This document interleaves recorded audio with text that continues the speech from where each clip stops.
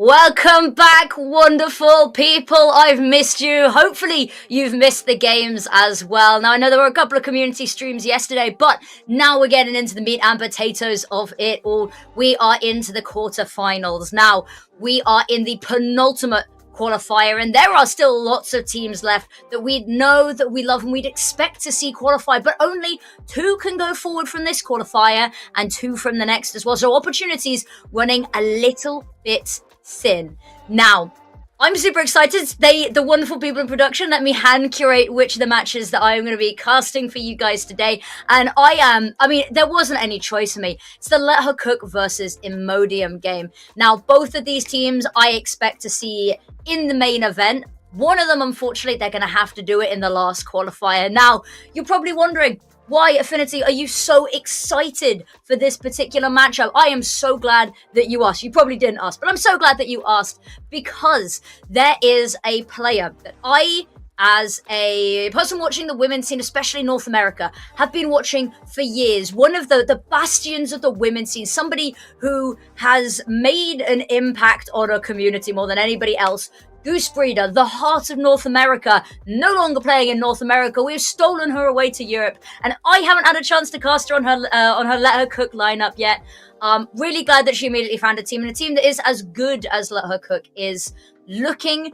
Let Her Cook, a team.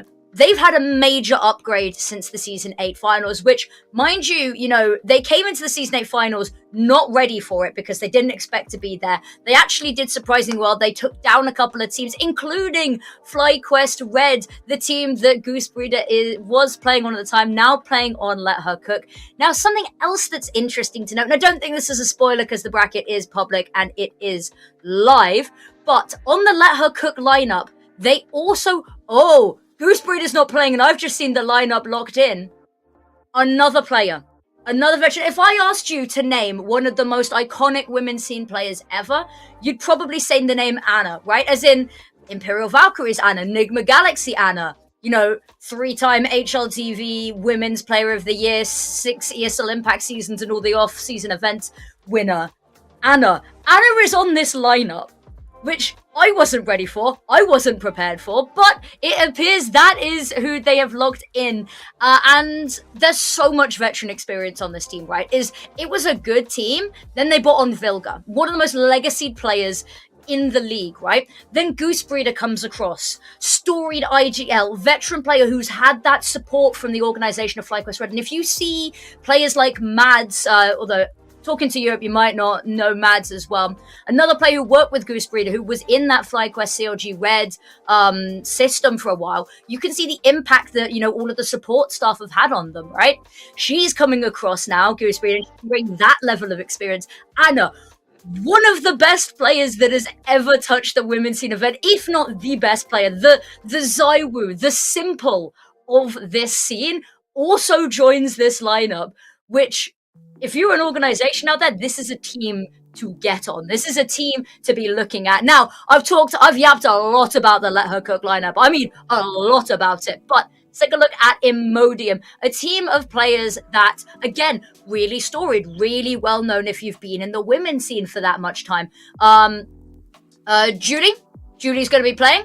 MBIW, who I have just been calling MB, has been on, bounced around a couple of teams, is just generally really good, solid player you can always trust. Ivoli, again, another player, a lot of experience in the women's scene, in ESL Impact, played on a lot of these CIS core teams. Kianora, again, another one of these CIS players that has been, every tournament you see them making deep runs. They haven't yet taken a trophy, so, winning a qualifier is the next step for them. But Kianora, another player that we know and love.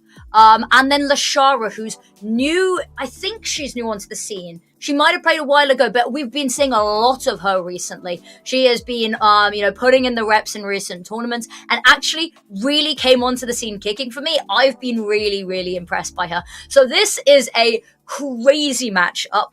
I do expect both of these teams to qualify. at some point, whether this qualifier or next, because if we have a look at the overall bracket, their next game is against, whoever wins this goes up against Unity Eclipse versus Future W. A lot of players that we know and have been around the scene for a while on Future W. But again, I don't necessarily think a team that will beat the caliber of just the sheer firepower that CIS has produced here, really. Oh, yeah, I'm getting confirmation. That is... Oh, wait, no. I think I'm wrong. I don't think Anna is playing today. I think it is Goose Breeder that is in the server. But Anna is still listed as a sub, so my point does still stand. Now, I am excited for this. I'm just going to quickly go through the rest of the bracket, tell you if there's anything that maybe stands out to me a little bit. I don't think there's been any real upsets here. There's a couple of teams that have been making better and better runs, have been looking better and better. Oomphy Aimers, who you will have known as 95 Vikings previously, going out, the round before this, is a little bit of a difficult one. They've got some really good players. The team maybe just not clicking right now. Team Hambabao, they've been, again, another team we've seen in a lot. But IDA Next Gen, another team that they're playing fingers crossed FE. And that's a difficult matchup. IDA Next Gen, a team that is notorious for having the worst luck with running into difficult teams. But if I was to give my predictions, if I'm a level with you, one-on-one right now, from our side of the bracket, the Let Her Cook, Imodium, Unity, Eclipse, Future W, if I had to predict who's going through to the finals, who is securing one of those two spots, it's the winner of this game, which I'm leaning towards Let Her Cook right now. And then from the bottom bracket, which is IDA Next Gen, fingers crossed, FE, Need a Chance, and Mafiosos. It looks like SOS at the end. The Mafioso. I would believe that fingers crossed FE should have that one. Those are just my predictions. I'm happy to be proven wrong, but it's all going to be laid out here and now today because, of course, we've got a quarterfinals match. Then we're straight into semifinals 1. There's going to be a little bit of a switcheroo of casters between semifinals 1 and 2. And then you're going to be with the wonderful system who's going to take you through the second game and the grand final today as we crown our next 2 people into the league. I do need to remind myself, it was Hindsight and Peekaboo that went through on this qualifier, and then qualifier number 1 was Pigeons, which is the ex-Imperial Valkyries lineup and Bigger Keeper. So those are the teams that we're looking at that have already gone through. And then, of course, qualifier number 4, next weekend. They've been every weekend, If you've been following any of these, you'll see the pattern. Pattern recognition is going on there. But that means that we have one more day here, and then one more qualifier next week, and then we are done. We are on to the main event, and that is quite an exciting prospect. I'm looking forward to this, and the caliber of teams that we've got is just, quite frankly, insane at the moment. We talk a lot about, every year the level stepping up, and I hope that 2026 is, even though, there's a lot of talk about how the landscape's looking, that is continuing to be a step up. And with the way that the teams have restructured, it's giving me a lot of hope, actually. I'm really quite excited for this one. I have a lot of trust that this year will continue to build the women's scene and the prowess of these wonderful women. Hopefully we'll get a veto through soon. I honestly am not sure how this is going to play in the veto. I'm expecting, I'll be honest with you, I'm expecting maybe an Ancient, probably a Dust 2 coming out from Imodium, if I had to guess. Third map, it's anybody's guess. There's a little bit of overlap. Actually, there's a fair amount of overlap in these teams' map pools.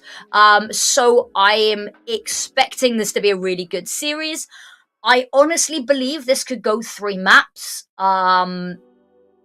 Yeah.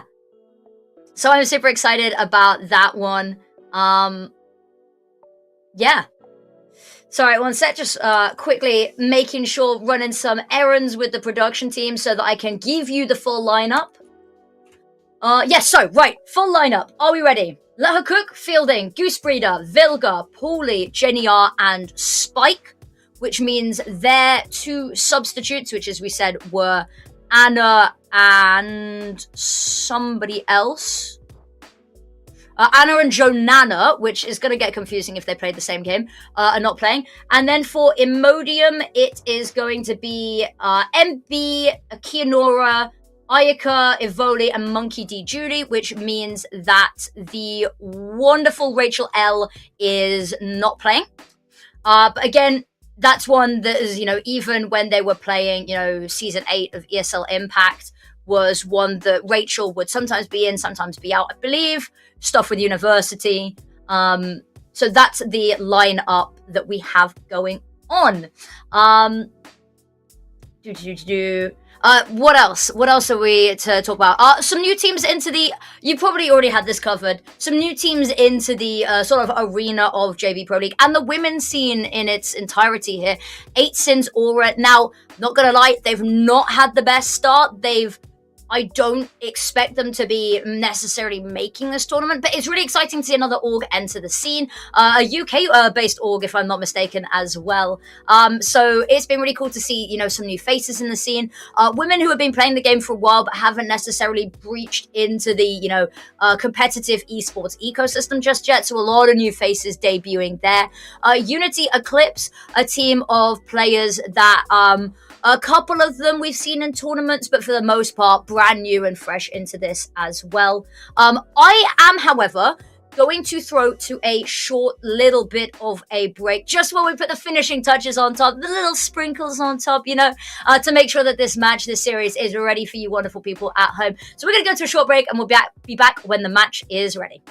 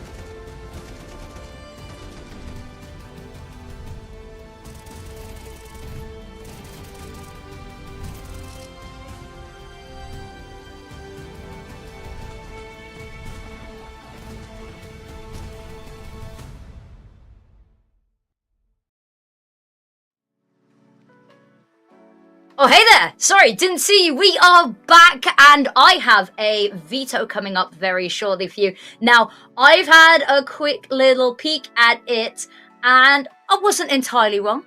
I'll say that. Spoiler alert, if you were paying attention earlier, and you were here earlier, you'll know that I made a couple of predictions as to where this go. I wasn't completely wrong. I was mostly wrong, though. I'll put my hands up and say that. Yeah, so this is going to be a really exciting series. It's going to be a really firepower heavy. But let's take a look at the veto. We're going to bring it up right now. And here it is. We're going to go to Mirage first. Let her cooks pick the usual, the default. I probably should have seen that one coming.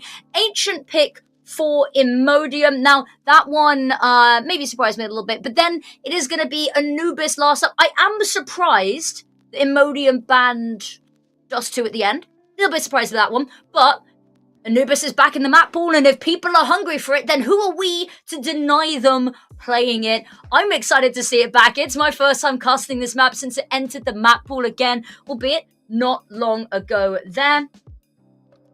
And yeah, I'm super excited for this one. I don't think there's too many surprises. I'm sad that Nuke's not in the veto, but of course these aren't teams that particularly play it too much. I'm hoping maybe with Goosebreeder coming across. That's the other interesting question. Now, we're not doing post-game interviews, so I might just have to message her between maps. Is I am wondering who is calling for this team, because there's a lot of people that could call, right? Because somebody was calling. I actually don't know who it was calling when it was the Let Her Cook Season 8 finals of Impact.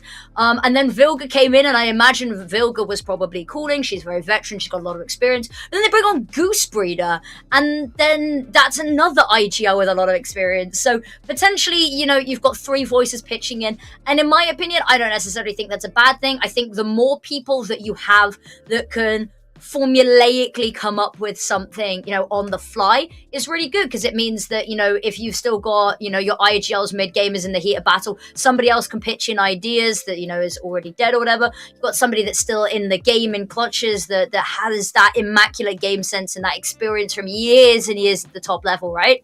So I'm not sure who's calling, but I think that it's really exciting. They're going to have so many voices to pitch in ideas. I think that's going to make it very exciting to see this kind of fusion of all these teams coming in. You got a little bit of Nip coming in. You've got a little bit of FlyQuest Reg. You've got the core identity of Let Her Cook that have, you know, been a staple of the women's scene for so long. So I am quite excited, and I will have to find out who's calling for that one. I also don't know who is calling for Imodium. I've never had the chance to really sit and ask this team too many questions. Monkey D. Julie's been around the scene for a while, so maybe it's her, but potentially, you know, one of these CIS players could be the next prodigy, and we haven't found out yet. It's one of those things that we never really ask who the IGL is until, you know, you're sat talking about it, right? If anybody else knows, I'm welcome to be educated. I just haven't had the opportunity to find out just yet. I believe the server has just crashed, but it's okay because we're here together and we can have a little bit of chat about it. I am excited for this team. I'm going to talk quickly about a match that isn't our own here. I'm going to quickly talk about the IDA Next Gen versus Fingers Crossed FE game, because that was kind of my secondary choice of matches to watch. IDA Next Gen, a team with a lot of players that have been around. Ramzin, who we saw on, of course, Nemesis Impact. Not the results they wanted, but not the results they wanted at the start. They kind of built up and built up and built up as time went on. Of course, the roster's kind of fallen apart a little bit, but that's okay. Ramzin playing on that team, Kit Kat, Sucker Jocks, Ismo, and Dewey.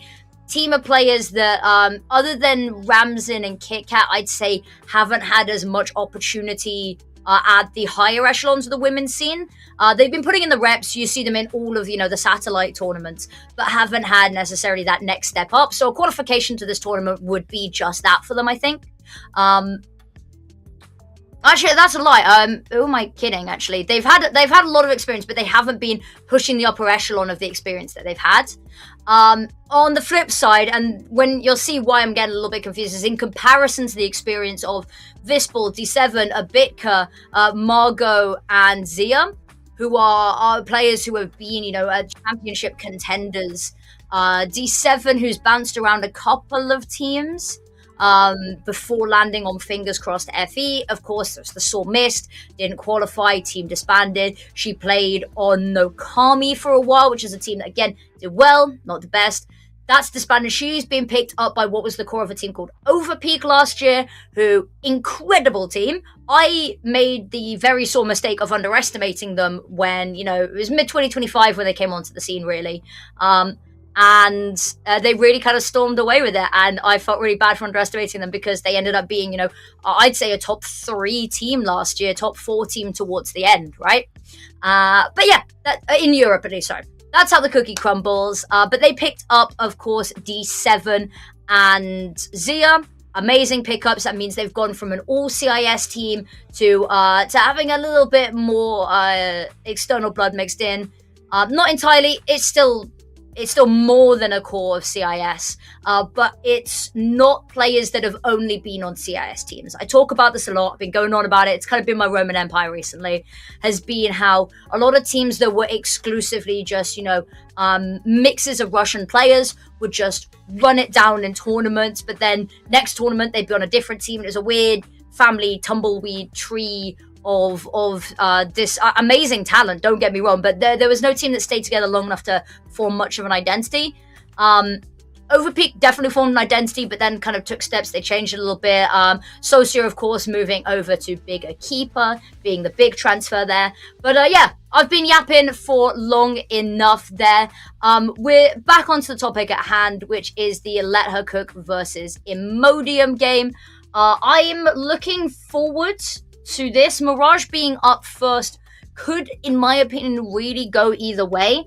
And if Let Her Cook let this one slip, I think could be in a little bit of trouble for this. But I've sung her praises, and I'm sorry I sound like a broken record. I'm going back to it. Goose Breeder is on this team, and her FlyQuest Red was known for Mirage. You say FlyQuest Red, I say Mirage, right? You could make a football chant out of it. But here we go, into the server, into the games. Plenty of yapping. And now a pistol round to kick us off. Now, I'm seeing a little bit of utility from both Julie and Vilga here. I am so curious who is calling, and maybe we'll see. If I notice some particular patterns from the FlyQuest era, I might be able to point it out, but otherwise, I'm not sure. But here we go. Goose Breeder leading the charge. Her signature snack attack Glock in hand, waiting for the call. Little bit of presence from Vilga in mid. Sound's going to be heard by the window player. Voli's going to spot her, not going to be able to find the headshot, maybe misleading that this is a lean over towards B, where there are 3 players currently stacked. But as the smoke goes out, it clears jungle, and they have got more than an empty site. They've got space to take CT, and no one is going to stop them. Lashara, the nearest player, but they still got to deal with Vilga. Now that she's dead, they can focus their attention over towards A, but she has done a wonderful job at stalling. Now, there is a kit on Julian. Yes, they have a player advantage, but they've got to get past Jenny R. The turret, she fires away. She's tanking the damage from the HE. Spike chips in for one, Goose Breeder for another, but they converge on this final player. Monkey D, Julie, a flying shot to the head to close this out and Let Her Cook take the first pistol round, and it's a good start. It is a great start.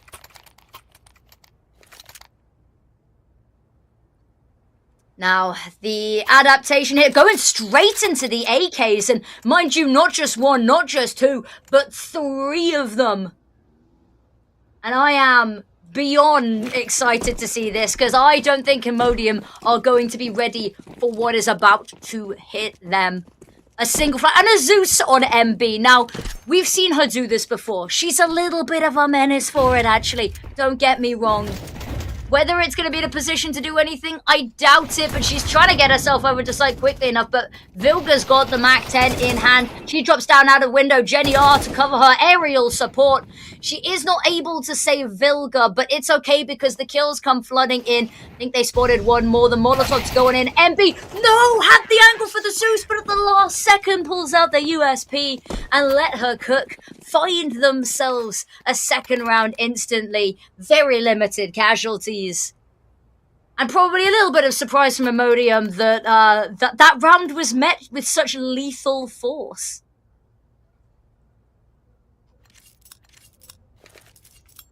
Now, Guns, this doesn't even really feel like a bonus, does it, for Let Her Cook? One player goes down, it's Vilga, and she's immediately got an AK. This isn't a bonus. This is a trap.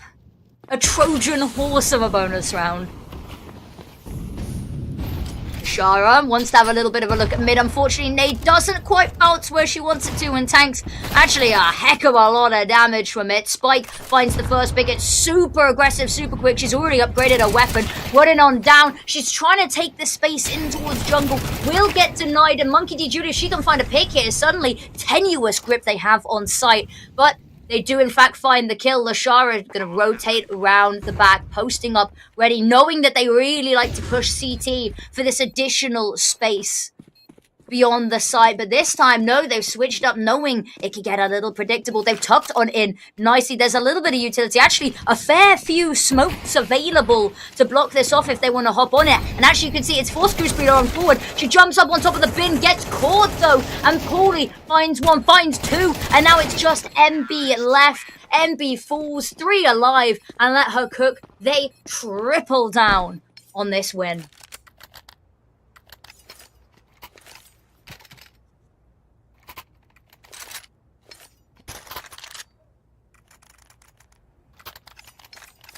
Now, we head into the next round. It is just going to be the eco here from Imodium. There should be another chance for Let Her Cook to build up even more. I mean, Paulie and Jenny are sat on over 6 grand already.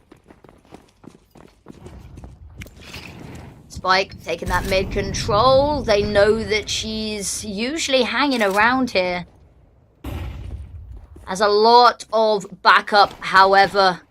Goose Breeder, known for her mid pushes, mostly on the CT side, but she's here as well. Amazing flash over the top from Paulie, and they're all blind. But unfortunately, the pistols, they come flooding in. They take this mid control, and actually they catch the 3 players that were here off guard. Now they have AKs. Health bars dwindling a fair bit, though. Jenny R sprays down for 1, and so much damage onto Akia Nora as well.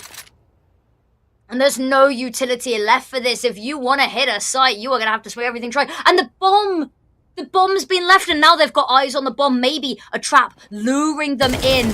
And they're not quite ready for it. Gets the first, but Jenny R is there and ready to deliver the finishing blow on Akia Nora. And that's their 4th round. But actually, it was an eco, and it was an impressive eco, mind you. Getting them down to 1 player. That's fine. You take that every day of the week, right? Now we see the AWP on out. And it is going to be Lashara AWPing. As I said earlier, fairly new name into these tournaments, into these FE tournaments. But did make a really strong impression on me on the game that I did get to cast of them Open qualifier number 1. Let's see if the hype continues. Julie smokes thrown, just holding on to this little pocket. Hear the footsteps of Vilga, but the issue is already lost so many players on site. Dropped on down from Goose Breeder. She doesn't know where to look. And Spike tucked on in here. Clears the smoke, and there's MB falling. Last player, Kia Nora, you know where she's likely going to be hiding, and now it's just a matter of throwing bodies at the issue. Goose Breeder first up, and Kia Nora's just going to hope for this wide swing from Goose. And that's them finding their 5th.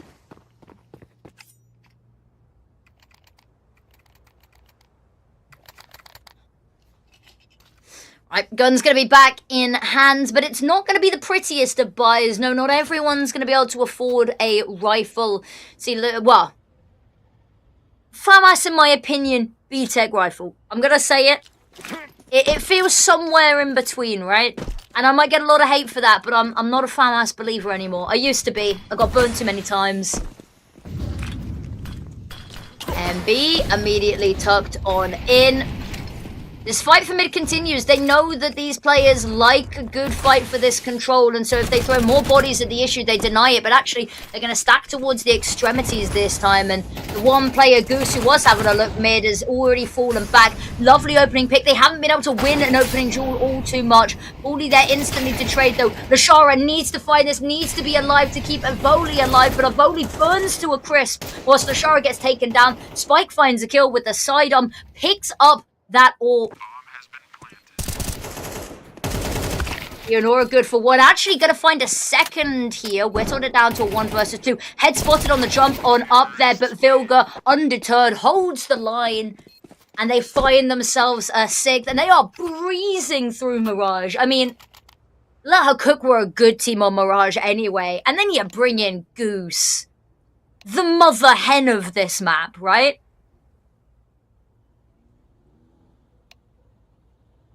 Timeout being called from Let Her Cook. Interesting about this one, because it seems to me that everything is working exactly as it should. But I don't think they have a coach to get on the line. They know there's going to be probably a buy they go up against. What they don't know is, again, patchy buy here. MB and Lashara are just going to be on these Desert Eagles. So maybe a set play, but honestly, I don't know why you'd want to interrupt the momentum.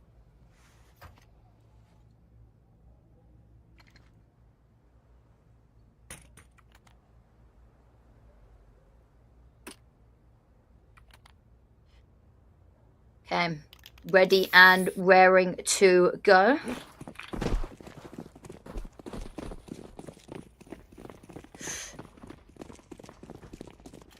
Here we go. Over towards the B site now. We've seen them mix it up, and now Kianora and MB going to be holding down the 4, and Goose with the AWP. It's going to be Goose AWPing. Okay. I mean, there's any number of people that could AWP on this team. Oh, crispy shot from MB there. Spraying away those spikes. Going to find the traitor. Yeah, you had a nice shot, but that's all you're going to get.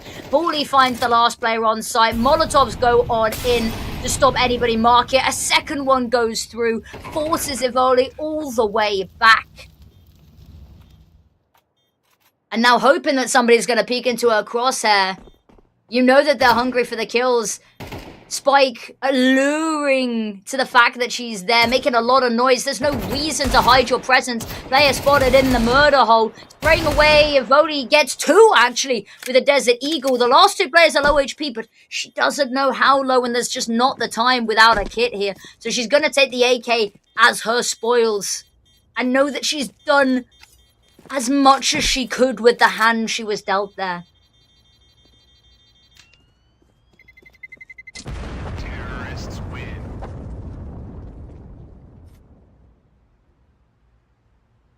Now.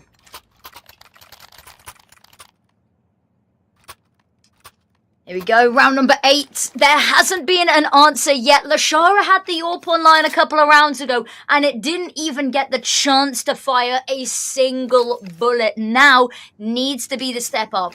Needs to be the difference maker, because something has to be the catalyst to change here.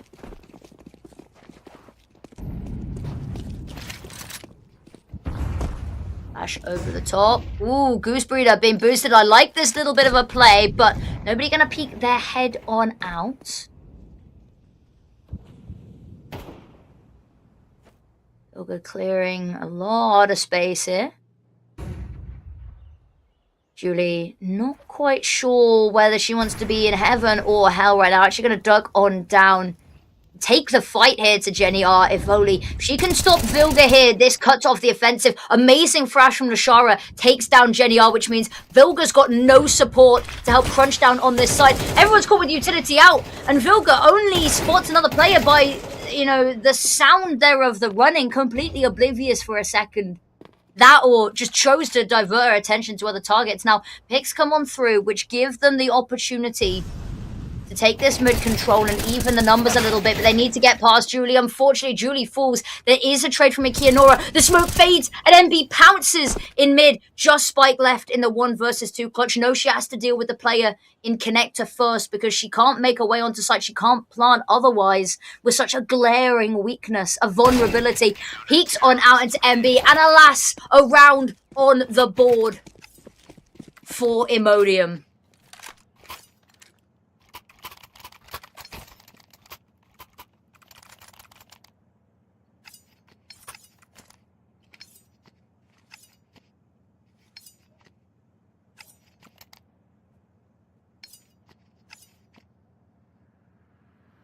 Okay, timeout again from the Let Her Cook players. And this one I understand. You had a 7-round streak. You were doing amazingly. In fact, you were doing borderline flawlessly, right? Other than that one round where it gets a little bit too close for comfort for Ivoli trying to bring on the clutch. But you have finally lost a round. You need to make the adaptation. But they are burning through timeouts very quick. There's still a second half. I mean, I guess if they want to close this out 11-1 half, there's not really any need for timeouts if they win the pistol, right? But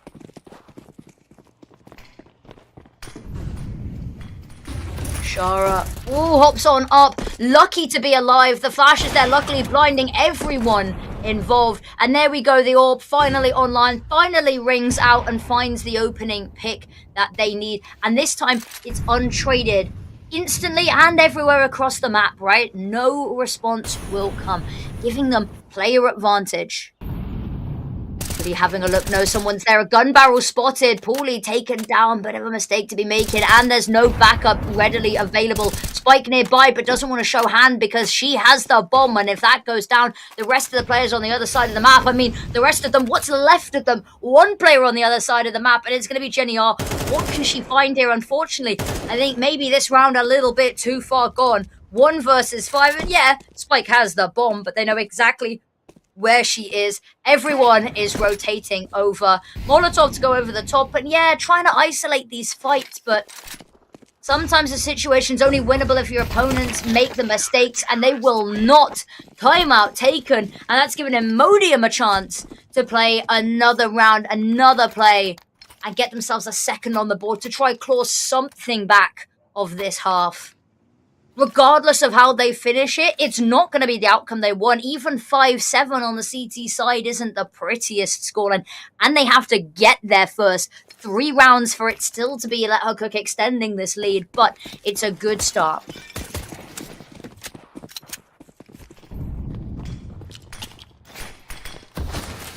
Julie taking a little bit of a look in towards mid. Not going to spot anything because all of these players are heading over towards A. Goose lining up the Molotov. Execute utility goes over the top. Julie throws a smoke in response and an HE to stall them out.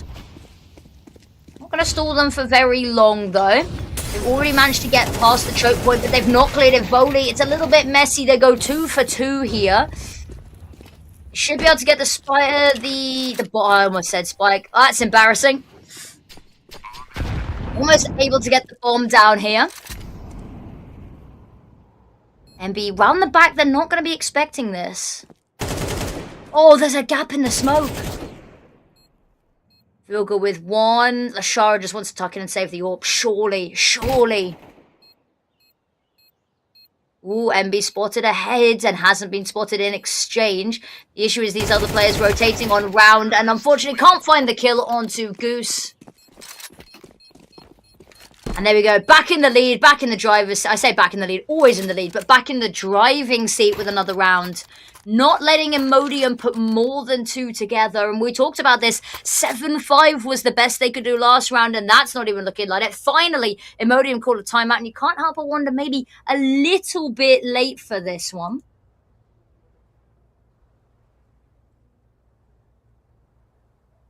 Trying to use them sparingly, knowing that if they can claw this back, they still got a second half and an uphill battle there to win on out. So, taking the time now to try close this half out on a high. Worst case, 9-3. You know, if you can get one more round, 9-3 is the new 11-4. You know, Zonic hasn't confirmed that yet, but I'd imagine That's what he'd say.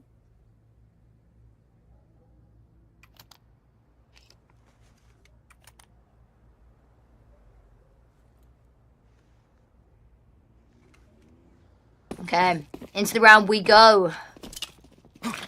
Goose lighting up the smoke to allow her team to push through mid. This time they've stacked 3 players mid for Imodium. HG's actually should be a warning sign for them to back off.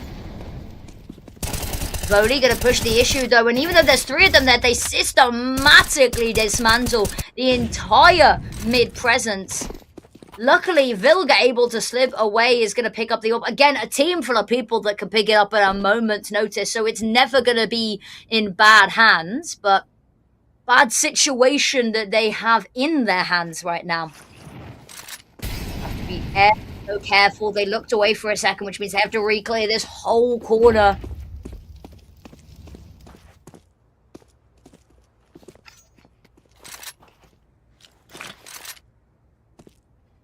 Go for window means that they have less angles to worry about. Smoke for connector as well. Jenny, ooh, actually not going to throw the Molotov. They do just want to dry swing. Can catwalk here. Ooh, if only heard a footstep. That's all they need to hear. Handles the first, second, and they're peeking this one by one. Low HP on Vilga and that Molotov. She just has to back away. Another lick of damage goes down even further. Oh, and just the wrong second to look away from window. And Imodium, time out, well used, well placed. And Imodium gearing up to try find something to recover this. Would love to see them put together another consecutive round here. Because then it's almost like they got 4 rounds back to back with like a little bit of a blip, right? If you squint, you can ignore that 1 round that they lost. It's almost 4 in a row.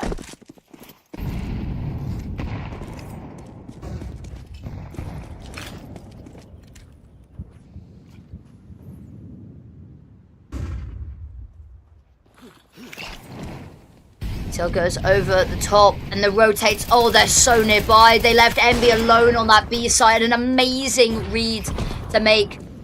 Now they've got themselves onto site. There's not much weaponry to do this round with, and they're running low on utility to hold on to this, especially if Spike goes down. Oh, the Molotov bounces back straight into the smoke. That's a little bit of an issue. And oh, Vilga and Spike run on past and now just poorly left, and this has not exactly been the best way to end the half. Forced out by the Molotov. And it is going to be an 8-4 half, recoverable, and if they can win the pistol, more than a winnable situation to find themselves in.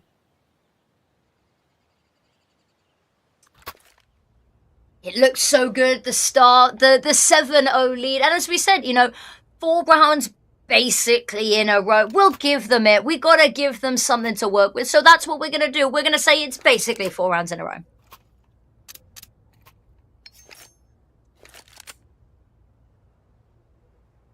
Another pistol, and they've all decided to, well, almost all decided to go just armor. They've got a smoke on Spike here in a kit, so I'm assuming play for that last second ninja defuse if needs be, but that requires Spike to stay alive that long.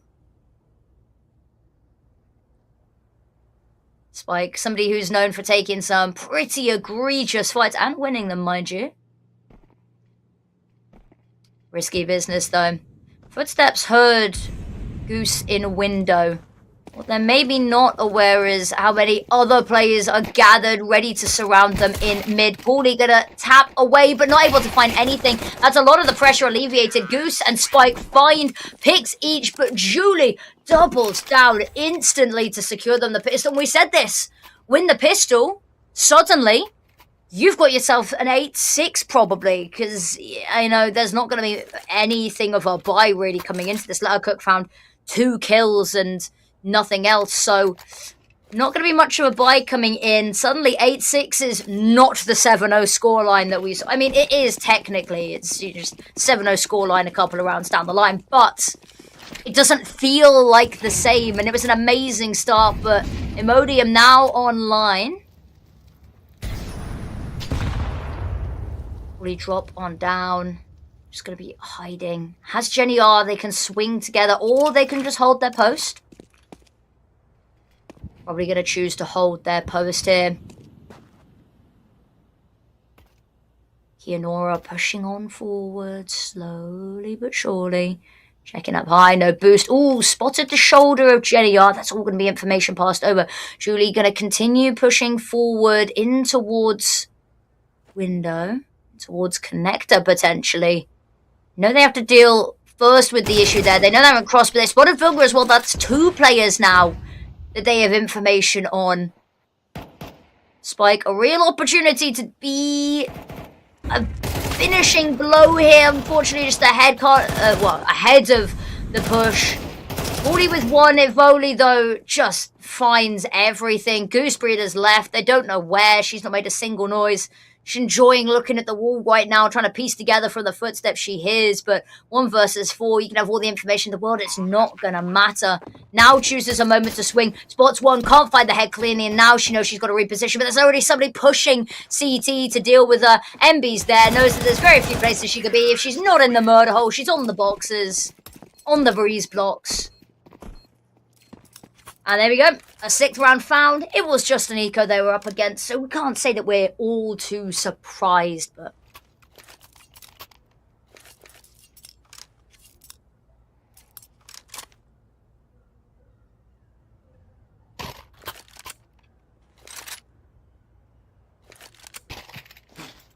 Weapons exchanged, juggling them between hands. Again, doesn't feel like all too much of a bonus when you look at it. A lot of utility missing from MB, who has the money to buy it.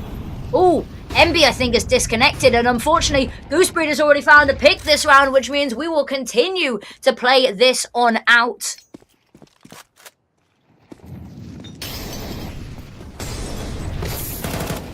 Bodhi burning alive, doesn't need the extra teammate. Already on site, already doing the whole job herself. They're like, no, we're feeling it. We're feeling this T-side half. We'll play it 4 versus 5. We'll bring the heat in any situation. Vilga up top there needed to find something just to whittle the numbers there. Has teammates surrounding. And oh, a little bit of a messy run in there from Lashara, hoping the flashbang was going to do more than it did. Spike's found one, and Julie needed for the clutch. Spike's going to find the pick, and maybe that extra teammate would have been helpful when it's all rounded out. But it was a good start to the round for Imodium, and a bomb plant nonetheless is all they could really ask for. Counter-terrorists win.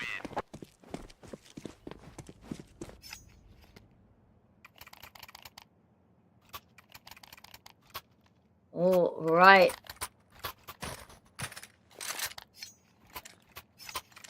Into the next round we goes. Oh, no, okay. Timeout from Imodium. Have a little bit of a look. The buy is not going to be great. Well, no, it could be worse.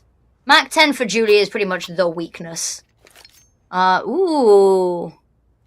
Ooh, I'm loving the utility damage. I mean, it's Goosebreeder and Vilga that have the most utility damage. Am I surprised? No. Am I surprised that it's 199 from Vilga? A little bit, because that's kind of astronomical. But this will be, I think this is the perfect thing to highlight here as well, is the difference in caliber of the utility usage is going to be incredibly high from that.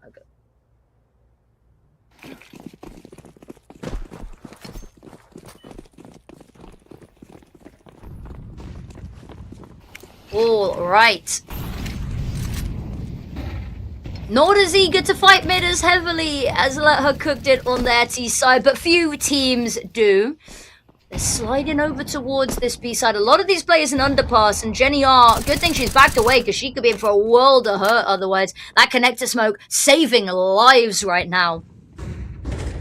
The Shara.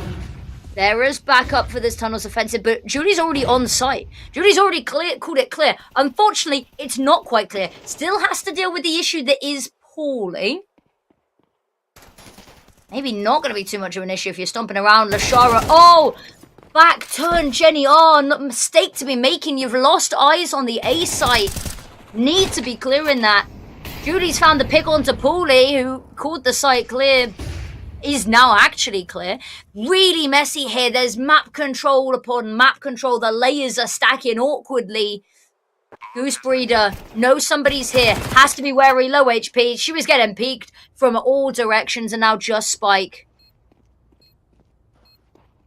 17 health, a kit, a smoke, but the issue is a ninja defuse requires her to be alive to pull off, and she is surrounded. The sharks are circling. She can hear the footsteps, but all that means is she knows her death is inevitable.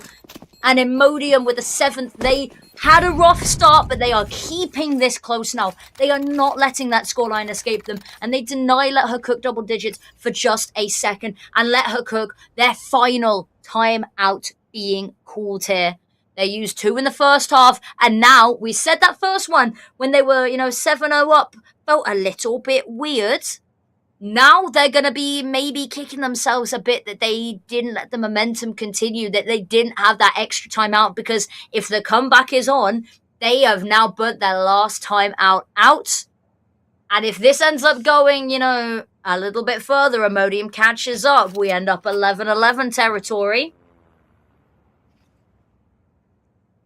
But it's an art, and maybe, I'm not an artist. There is smarter minds at play here than I. And it's not going to be for this round, probably. Limited by here, it's going to be looking ahead.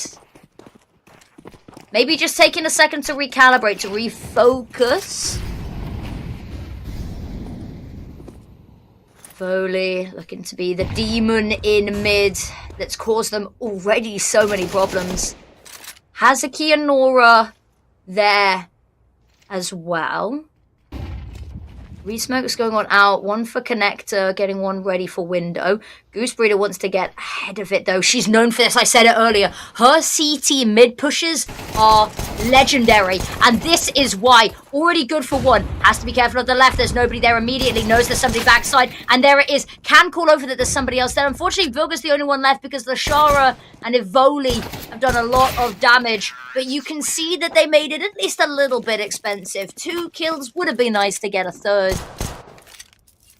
But the perfect round to highlight, a theme that you will see a lot more of from Let Her Cook now that they've brought across the Queen of NA.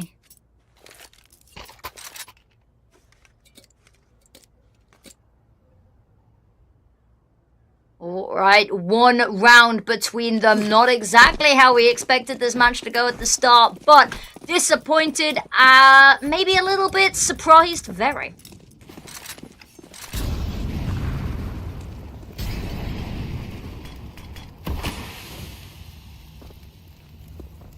Voting again in mid, this time clears the smoke. Jenny are not hanging on the right-hand side, so will be allowed to live for another day.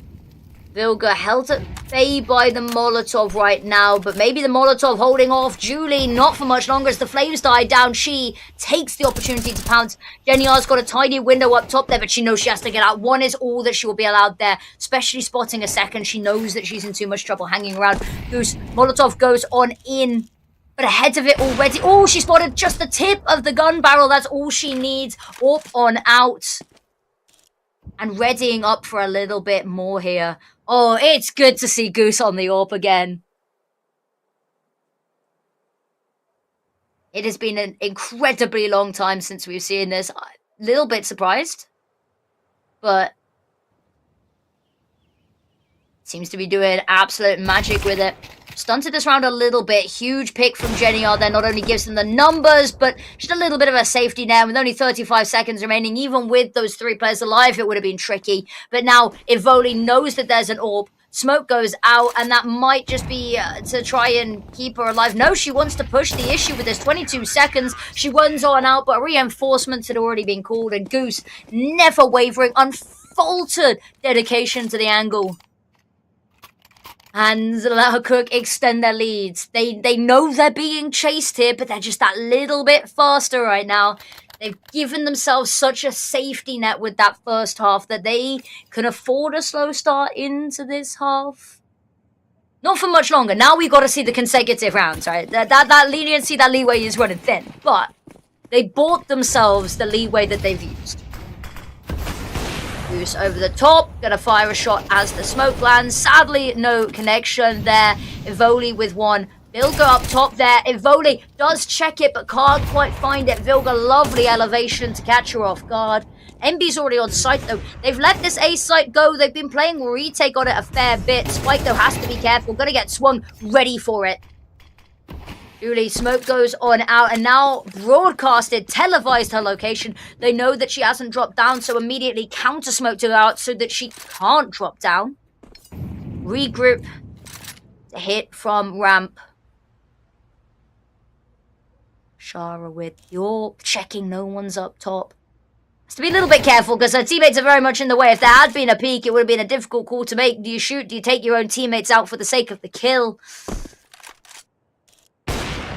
Ooh, Gooseberry spots the little tip of a head. Molotov over, just trying to buy some time. Stalls. No, the ops there. Lashar fires a bullet through the boxes. Knows that they are cardboard thin. Well, really plywood thin, but analogy still stands. Julie taken down from on top. Wide out in the open. A lighthouse. A beacon as to her location. Lashara's going to try, however. Now it's just probably left. Tanking the damage from this orb. The issue is, no, if she peeks this, she's dead to the orb, but needs to find a way to get her off the angle or find some way to break the stalemate. Flash over the top, but there's a player still hiding in secret, and there it is. Lashara finds the final pick. And Imodium, they will not let consecutive rounds exist here for Let Her Cook. They have been constantly a step ahead on this T-side. Or maybe, you know what, T-sided map, isn't it? A T-sided game. Maybe not this T-side. I mean, being a little bit crazy on this front.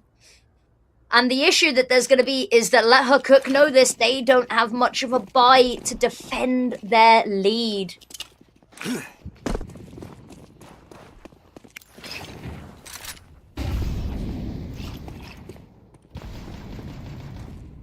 Ooh, Goose getting aggressive with it, but Julie's tucked on in. Does she clear this? You'd hope so.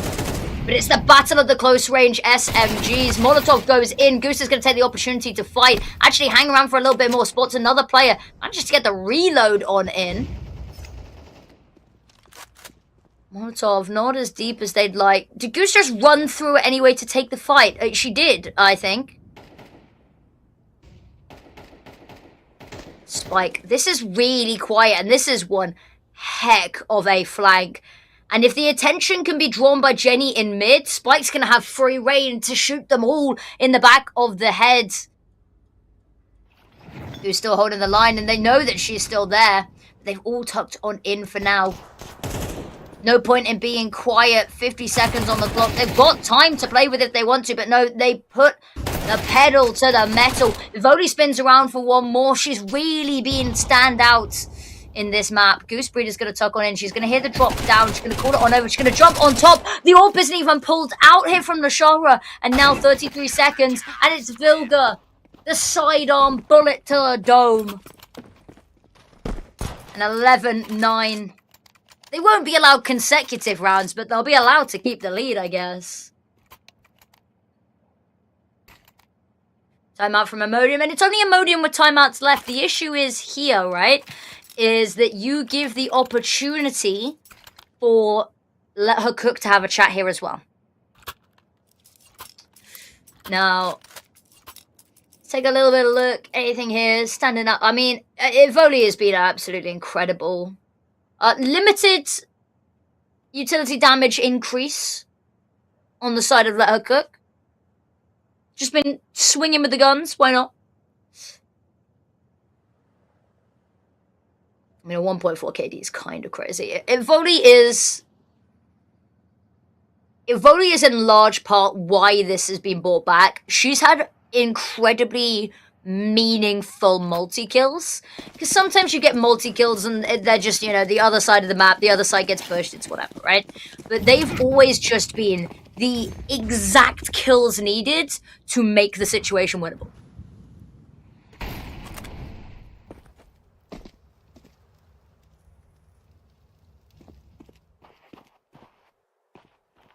quietly pushing through B. There it is. Jump on down. They're not going to clear Pooley, however, as they're too eager to get through the window. Runs out of bullets in the primary weapon, and it's going to be the USP. Pooley has a bit of help, but between the two of them on site, single-handedly clears them. Timeout, probably not for that round, as we said, though. Not the world's best buy. You're not exactly putting it on a mug, right? But here we go. Final round. Let her cook. Map point, albeit on their map pick.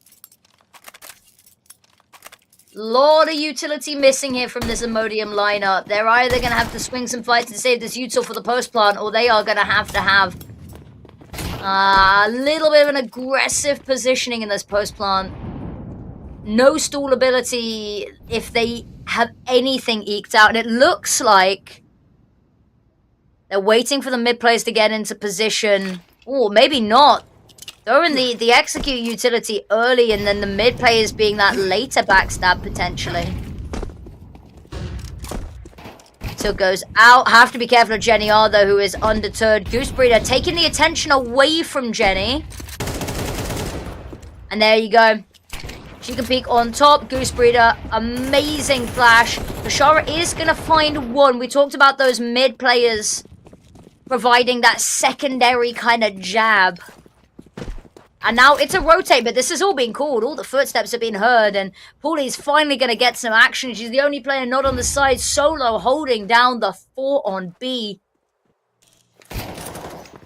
Ooh, Spike tanked up a little bit. They're not going to clear her out just yet. Jump on up, spotted. Oh, she finds the first, she finds the second, and it's all chaos. Finds one more. Ivoli, we talked about her, the star player on this team. Last alive, but not for long. Spike rounds the corner. And 13-9 the scoreline to kick the day off with. Let her cook take their own map pick. And it is the first, the T side was a masterclass. Second half, a little bit slow to get into it. But we are going to head to a short little bit of a break whilst we get Ancient ready for you guys. So we'll see you guys very soon.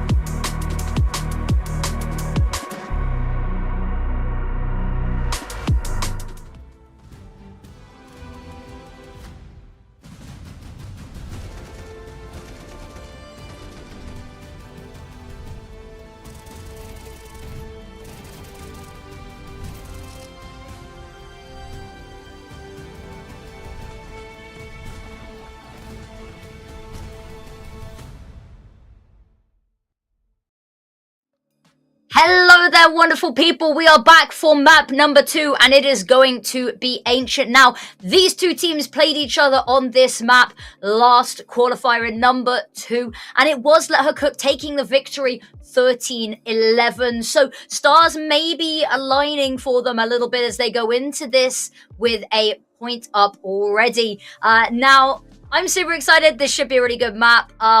It is Imodium's pick, but as I've just said, it's all swings and roundabouts at the end of the day, right? Is that it's their pick. I'm hoping they've had a little bit of a chance to innovate, especially seeing the bracket run ahead, look back at the game, figure out what went wrong, because all they need to do is adjust, 2 rounds, and suddenly a completely different situation that we have on our hands. But I would be remiss not to say Let Her Cook have beaten Imodium on this map about a week ago. Exactly a week ago. Who am I kidding? So this should be an incredibly good one. Stars from last game, Evoli absolutely stand out. Goose Breeder, amazing to see her back on the AWP. I'm curious to see if they're gonna switch AWPers between maps. I know that Jenny R was AWPing for a while on, I think she was AWPing on No Kami. So I will be curious to see if Goose is going to be AWPing constantly or if that's going to pass between hands.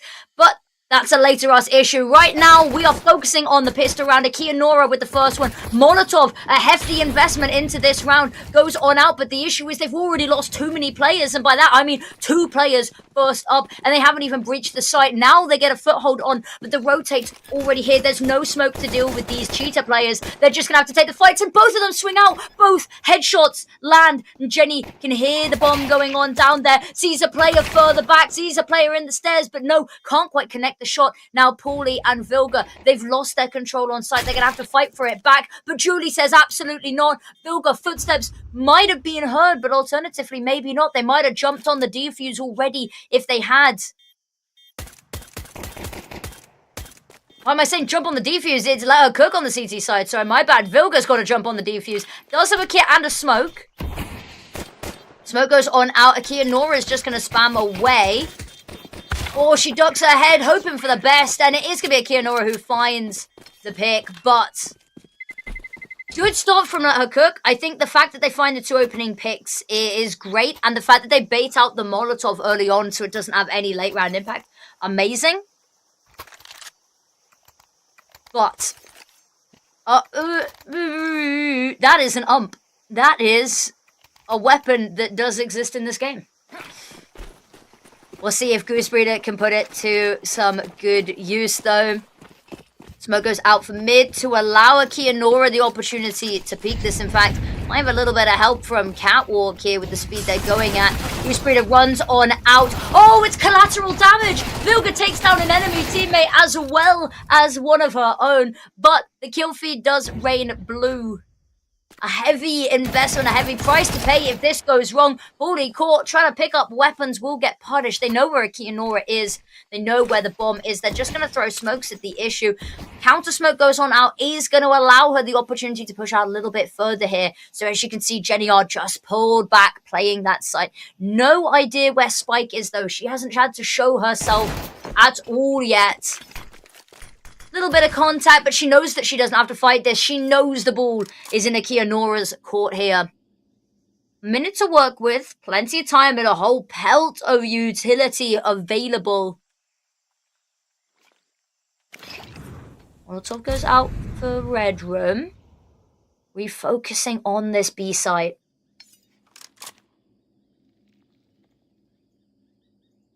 Jenny R getting into position. Oh, she's going to push this. And oh, cheeky little nip round the corner.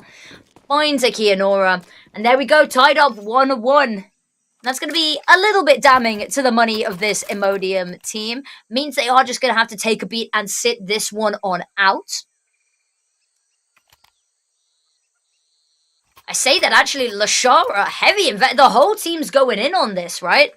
Although that looks very different for different members of the team. Lashara's the only one that if you looked at this at a glance would go, ah yes, an investment here. But actually, all of the money in the tank's spent.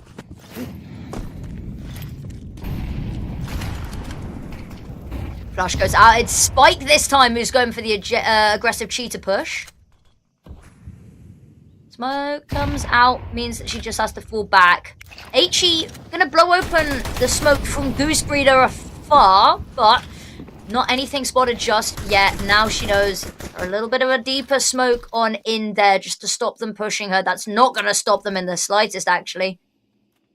So close. A spray here could be devastating. A foot spotted and a second. Spike finds both.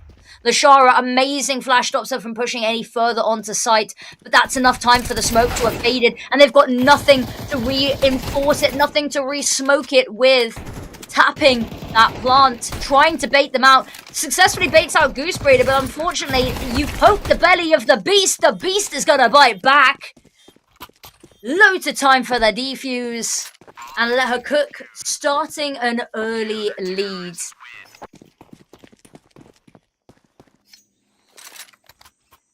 Now, a heavy investment into that last round means, are they going to try force it again, or are they actually going to sit? They're going to eco this one.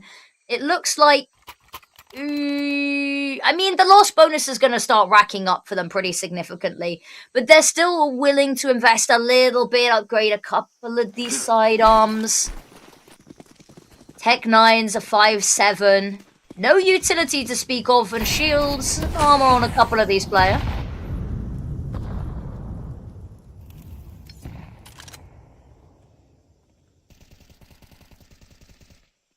Inora slowly through mid. Have to be careful of Spike. We talked about whether the AWP was going to switch hands. It's going to be Spike on this one.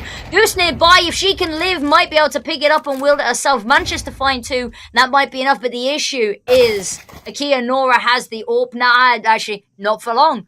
Lashara, ooh, heard something. Trying to get the drop on the donut player. Oh, misses her shots in the spin around. Still manages to find Vilga anyway. Jenny R's going to immediately fill the gap. And Paulie there just on site to deal with Monkey D. Julie.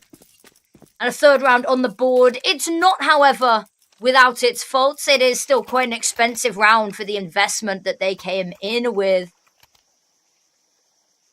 Lashara back on that AWP. T-side AWPing on this map. It's controversial. I won't lie to you. It's a little bit controversial. Some people like it. Some people hate it.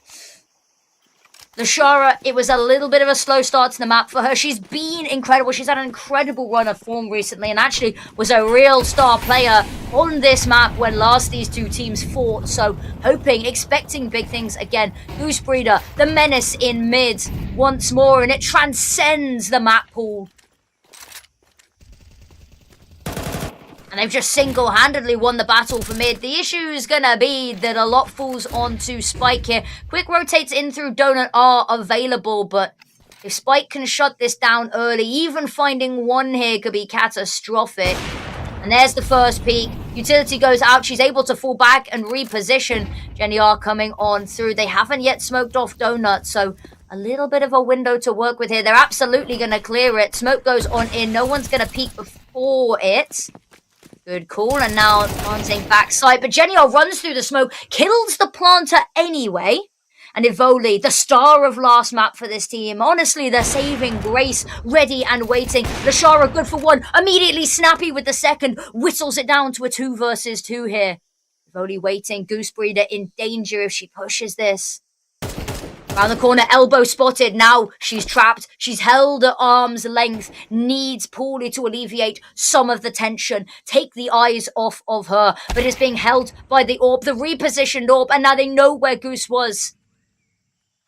To save or to reposition, that's going to be the question. And maybe going around the world. Knows that the plant will come on down. Money's not great, so the call to save wouldn't be unforgivable. In fact, it would be a pretty decent call to make. No, she wants to go for this. No utility. She's going to have to swing everything dry. Yes, there's a kit. A smoker on office. Silent but sure. But Lashara's holding this with the AWP. And she finds one more. It's a 4K in the round for an absolutely stellar performance. Brings the gap to within one of the other. And forces Let Her Cook onto an eco. Money not great to be distributed amongst the team. But they're going for a buy anyway. And this is a worry. They lose this. The lead is gone. That loss bonus so far from being racked up. It is going to be a slow crawl back in an Imodium, a lead. one round away for them, pretty much. Heavy util early, shut that AWP down from peeking mid. Vilga gonna tuck back in onto Cheetah, done enough to clear the space and post Jenny up onto watching mid. Notice that she doesn't have to worry about catwalk and platform. That's all being dealt with by Vilga. It's been a little bit too quiet for their liking. Goosebreeder, incredibly far pushed up, but you can see Imodium has this idea, hesitating on this Halls push. Util goes out. Goose is going to hear this. Are they going to clear her? Yes, they are. Evoli with the first. The tip of the spear leading the assault here. Smoke, Jenny knows that she's got a window of time to get ahead of this, and she has done so successfully. Flash goes out, maybe a little bit of a worry, but they've fallen back, and actually they've just turned heel and pivoted towards B. But you can see Vilga, Spike, they're piecing it together. They've missed the mid-crossing though, but they are knowing that that has been a little bit of a vacuum of information for them, so they are just going to post up on this B site. A good move, but not necessarily the best weaponry to try accomplish this with. Battle in mid. Jenny R's going to win this out. That's MB going down. Spike's found a lovely headshot, and Pauli's got a little bit more. Evoli lined up for the shot. It doesn't matter. And Lashara, the last player alive, you know that she's got a naught, but she's only got 15 seconds, and you know she damn well doesn't have the bomb. And so a must-win round here for Let Her Cook is in fact won. They keep that lead, and Imodium, they had an opportunity. They have, however, let it lapse. AWP saved over. Loss bonus still going to be pretty high. Not high enough to have a comfortable buy, though. Maybe you get a couple of upgraded pistols. You support the AWP here. Alternatively, you have to let Lashara be the hero you know that she is. I think that's going to be the call. A little bit of utility to support the AWP, but other than that, a heavy dependence if they want to swindle anything in this round.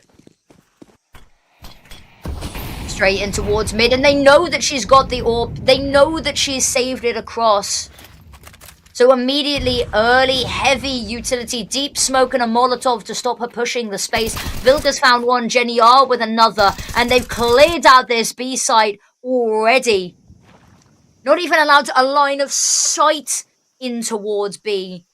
And now these remaining players, I mean, where do you want to go? You've conceded the space, and you know they like to push that Halls position. So every step Lashara takes now, riddled with danger. Evoli's found Vilga and picked up a weapon, and that's something to work with here. 2 versus 4, still not looking favourable. But as the smoke fades, an opportunity to try push the mid issue a little bit here. Creeping on forward. They're not going to meet any resistance until later down the line. Goose posted on up. Jiggling the angle. Not spotted anything just yet. Has nobody red room. So is the early warning sign. Spot a player, fall back. That's all she needs to do unless she wants to take the fight. Here's the AWP, and that's not one you want to go with. Puts the flashbang in to put some distance between her and the offensive soon-to-be. Spike has got her back. Lashara, miss shot, ducking and weaving, dives on back, but Pauli's there. She's trapped. She has to find a way to fight out of this, but no, surrounded and dogpiled. Let Her Cook find their 5th. The hero AWP not saving the day today. And Let Her Cook know that there's likely to be a buy coming on through, but likely to know that that AWP will not be a part of it.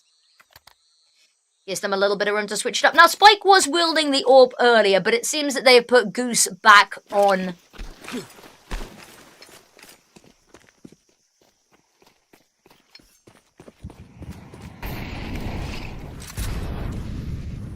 Let's go out again, deny them the mid control, and that's something Let Her Cook are so good at on all maps that have a particularly prominent mid. The issue is you get a little bit over aggressive, and Akia Nora will be there to slap your hand away. pushing on forward, wants this red room control, but have a look how many of them are here. They made an early call to send all forces over towards this A site, and if they can keep hold of mid, maybe it's a good call. They've managed to bring this back to a 3 versus 3, but the issue is they're going to have to retake this site. Luckily for them, they don't know this, but we do. Utility gone. They have nothing to defend this with but the one smoke that's already been expended, and they haven't even planted the bomb yet. Bomb's going to go down, but that smoke's going to be fading any second, and they know it. And it's going to be a two-pronged attack here. Coming on through. Up towards ramp. Somebody's probably backside. Footsteps heard from Spike. She's making no attempt to conceal her location. And unfortunately, in the blink of an eye, the whole team annihilated. Let her cook lose a round that could have been theirs, should have been theirs, but Imodium keeping it close this time. No 7-0 leads to claw back. This time they're keeping it close. They're keeping it competitive.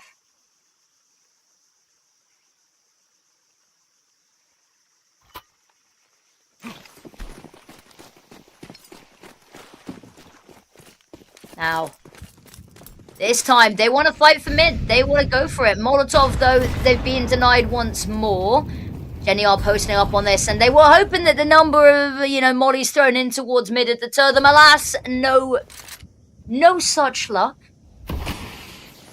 Julie, a little bit of presence over towards B just to hold the attention. The Imodium team, they don't want to give over anything early. Silent for the first 30 seconds of the round in its entirety. Volley, a little bit of a peek. Nobody going to be showing their head just yet. Jenny are 2 angles to watch here. It's the closest they have to information on mid right now, especially with Paulie being shut off. I've only just realised, and it's my bad for taking this so long, and those of you that know me will know that I'm usually never this slow on it. Vilga has a shotgun.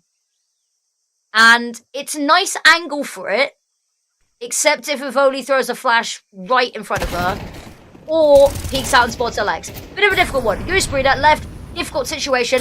They are throwing all of the utility they can at her. Spike steps up to try and save her teammate, but can't quite buy Goose the window to escape.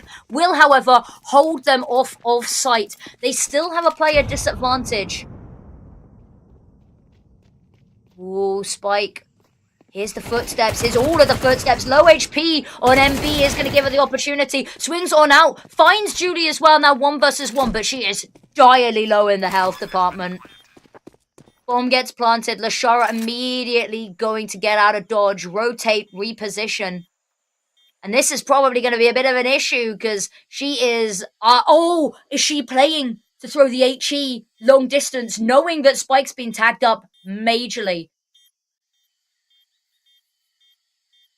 Because there's nothing Spike can do. That one piece of utility could ruin her day. Molotov goes on over. No, she has to tap it. That util... Oh, not even going to need it, potentially. Just playing with her food. And Spike knows, doesn't have the time anymore. Just going to run away. That HE will be saved. And Spike will get to carry that AK on forwards. Oh, no, not able to get far enough away. Hung around for just too long. Unfortunate, incredibly unfortunate. But let her cook. As they will be forced onto an eco. I'd hope.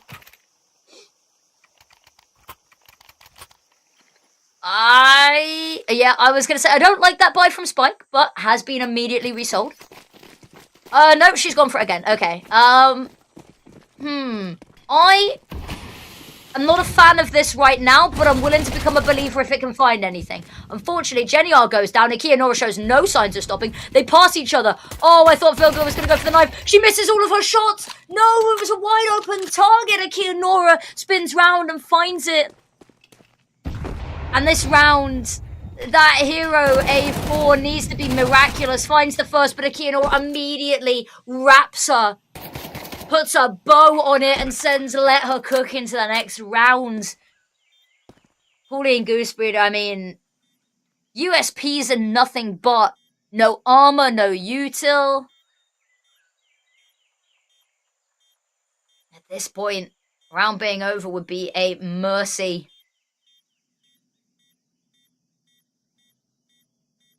Now we're just going to sit and wait the timer on out. Plenty of exit plan options. Paulie is there to maybe try find a pick as they carve themselves an exit. Goose doesn't have a kit, but they are maybe a little bit worried that she's going to hop on last second. Unfortunately, time low enough. She's going to go down to the bomb. Nobody else will. And unfortunately, that means nobody going into the next round. Alas, maybe a little bit of a mercy. It's not like they had anything to save. Spike, having bought heavily last round, is not going to be able to afford a whole lot of utility. A little bit better than maybe predicted. There's nothing in the bank. There is nothing. Goose. Lovely push, lovely hold. But this has been the thing, is even the rounds that they've had this mid control, sometimes they haven't been able to spiral that into a round win when the extremities have been under heavy fire. Yes, the rotates are quick, but the post bloods have been good from Imodium. I mean, better than good, realistically. I'm not giving them enough credit, and I know it. Spike. Pushing on forward, has the angle. Oh, smoke fading. Goose Breeder spots something in the mist and does find the first pick. Immediately up onto Speedway. Not going to spot anything just yet, but Kianora's hanging around. Knows that they just lost a player and that this is a dangerous position to try hold. The Shara finds the pick onto Paulie. Is making it hurt there. Goose Breeder spots two players. Actually decides she wants no part of this. That her energy is better spent reinforcing this site. Forcing them to play into her instead of giving away another pick. But they're just going to turn heel and head back over towards B. Why wouldn't you? You know you've probably drawn the rotates. You know that Goose has spotted this and called it over. Vilga holding the line. Oh, the swing on out. She needed to be so quick with it to deal with the AWP, but Lashara able to adjust in time.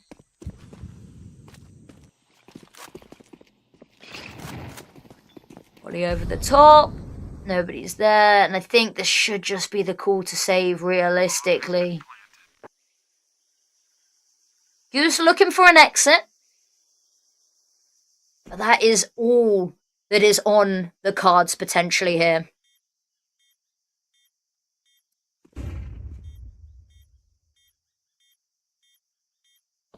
Whilst we're here and we've got, 30 seconds where nothing's going on, thought I'd just do a quick little shout out here is to our wonderful observer for this game, the wonderful Dishy, who is quite literally my day one in esports. My first ever event as, first ever event ever, but first ever event as talent was a women's event as well. And yeah, so shout out to the observer and also to the wonderful producer, Mickey here. Amazing team that JB Pro League has running the production here. Yeah. Couple little shout outs there to the wonderful production team whilst we have a sec.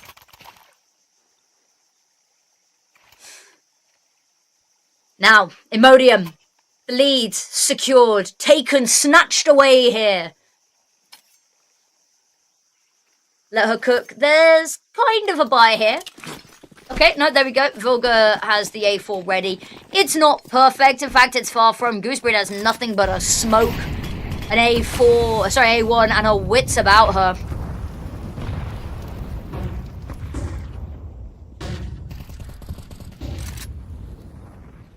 Okay.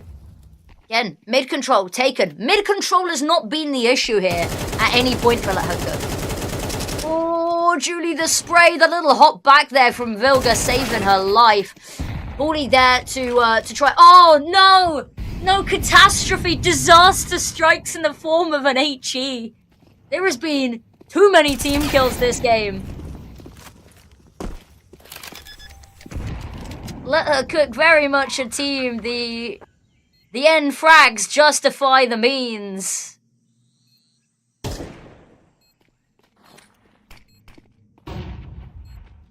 Flashes go out, one after the other. Paulie knows somebody's here. Low HP on these players. Oh, they almost line up for Ivoli. Goose Breeder needs to activate. Dancing around the pillar. Ivoli finds another. Just going to try hop on the defuse, but it's a long defuse to try and stick, and there's no smoke for it. wide open. A sitting goose, one might say. 5-7, Imodium leading at the half. But, of course, gotta talk about... actually, you know what? It was the CT side as well that they were on. So, definitely an uphill battle, but we talked about how pivotal the pistol rounds are.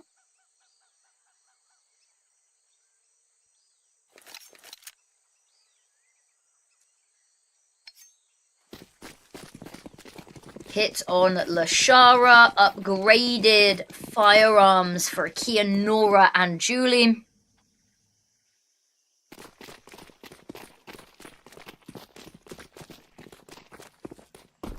And towards mid they go. Ducking in, not wanting to give anything away too early here. Lashara's found one. Instead of fighting for mid, they're just playing for the information here. Hearing the footsteps, Lashara, funky little off angle. You're not usually seeing the pistol round played here. Crossfire established. Ivoli and Lashara both find one, but Lashara will subsequently fall. Pauly's managed to clear the whole of this B side and actually could just get the plant down now. Has to be careful though, because Julie comes running on in, could ruin some days. He might not be able to get away in time. A met with Julie's to the face here. Just Vilga left. A 1 versus 3. Has to run this one play run down. And unfortunately, Imodium, another round on the board. Let her cook. Couldn't really be affording to give that one away. It's not the world's biggest gap, but...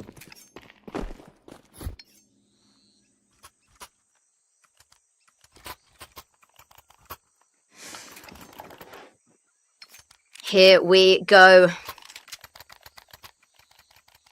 There's a bomb plant, so they can buy here if they so desire, but I'm not sure they do in fact desire.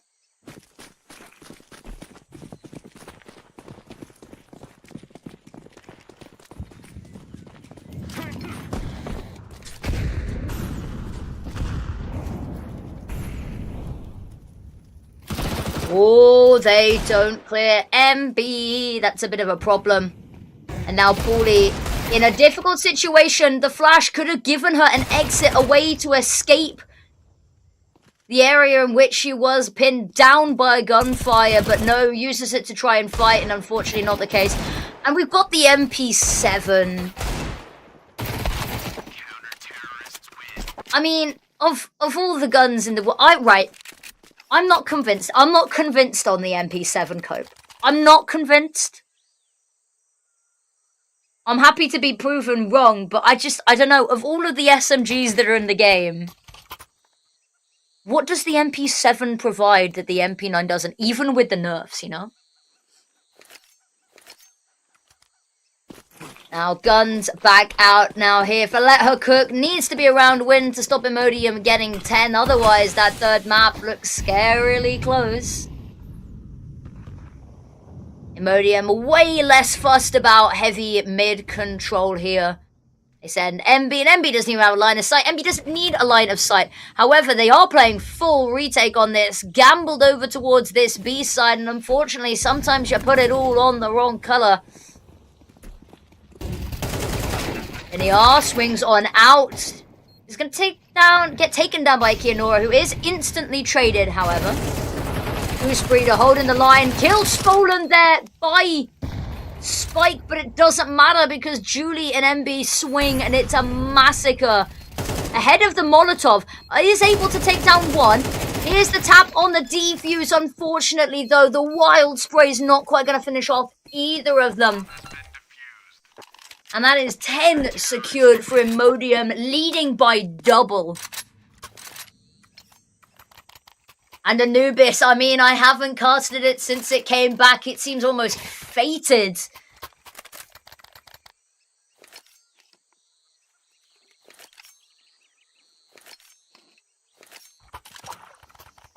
Okay, Tech 9's all round for Let Her Cook.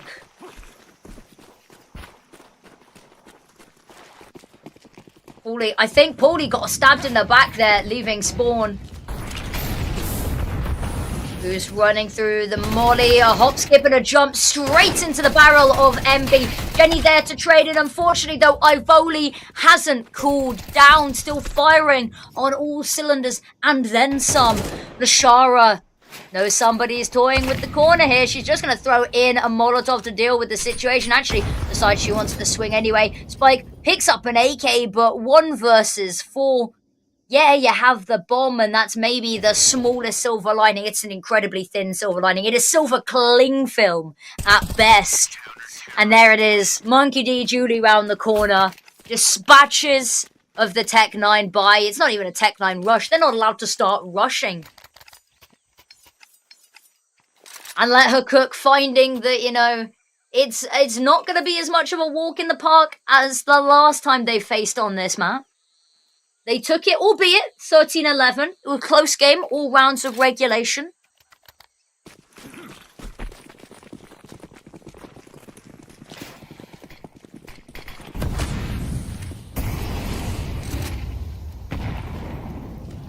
This time Imodium fighting for mid-control. It's an amazing flash from Goosebreeder, but fully blinded. Lashara still finds one. Akia Nora finds one not only with the gun, but with the HE as well to give them the player advantage. And now, Paulie hiding behind the smoke, so scared of what lies on the other side, as you should be. And Paulie, little bit worried to go round the corner here, has to clear everything on out. There is a crossfire established, and that's going to bring it down to a 2 versus 2. Now, we know Akia Nora's health isn't great. They've got an idea that she's tagged up. So this round, winnable. But Akia Nora, low HP, she's still been the star player, leading in the frag department across the whole server. And Paulie just needs to keep the site clear a little bit longer. Util goes over the top there. Molotov is going to give away that the players are coming from spawn. Or just the flash. Here's the footsteps. To swing or not to swing? That is the question! And Paulie, it's beautiful. It's immaculate. And a round that they needed to deny that map point.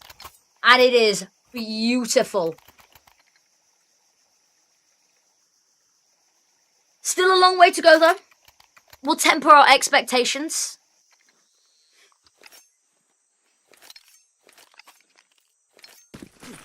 Lashara on the AWP, and that's a dangerous combination for anyone who has eyes and has been watching this series. In fact, anyone who's been listening to this series either, you'll know this is a match made in heaven, or if you let her cook, from hell. And he scared of this corner, knows that even with the smoke, a little bit of wild spray has been damning to them this series. Lashara posted up on the angle. Missed shot, uncharacteristic, but Kia Nora is there for the swing. Ivoli peeked on out from Red Room, and they crunched down on this mid-offensive, knowing that this was likely to be an A split. Lashara, another missed shot, but it sets up Ivoli, and that doesn't matter if you're missing your shots, if your teammates are in the perfect position to hit theirs. And Ivoli wants a little bit more, and she'll get it as well. And there it is, MB to close this one on up. A map point secured. 6 in a row needed. They need to match how many that they've already got if they even want a chance to see this. And the money is bad. We're not going to lie to ourselves. This is not a hope-inspiring situation. Goosebreeder bought the AK for her teammate, running on the Mac 10 and running with no armor, mind you. That is the selfless leader that we know her to be.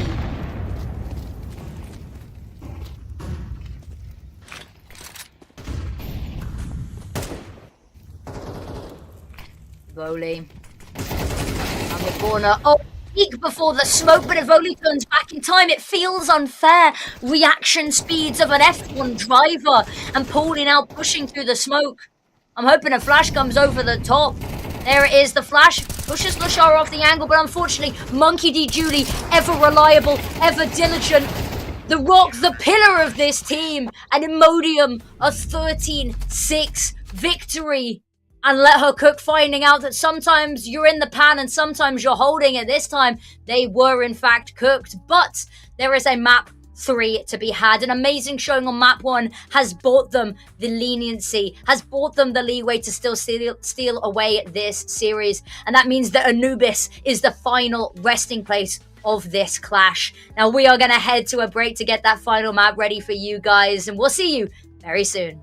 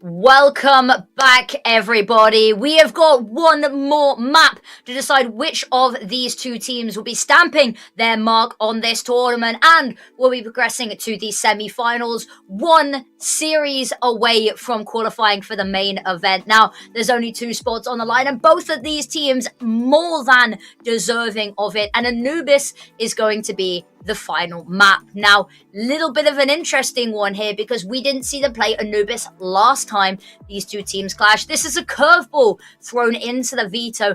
In fact, one that I'm maybe a little bit worried about. The Let Her Cook brand identity didn't really play much Anubis back when it was in the pool last time. They didn't play it a whole lot. But that was a different team, not entirely a different team, predominantly a different team. Back when, that was the Spike Mana Shine lineup, the one that made the miracle run in season 5 and 6. I don't want to say Miracle Run in 7, but Season 5 predominantly is the one that I'm thinking of. So this is going to be maybe a little bit of a curveball for both teams. I don't think I've seen either of them play on this map. That doesn't mean to say that they haven't played on this map and that they're not prepared. It's just a new one for us getting to watch this. I'm excited to have it back, though. The new changes to Anubis are looking good. I'm interested to see if some old habits die hard with how they play this map based on what we remember. Especially North America, there was a very heavy presence on sort of throw it, hurl it down A main and send one person down mid just to cause havoc. But we shall see. Now, knife round to decide who it's going to be. That is choosing the side that they start on. Knife round. Oh, I love it when Prod lets me get to see the knife round. Big knife round fan. Get to have a look at New Anubis. Ooh, ooh, ooh. Exciting times. Now, I believe this map has gone from T-sided to multi-sided. I'm not 100% sure. I think it's still finding its feet. Refinding its feet a little bit. Ooh, okay, here we go, here we go. Who's going to make the first move? I think it's going to be Vilga. Yeah, Vilga leading the charge. A little bit of a massacre, but it will be Imodium coming out on top, and I'm assuming they will choose to start T side. Yep, looks like they have done so indeed.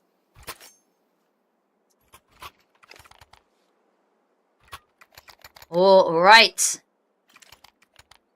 T-side start, huge advantage here for Imodium. T-sides have been looking good today as well, so I'm imagining that's a theme we see continued.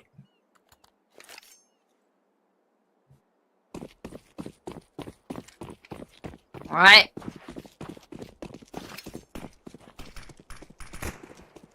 Heavy stack, heavy stack. Looks like they are going to run into it, however. Very messy, this A site. Going to be safe for now. Very quick turn on their heels and pivot over towards B. Speed are good for one. Ivoli, there's the trade. Oh, bomb. They come off the plant for a second there. That's going to be a second of extra time for Let Her Cook to get into position here. MB going to tug back in towards main. Ivoli spraying away. It's a really good flashbang that distracts it for a second. Ivoli's managed to put up enough of a storm to try hold them off. Unfortunately, though, not quite enough there. Defuse comes on through and Let Her Cook secure themselves a pistol. They have been really good at getting these opening rounds and taking themselves off the right tempo. Of course, didn't win the last pistol, but they did find the second round, which I'd argue equally good, if not better, in some capacities. Again, straight into the heavy weaponry. This is not a team that's been playing around with lots of utility. This is a team... Ooh, okay, Goose has dropped down to the FAMAS.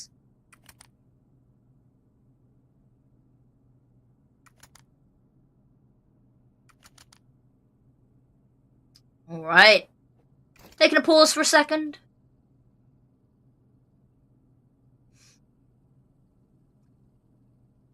Okay, we're just going to be in a pause for a little bit. Not 100% sure what the issue is, but we get to admire. The map's nice. Nice little reminder of which side's A, which side's B, you know?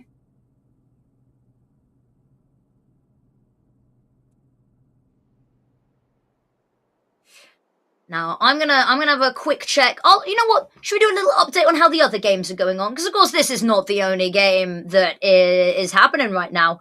The Future W versus Unity Eclipse game has ended, and that is a 2-0. Not necessarily too surprised in the outcome, but to give credit where it is due, both of the games were 14... I think both games were 14-6. No, it wasn't, sorry. It's a 13-8 and a 14-16, sorry. I'm losing my mind. But it is Future W taking the win, and they will progress to the semi-finals, where they will play against the winner of this game.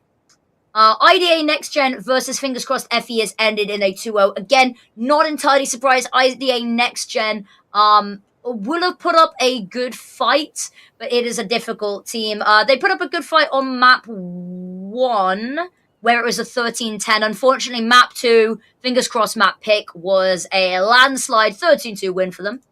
And Fingers Crossed FE will go up against the winner of Need a Chance versus Mafioso, who are currently in Game 2. It's 11-4 up to Need a Chance, who took map 1, so that does look like that's going to be ending. So we are likely to have Fingers Crossed FE versus Need a Chance, and Future W versus the winner of this.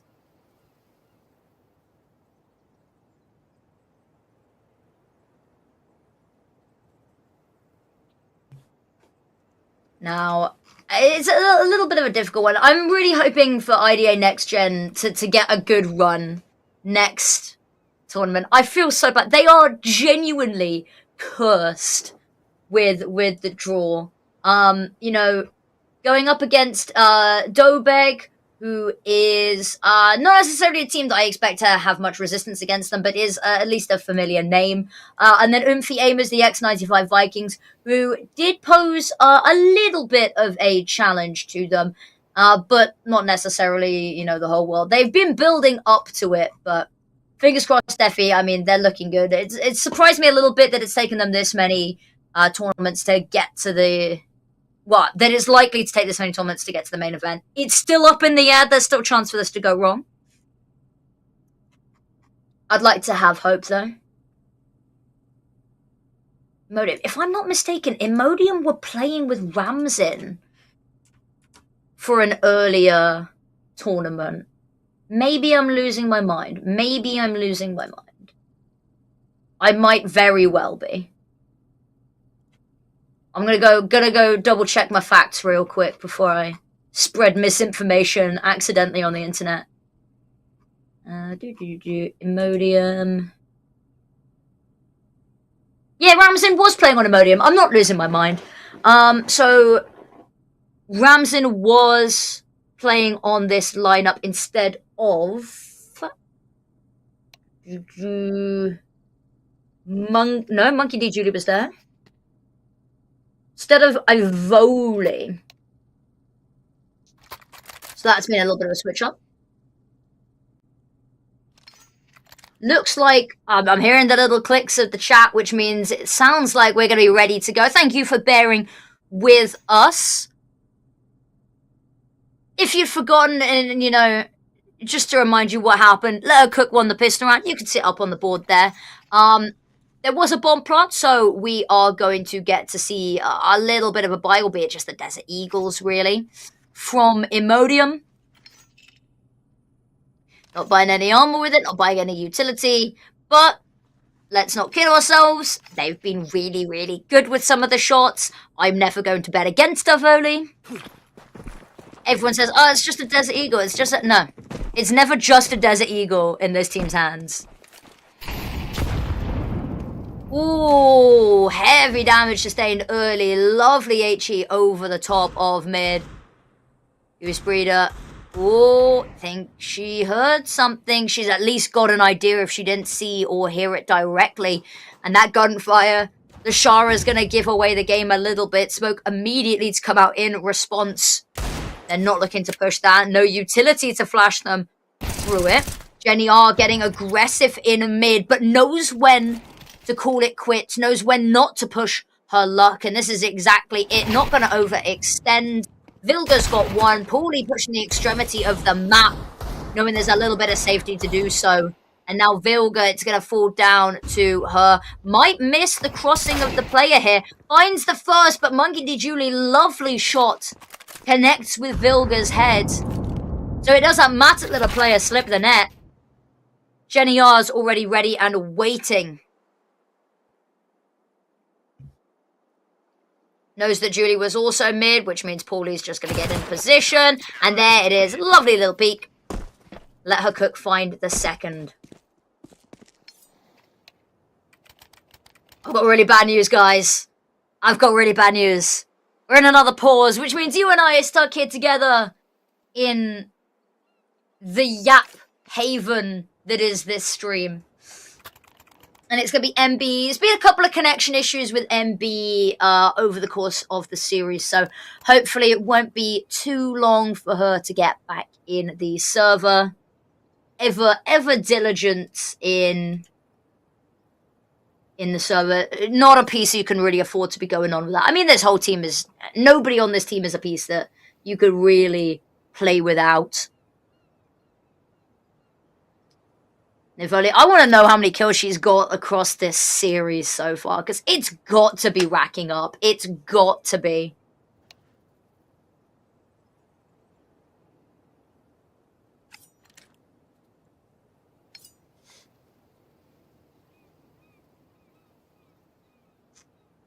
I am quite curious though. I'm interested to see what the AWPing situation is. We saw, I've said this every map, and I'm going to continue to say it. It's because we saw Spike AWP for a single round on Ancient, but then Goose picked it up. But also, Jenny R's had a history of AWPing. She was AWPing back on... she's been AWPing on a couple of teams that she's been on. I'll pinpoint exactly what. It would have been just Bigger Keeper, because her career history is Giants Gaming, a keeper, Bigger Keeper. She was AWPing for a while on Bigger Keeper, if I'm not mistaken. She is not an AWPer by trade, though. I think that was just a temporary interim thing. It wasn't on all maps, either. Goose traditionally not an AWPer, either. Playing on FlyQuest Reds, had Cowday AWPing for a while, had Emmy AWPing for a while. They've now got Forks AWPing. I'm never gonna pass up an opportunity to shout Forks out. Amazing pickup in place of Goose Breeder. Allows Emmy to get back on the rifle, which all love and respect to her. She's also one of the funniest people you ever meet in the scene. AWPing wasn't, her style of AWPing wasn't what the team needed. I think bringing on Forks, who, in my personal opinion, is top 2 AWPers of ESL Impact currently and top 3 AWPers of ESL Impact history. I'll say it and I'll die on that hill. Is going to be, they lose a lot of the leadership and they lose a lot of the IGLing. I heard rumors that it was Marie stepping up to do that. Calling in the interim. I'm not 100% sure. I'll have to confirm. But yeah, weird changes all around. But it's cool to see Goose on the AWP and trying something new. She's in a new region. Why not give it a whirl? MB's still not back. I believe the electricity went out. That is not an easy fix. That is not an easy fix. Hopefully should be back in the next couple of minutes, however.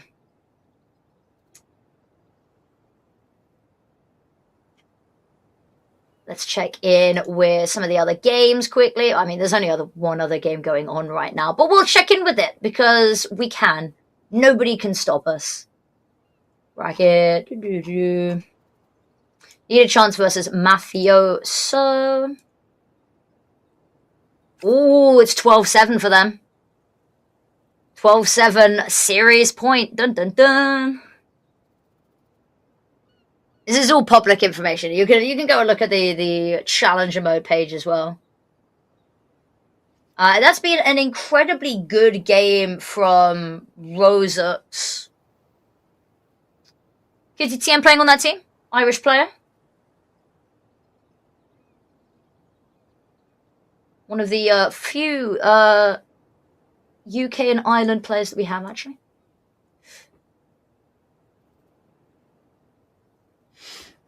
Now, you know what? Screw it. Predictions. I've got a bit of time. Predictions. If I had to pitch a scoreline, I am suggesting 13. No.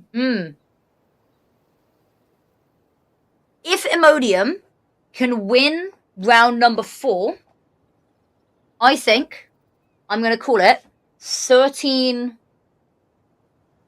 I think this will go rounds of regulation. If they don't win the 4th round and let her cook continue this lead, it could be like a 13-6. So it's either going to be 13-6 or 13-11. I'm staking it now. This is when I'm completely wrong. Yeah, I'm interested to see how this all sort of shapes out. Open qualified number 2. I want to see how much Anubis was actually played by Let Her Cook, if any. Oh, they floated it as the decider versus Hindsight, but of course they didn't get to the decider.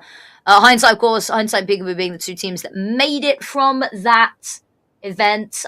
Just to recap, if you weren't here earlier, is the 4 teams that have already secured themselves a place are Hindsight and Peekaboo from qualifier number 2, Bigger Keeper and Team Pigeons, which you will probably more commonly know as ex-Imperial Valkyries, or ex-Nigma Galaxy, if you're really old and coming back to the scene, or ex-Pigeons, now Pigeons again, which is, seems to be the go-to name when they're between orgs. I'm really hoping they get picked up. I mean, it's an amazing opportunity for pretty much any org to have them. They're iconic. They've got the legacy behind them.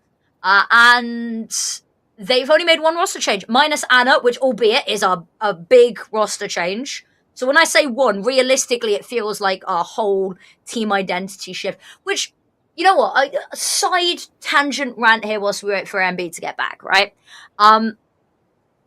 Imperial Valkyries has had a really rough time with it. With the changes, is, you know, when they lost Zaz, that was the person who was calling, and also was the person doing all of their, like, press and stuff as well, was a huge sort of shift in the identity when they lost Zaz and brought on Wayne, right? And now they've had to shift again because they've lost Anna, who's been on the team from the get-go. She's been there since before Season 1, right, of ESL Impact. So they've lost their role, but they've lost a huge part, again, of their identity. They've brought on Viku, who, amazing AWPer, and I think is one of the few people that is of the caliber that would be good for this team. Is the only thing close to the replacement that you could think of, right? But doesn't necessarily have the same... I want to say, like, identity as Anna had. She's definitely up there, though. I mean, top 3 nominated player. I genuinely, I think if Astra had, you know, 1 less good game, it could have been up there. Also, I hope she's doing okay. Astra, I saw hurt herself a little bit at the HLTV Awards, but I hope she's doing okay. They've already qualified themselves, though. That team's looking really strong with AIM and Sosia on it. All right. Still no news on MB. This has been a disaster-riddled series. This map it's already been a little bit of a tricky one.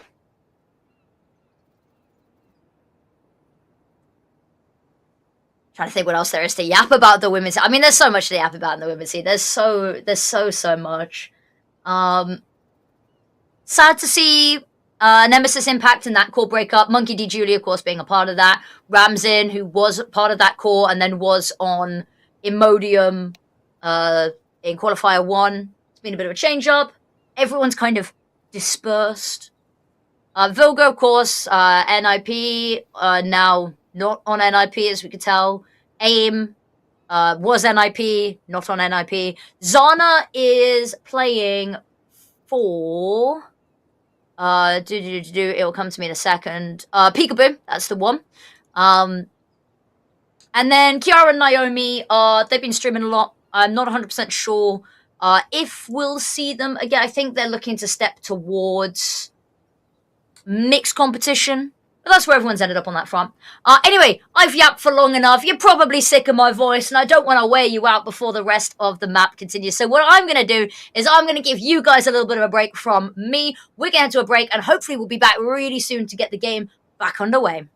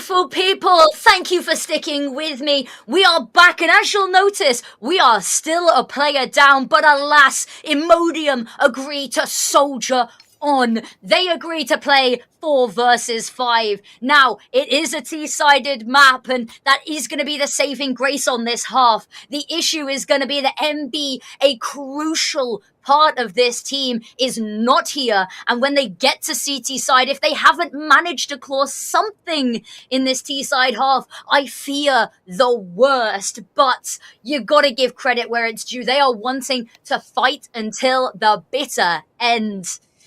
We'll be kickstarting this any second now. Now, if you weren't here, let me catch you up real quick. This is map number 3. Mirage started with a 7-0 lead to Let Her Cook. It then got clawed back a little bit, 13-9 finish. Ancient, a very one-sided affair for Imodium, both taking their own map picks, so it has come down to a decider. Imodium win out the knife round, but they lose the pistol, they lose the conversion. They didn't invest too much, and as you can see here, they are invested heavily here. Lashara on the side, or a controversial thing at the best of times, but she's going for it, and I am sure she's going to make it work. Let Her Cook, a team not known for playing this map, though. All swings and roundabouts, all caveats to look at. But here we go, back into the action. This is what is going to determine who goes to that semi-final, who's fighting for one of those 2 spots in the main event. 25k prize pool on the line, and there's only one more qualifier after this, so it really is coming down to the wire. Early util comes out, Goosebreeder tagged on up fairly substantially here, but no opening pick to be found, and Imodium having to play a little bit more cautiously due to the player deficit. They peel away, poking and prodding at the map. They've pushed over towards B main, but a smoke in their face, and they've got no utility to get past it. They invested, well, sorry, they've got 2 flashes and a smoke, but it's limited utility. And if you use one now, if you don't just wait this out, that timer's going to start ticking low, and there's still more where that came from Let Her Cook. Lovely shot from the Shara. That's even it up. We're back to 4 versus 4, and now they flood the B site. A side, sorry. Losing my mind here. Long time since we've seen this map. Sorry. They flood the A side. Spike round the corner. Has to be careful because they're fighting for this space. They're fighting for this control. And Ikia Nora is going to get the kill. Lovely flash onto Lashara. Forces her off for a second. But she's got her vision back. And she's got her scopes and sights set on you. Jenny R round the corner, desperately trying to find something, but another flash. She's full blind. All she's seeing is white. She gets one, but it is instantly traded. And despite the player deficit, Imodium come out on top to secure themselves their first round win of the map. Could this be the kickstart that they need? Now, the money is not impeccable from Let Her Cook here. Couple of these players, the buy is going to be temperamental. Vilga especially, I'm looking towards here. So it might just be a little bit of a half buy. Make sure they can buy for next. That looks to be the plan. Another opportunity for Imodium here. A chance to tie up the scoreboard early on. And my God, if I'm already seeing a world. If you can make this work 4 versus 5, you've more than earned your spot. Vilga hooked on in here. Spike unable to provide assistance due to not 1 but 2 Molotovs in her face. Wants to try help out. Knows that she has a teammate here to assist. Actually, her 2 teammates there to try and assist. They do manage to scurry away back in towards the site here.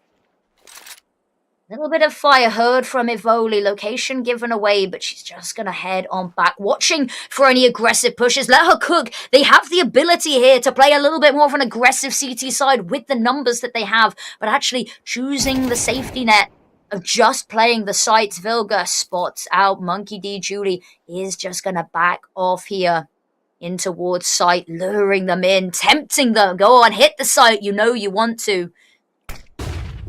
And they do. Julie, flash round the corner. Footsteps going to be heard, but actually, again, misleading. They peel away and they want to go back towards B. There's one of the big changes on this map. New location for the window to drop in towards canals here. Make sure no one's going to be pushing them. No one is. Now, here's going to be the difficult corner. But it's mostly pistols holding this. fact, it's entirely pistols holding this.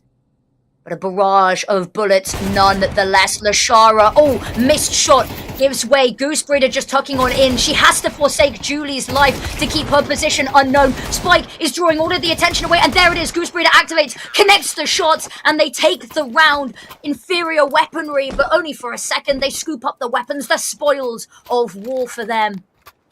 And Imodium, they get a good round, but unfortunately they can't replicate the success back-to-back. It's not consecutive. And that means that money is going to be in a funky place and not a good kind of funky.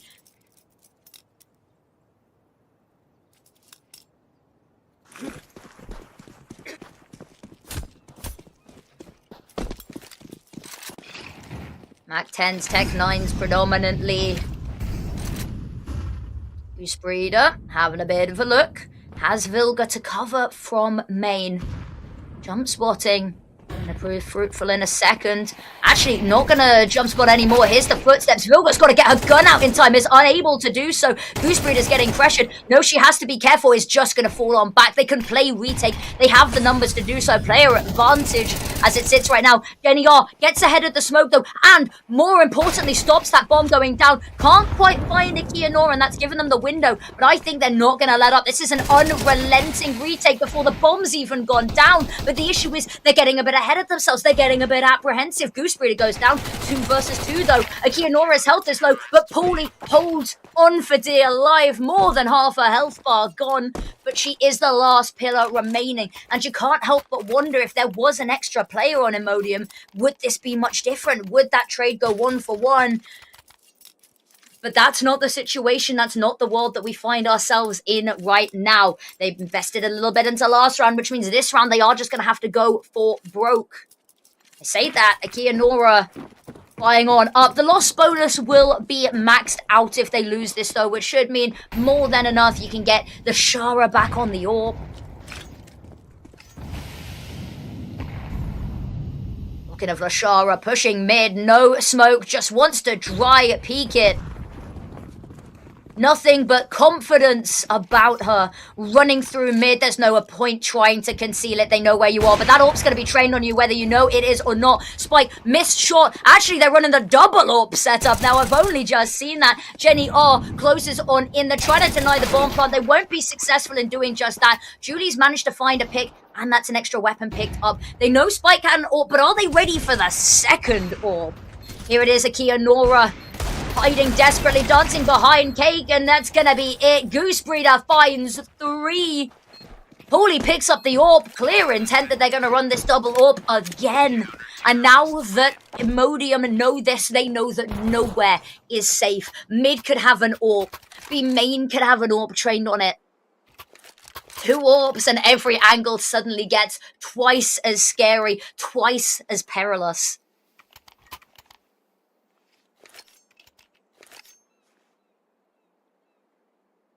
Now Lashara, orb of her own. 3 sniper rifles in the server, nearing on a majority at that point. Julie smokes on over the top. Not going to push any further though. Smoke just to stop them. Flanking to stop them. Trying to get a little bit greedy for this lurk with the extra pieces on the puzzle that they have. Mid once again. They know the Letter Cook haven't been too proactive in this part of the map. Why would they be? They've been playing the sites. That's exactly where you need to head. Why would they risk it?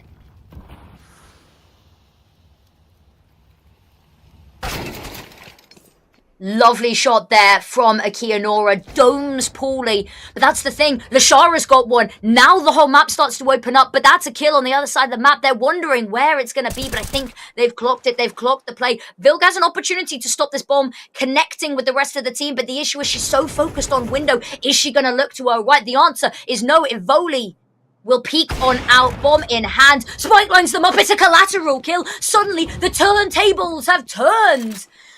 And it's a 2 versus 2 once more. And Imodium, you're rooting for them. The underdogs now more than ever. But Goose Breeder, the second orb rings out. It rings loud and it rings true.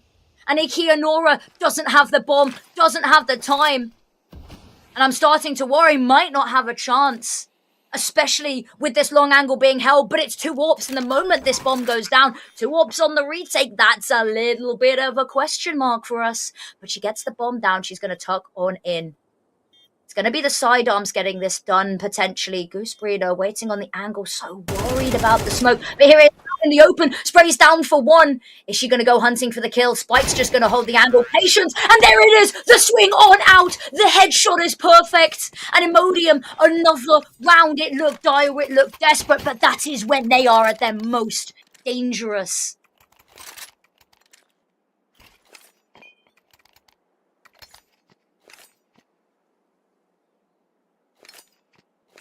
All right.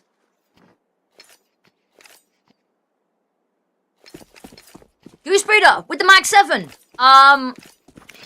It is... Okay, you know me. I'm never going to talk down on the shotguns. I'm never going to talk smack about a shotgun or the choice to play it. I am just a little bit confused about why now is the time that they've thought to bring it on out. It's in a decent enough position. Electrical's about one of the only places on this map that you can play it successfully.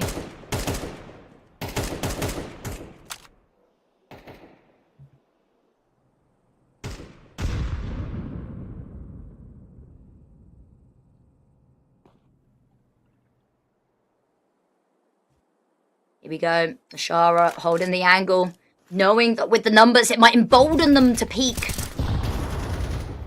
And the R finds 1, and that's only going to reaffirm their suspicions. Cheetah Shara, 2 kills there. Goose Breeder with the Mag 7 starting to worry that she's not got the right weapon for a retake potentially.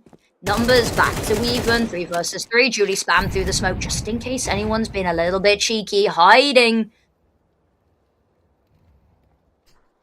Fully lined up on the angle, sees all of this utility. 38 seconds, they choose to flip the switch and rotate. The issue is, Let Her Cook never rotated off of this side. 2 players here, it's going to be a little bit of a difficult fight. And that Mag 7, oh, they know they've got to get past it now. And what do? She's good for another one with it. And there it is, 1 more player. Spike's just going to fall on back there. Flash over the corner just means Akia Nora has to wait that one on out. So worried about what may be on the right-hand side. And Spike's only job is to distract the human decoy for Paulie and let her cook another round on the board, another tally on the chart.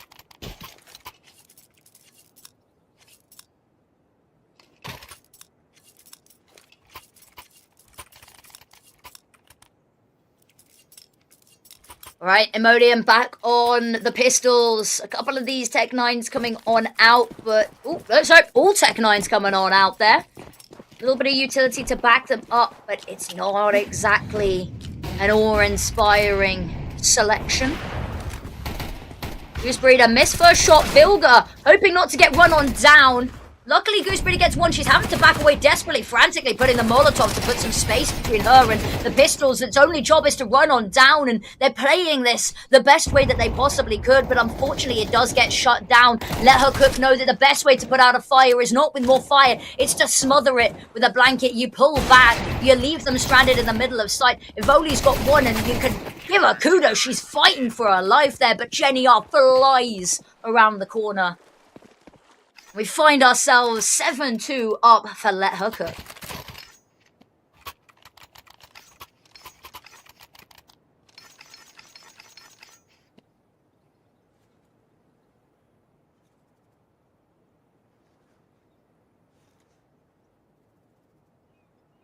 All right. Round number 10. Weapons back in hand. Noticeably, Ivoli only on a Galil. Yoga, peeking canals, has to be very careful. Worried that if Lashara has an AWP, it might be a little bit of a dangerous one. Julie goes 1 for 1 in opening picks, and unfortunately, when you're playing a 4v5, you can't afford to let every engagement just be 1 for 1. You're going to run out of people way sooner than they will. And if only... They're really worried about a push out from B main. There has not yet been anything to suggest that there will be a push out from B main, but I like the diligence. I think you have to be when you're going up against an overwhelming force like this. through mid. They know that they've not really faced too much resistance in mid, so a little bit less cautious for the time being. Oh, smoked in Blossom in time to cover the cross. So Jenny are going to get ready, has to be ready. But the high-low here, the peak from Heaven could be exactly what they need. If the two of them time the swing perfectly, she might not get either of them. And damn right, she gets none. Evens the scoreboard, 3 versus 3. Paulie opens up the smoke. And unfortunately, it's not the HE. It's not even the bullets that do it. Burns to a crisp there. Paulie runs on through nose. There's no reason to respect the smoke any longer, but a Kianora with 2. Goose Breeder, though, she's been silent all round. 19 seconds, knows that it has to be this site, knows that all she has to do is wait for the plant, and it just depends where it is. And wide out in the open, all of her bullets miss, but she does manage to connect the shot in time. That would have been heartbreaking, but let her cook put themselves up to 8, but again, comes down a little bit to the Y. It comes down to the 1v1. And whilst it's not wins, Imodium, you gotta give credit here. You've got to. And I won't lie to you. It's going to be an unlikely victory here. Especially when the T-side is going like this on the T-sided map. Ooh, missed shot from Goose Breeder. She's actually not going to go for the repeat. You don't really want to go for that one again. She's going to turn her focus back towards main.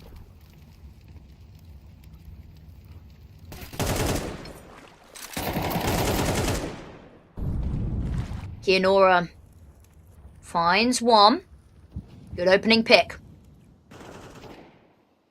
Shara clearing the space. Oh, need to win this fight. If Spike takes down a Kianora here, going to be a little bit of a problem. The issue is going to be that the reinforcements are coming on over pretty soon. Jenny R's here, but there's a smoke for it. Now, player advantage, bomb going down. Jenny R emboldened to swing this. Oh, he looks away at the wrong second, and Jenny R gets both of them. The Shara holding on, clinging to this round. And a huge advantage blown. Goose Breeder peeking through the smoke with the AWP, and they're not even watching for it. Too many angles, and they walk right past Vilga. It's a little bit messy, and it's another round to let her cook. And you can see the confidence, they're feeling it, and they've got zero reason not to.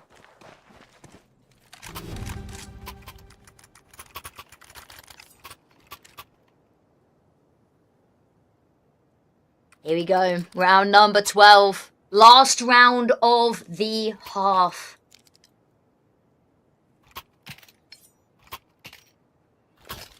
It's a decent buy. There's a lot of util missing, but I think for Imodium, the goal here is swing or be swung. Volley. Oh, it's an absolute dogfight in mid. Bilger's got the first though. And just forced away the opponent, wave the white flag and concede that battle. Focus on the overall war at hand, but unfortunately, the kill feed, it rains blue. And just a Kianora left, and, you know, there's only so much coping we can have that she's got the bomb on her back, but she's already heavily lit here. And they're just going to run her on down, and there it is, Spike to find the kill. It's a 10-2 half. Credit where it's due. At a level like this, losing a player it's a heavy loss to sustain, especially one that is as foundational to the team as MB, right? The fact that they get 2 rounds against a really, really stacked team in a 4 versus 5. Yes, it's T-side. This is going to be the real worry, and you know when you're watching something and you know it's going to go badly and it hurts. But who knows, we might be pleasantly surprised, but you can already feel the grimace on your face. 4 players to try cover the whole of this map, but Kianora is making it happen. There's an opening pick. Paulie spotted a player out, and actually, Julie manages to get the dink on off. Oh, instantly traded with a dink of their own. Her HP bar, you gotta squint to see it. But that sight is gonna fall, and it is gonna be an incredibly difficult retake. Julie's trying to get ahead of it. Maybe whittle the numbers for the time that her teammates do arrive here. This is being watched. Goose Breeder tucked on in. There's two players in electrical, and Goose is going to find them both. Now just Julie left. Sneeze on her and her HP is gone. She does manage to take one down with her, not going down without a fight.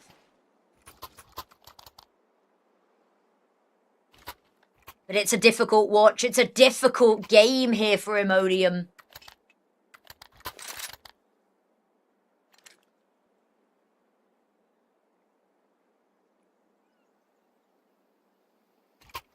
Okay, here we go. Potentially the penultimate round. And it's just MP9s. I mean, they can't really afford not to. A little bit of extra money given, you know, lost teammate. But Voli with one. Oh, they're getting a little bit greedy. And we know what happens to people who get their hand caught in the cookie jar. Jenny R is going to find Julie. That's the flank dealt with, but she's in a 1 versus 3. A situation that they should never have found themselves in. And this is the issue.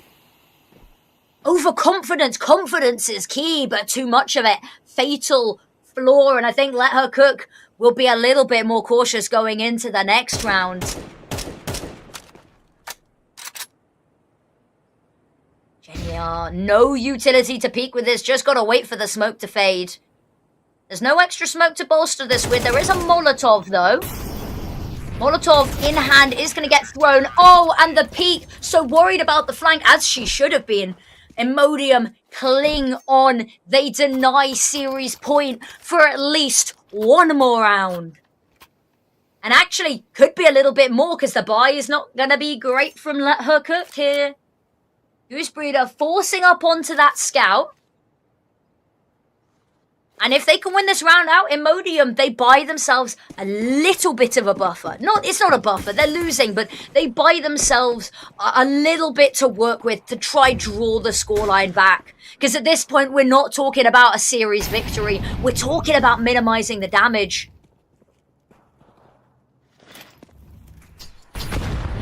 Ichi over, Jenny R. Oh, is going to eat the whole force of it. Voli spots somebody in canals, doesn't want to take the fight. Numbers are not on your side and you're not going to play like they are.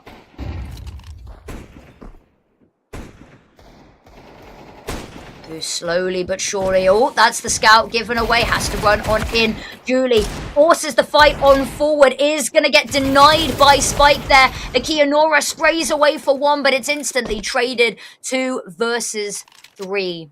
2 versus 4, sorry. Spike's still hanging on in there. The Shara, standout player. Oh, dancing with the corner. Jenny R's low, manages to find the pick. Voli waiting out this smoke. The issue is the Shara's gone down and Voli's just looking to save this AK. It's going to be a very small life raft on a very big, very turbulent ocean. This is the CS equivalent of hanging on to the door post-Titanic, right? There's one weapon, there's room for one on the door.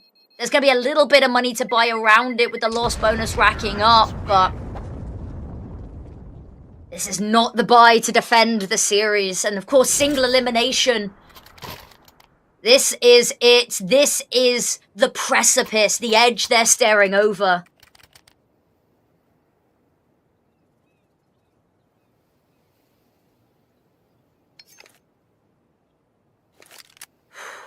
Take a breath. Round 15. All or nothing on the line here. 2 and 2. Actually, no, they're not.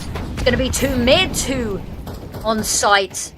It is a little bit differently. Retake, if you have the numbers, is easier than trying to play on 2 separate islands. Julie spraying away. Close range, though, with the MP9. Paulie will punch. Akianora spraying desperately. Will find the trade. Forced on forward. Has to reload. Can't quite get the sidearm out in time. 3 versus 2, but Spike's health is low. There's the caveat.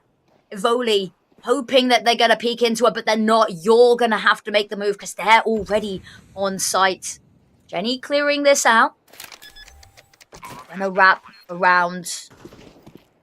Not wanting to wait out this smoke. Footsteps. Not close enough to be heard just yet. Cutting noise now.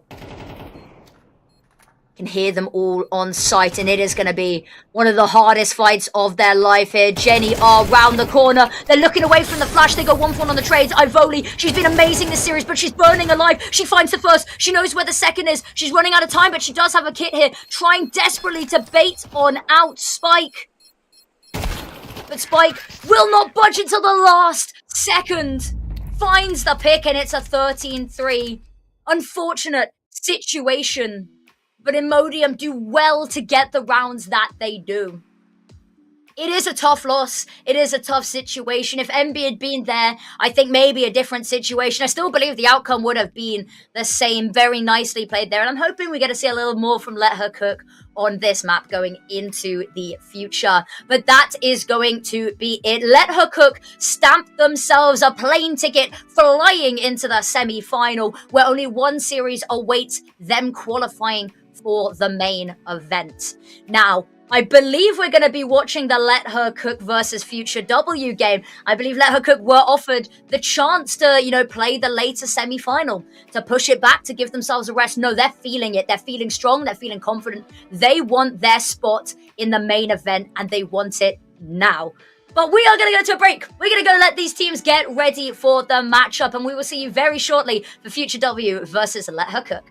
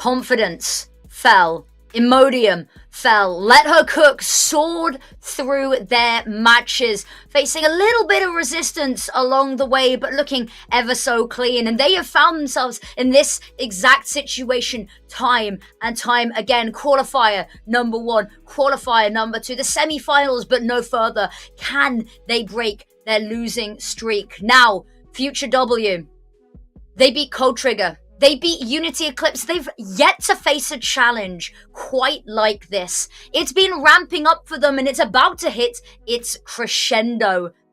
But I do fear a little bit because Let Her Cook have been looking powerful. They've been looking clean. And yes, the last map was a 4 versus 5, but I think that's just further confidence instiller here. This is very much a David versus Goliath story. And Let Her Cook finally given a game that they will be confident that they can book their seats to that grand final.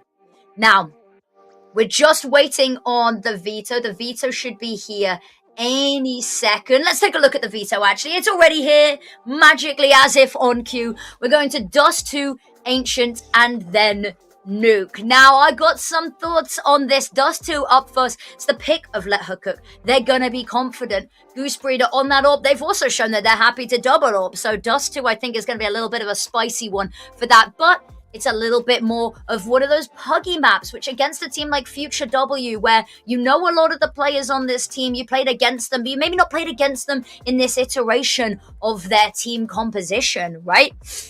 This is going to be an interesting map. Ancient as the pick from Future W. We've already seen what Let Her Cook can do on Ancient. It wasn't quite the win, but they've warmed up on it. They've played the map today. I've got some confidence. And then going to Nuke as the final. My favorite map. I couldn't be happier. I will be 100% with you. I don't know if we're going to see a map 3. There's a lot of experience on the side of Future W, but I have a lot of confidence right now in this Let Her Cook lineup. We've seen a lot of Nuke come out from them in previous qualifiers. In fact, I think we've seen it from them in this qualifier. And they do pretty good on it. Bring in, of course, harken back to it, but it's such a crucial part of the roster they brought in. Bringing in Goose Breeder, who played a lot of Nuke on FlyQuest Red. They played a lot of Nuke against the other best team in their region, who were Supernova Comet / Shimmer / Security. They kept changing names, but they played a lot on this map as well. So it's not like they're bringing in somebody who's a little less familiar. You're bringing in someone who is drilled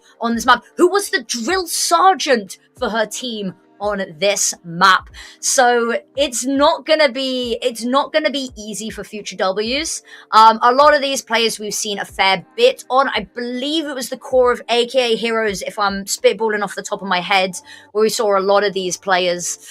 So again, they've played a lot in this scene. They've got some new people on the lineup. In fact, their lineup, let's go through it a little bit, is going to be Ildana, Sylvie, who I believe I pronounced Celia. I've never been corrected on it, but I've heard of people pronounce Celia. Waldy, Milo, and Lolita. They've been, again, seen them around a lot. They've actually got a coach with them as well, Beavis, who I've not heard as much from. I'm looking forward to seeing if we get a couple more timeouts. We didn't see as many, well, we saw a lot of timeouts in map number 1. Map number 2, nobody wanted to pause. And map number 3, nobody wanted to call a timeout because we'd had so many tech pauses to sit back and relax. So I'm curious to see maybe a more strategic element coming out here with a coach on the side of Future W. We'll see. We will have to see what goes on in the server. I think that map number 1 maybe not as crucial as in other series. Maybe not, actually. You know what? I'll stand corrected on that one. I do think that if Let Her Cook concede their map pick, their Ancient earlier, it was fine. And as I said, they're warmed up on it. It was far from well rehearsed, in my opinion. There were a lot of areas needing a little bit of tweaking. But we will see. And if it was a pick from the side of Future W, they've got to have something planned. But I'm getting ahead of myself. Ancient, it's in the future. Nuke, purely hypothetical at the moment. Dust 2 is where it is at.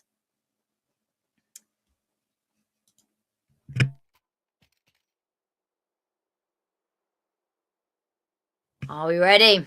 3 seconds, 2, 1. Into the first pistol round. We go. A lot of utility on the side of Let Her Cook.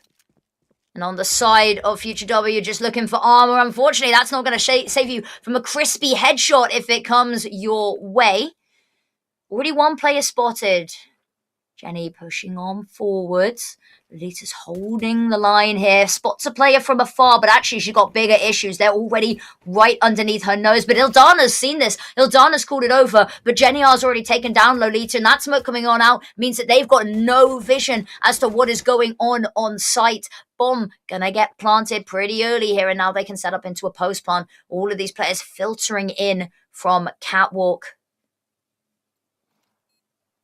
Ildana, the only player who's anywhere else. Milo has found the first, though, stealing away the kill there. Molotov trying to force the hand here, but it's not going to matter. Milo desperately tapping away. Does find one. Vilga's going to burn Ildana alive with the fame. Cilia finds a pick of her own, and Vilga spraying desperately. Here's the tap. Just has to pull them off for a little bit longer here. Running out of bullets. Goose Breeder goes down.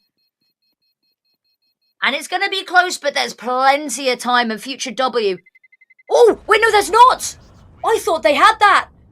Alas, Let Her Cook by the skin of their teeth. Wiping the sweat off their brows, they secure themselves the pistol.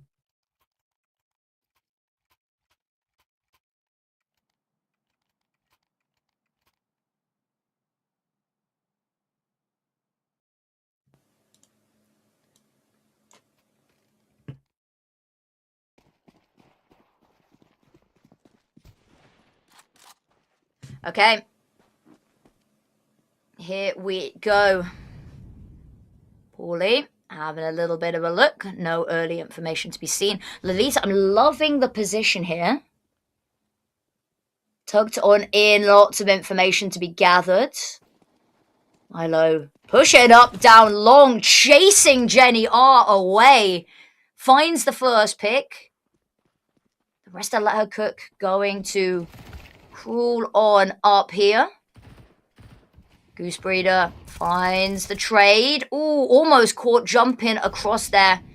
I'm going to get onto site successfully. Ildana's tucked on in, though. Oh, and as you go to plant the bomb, there's a nasty surprise waiting for you. Cilia looking for something. All she's going to find is a hail of bullets through the smoke. Waldy frantically tapping away. 1 versus 3. There's no kit available. There's no utility left either. Finds the head of Paulie. Does have to duck back for the reload. And I think that's just going to be the call to save.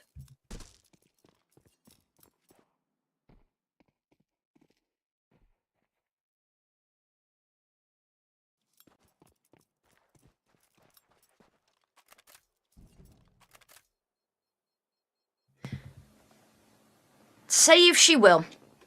Moment of peace. Goose Breeder having to get really far away here for fear of her life. Oh! And still not far enough.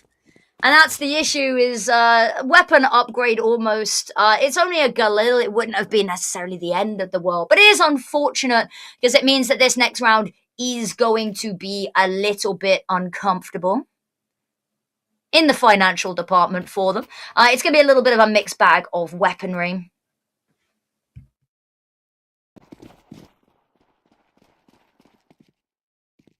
Okay, here we go. Looking in towards mid, looking for the fight. Flash over the top, buys them the space to work in towards long. There they go, storming away. Smoke for the crossing. Check car, nobody's there. Nobody's on site either. Lolita's trying to get there with enough time, but knows that it's not worth losing her life to try peek this. Cilia goes down. Lolita tapping away, spamming away, and oh, Paulie, the heroics, the jump on down. She's up in your face. She's all in your business. And she wants to make sure there's no chance at this retake. Voldy's going to find one. It doesn't even really even the numbers. 2 versus 4, and they're already being wrapped. Look at this from Paulie. Found one from behind. And yeah, Paulie's just going to swing that every day of the week.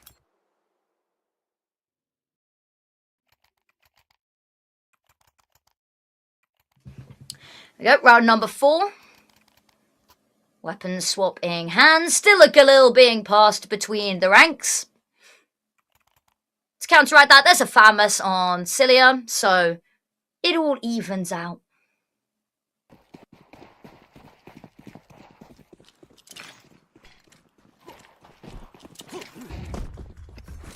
Spike actually chooses not to throw the Molotov. It's just going to run down mid, can save it for later. They've met no resistance. They go barreling towards the side, and I think they've realized that Milo can't get ready in time. Is able to drop down. Ildana's got the first, and immediately her head taken clean off. Knows that there's one more player here. Heard the shots.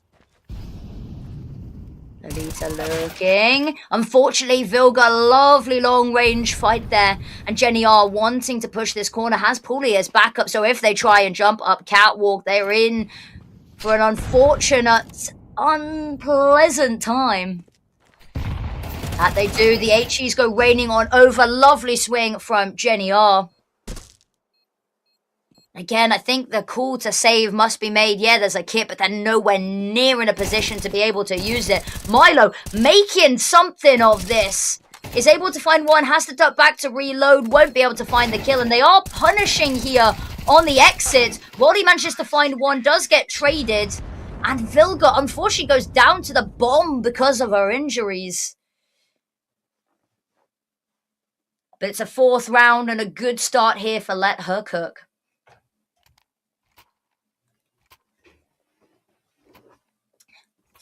Now, Bai is... They're looking to force into the weapons here that's going to leave them in shaky territory in the utility front. In fact, Waldy and Milo, neither of them have a piece of utility to boast between them. Oh, Silji, lovely push on up. Oh, unfortunately, Vilga's ready for it. Waldy, a secondary scout.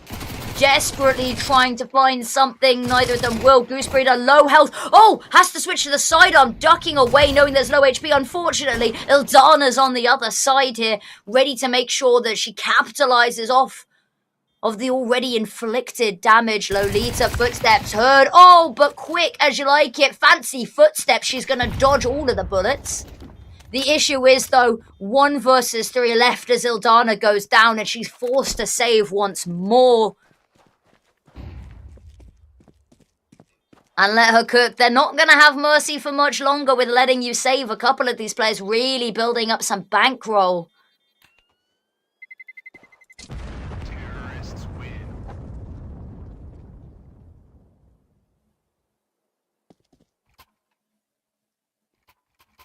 All right. It's a clean start. It's a flawless start so far, but the first proper full gun round, in my opinion, where we have the AWP on Ildana, is coming on through.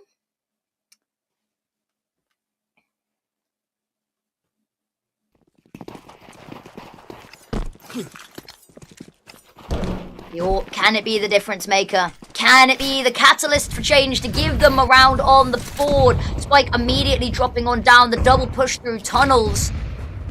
And they're going straight through doors. That bomb on its own in tunnels right now is going to meet up with the team as they push through doors. Ildana, she has the best angle, the best line of sight for this, clear and unrestricted, but a headshot is going to put a halt to all of those plans. Milo going to find a trade.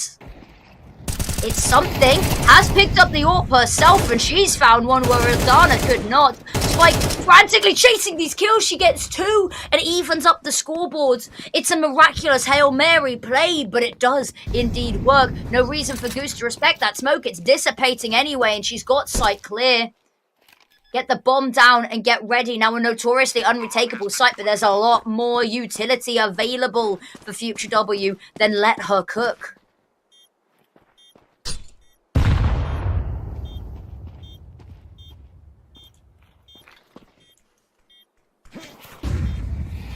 Breeder watching tight angle, the Molotov, she's burning alive, she's trying to take them with her, and it's a no-scope from Milo. And there should be time for this one. No heartbreak this time, right guys?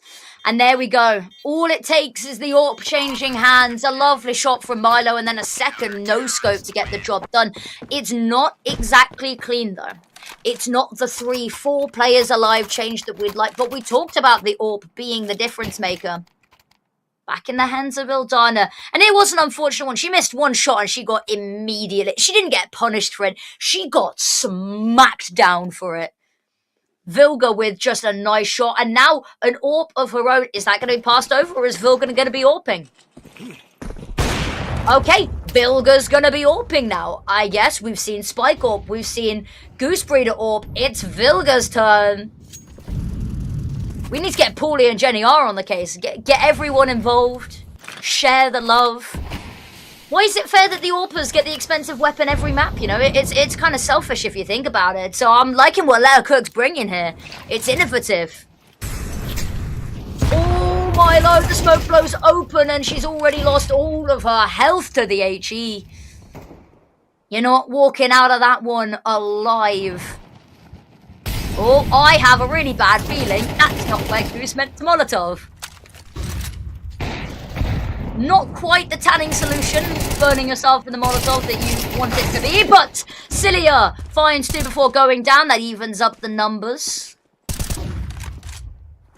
Ildana round the corner, gets 1. Jenny R. Oh, hopping on up. Paulie watching there. Oh, it's so quick. Ildana missed 1 shot, and she's not going to miss any more here. 40 seconds and bomb on back. She's got to find something, but she knows that AWP's posted over on A, and potentially this is a very dangerous fight to be taking dry. She manages to dodge the shot, finds the first, and unfortunately Waldy there to activate from behind. She dodged the imminent threat, but she was not aware of the secondary lurking around the corner, and that's a second round on the board. Consecutive as well. And the money runneth dry here for Let Her Cook. We said a couple more rounds and they're going to have the confidence to go hunting. The hunted become the hunted.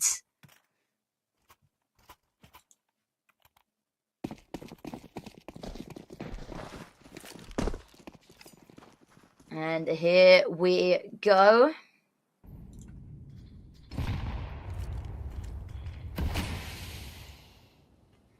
Ildana watching it. AWP this time not in car, missed opening, shot falls back, post back up on the angle, waiting. Smoke goes on out. Still holding on, a little bit worried about the right-hand side of the smoke. There is a little bit of a gap. But for now, safe. Jenny R. Pushing catwalk. Kind of expected a little bit here. You'd hope at least. Molotov goes out, but no one's in the pit right now. Milo round the corner, working into a whole world of danger. Wasn't ready for the crossfire, and it's not even Vilga that needs to activate. It's just a contingency plan for them here. The issue is, though, Ildana has the longest line of sight, and if Jenny R can't connect the shot, they're all in trouble, but she can connect this shot. Player advantage. AWP gets dropped. Oddie knows there's a player up here, needs to find it, but she's not quite sure where to look. And Jenny R's just about threaded the needle, just about slipped through the net. Oddie's still holding for it, knows that this is a very real possibility, especially with Silji pushing this angle now. Knows that she must have fallen further back, but the issue is so tunnel visioned on her, they've got to figure out where the rest of the players are hiding. Goose Breeder jumping shot there. It's going to tag her, but it's not going to find the kill. Jenny R on the AWP. We said to share the love of it. Jenny R gets a kill with the AWP as well. Weapons picked up. A 6th round. 2 in a row is all Future W are allowed to get, at least right now. Is Jenny R sticking with the AWP? Oh, go on. The only person that's left then is Paulie.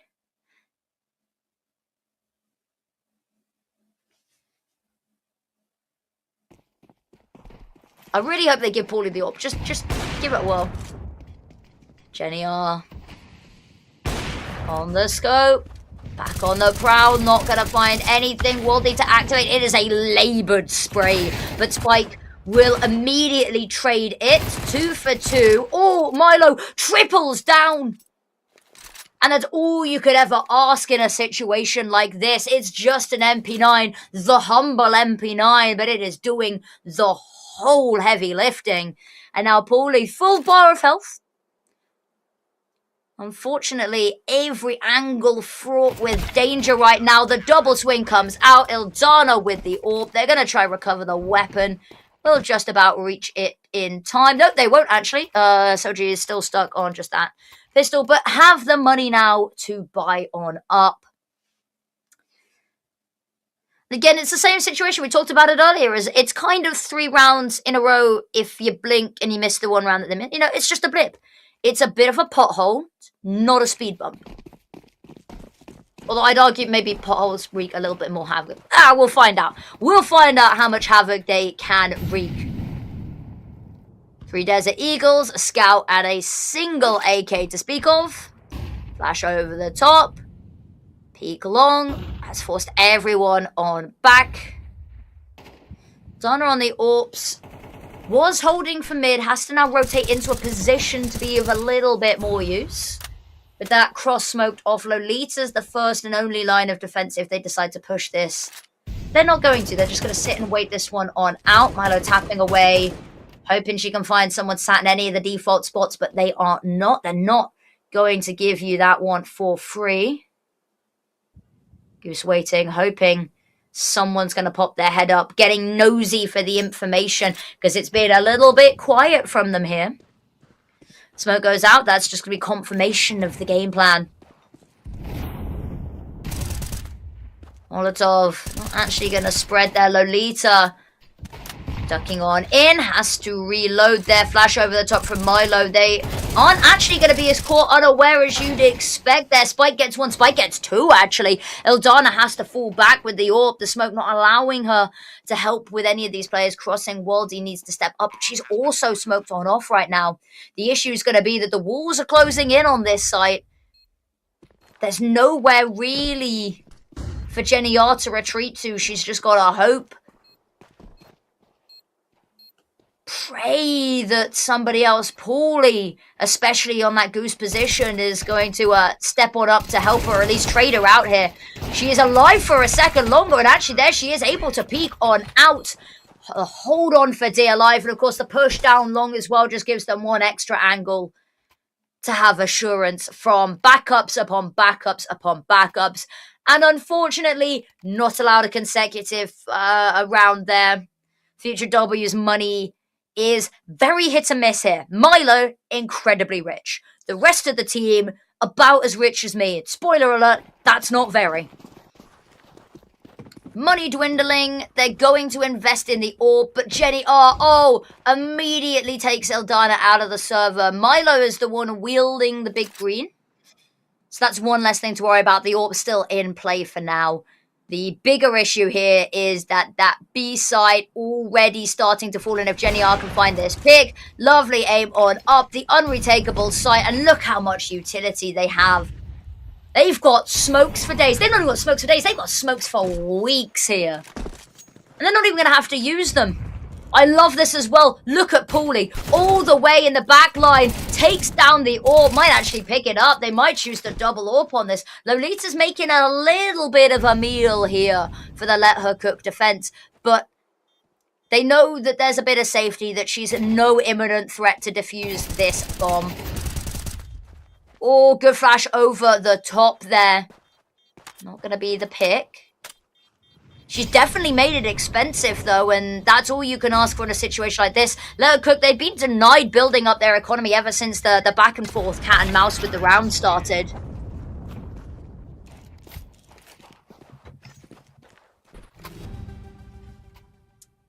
There we go. Last round of the half inbound. It's not a great start for Future W. I'm not going to sugarcoat it. Maybe I'll do a little bit of, powdered icing on the top, but I'm not going to sugarcoat it for you guys. On the CT side, I was hoping for maybe a little bit more. You close this out 4-8, you win the pistol, suddenly there's a bit more of a conversation. You let this be 3-9, then we have some more doubts to raise here. Hilo jumping on up here, just going to tuck on in, weather the storm of the utility, dodging all of the flashes, allowing Lolita to pop there. She's fully blind. They're not going to clear it. Superficial at best. Vilga is going to be there to trade, and Ildana on the orb. Not the orb, sorry, the scout. Good flash to get her off the angle. The rest of the team creeping through mid. They know that there's usually been a player come catwalk, so not a bad shout to clear it on out here as well. Ildana hoping for a little slither, hoping that the smoke clears, wavers just enough to get any information at all. Waldy, though, the savior, the hero, stepping up in moments where nobody else will, finds two, brings it down to a 2 versus 2, and the bomb hasn't gone down yet.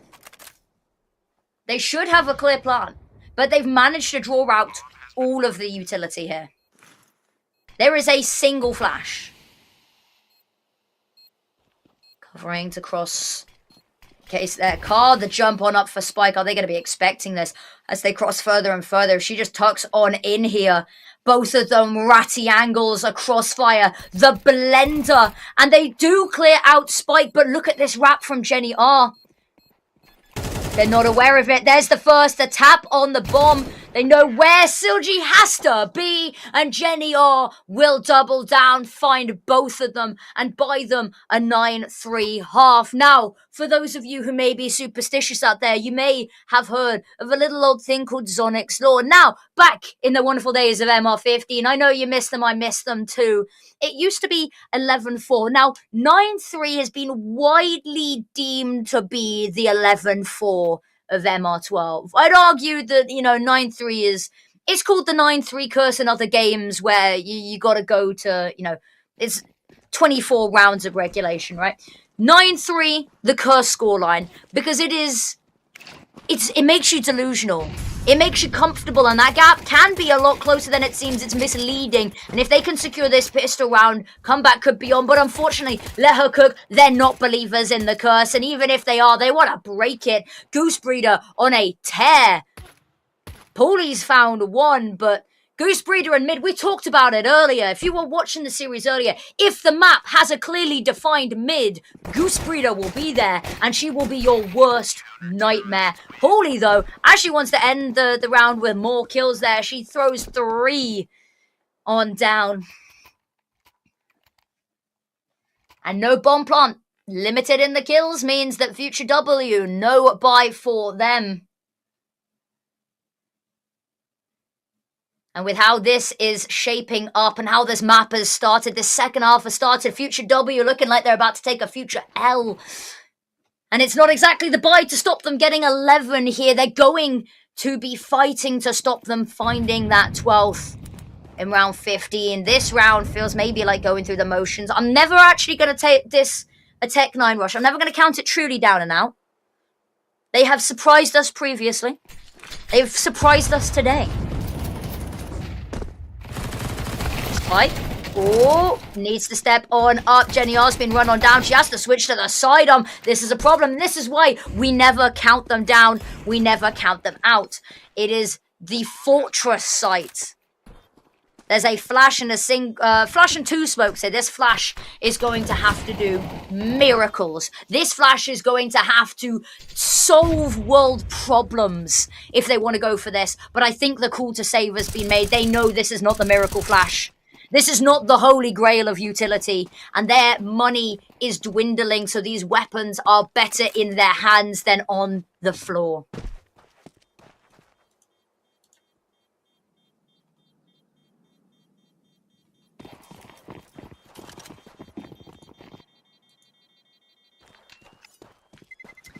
As the bomb goes off, 3 weapons alive, Vilga on high alert, just in case.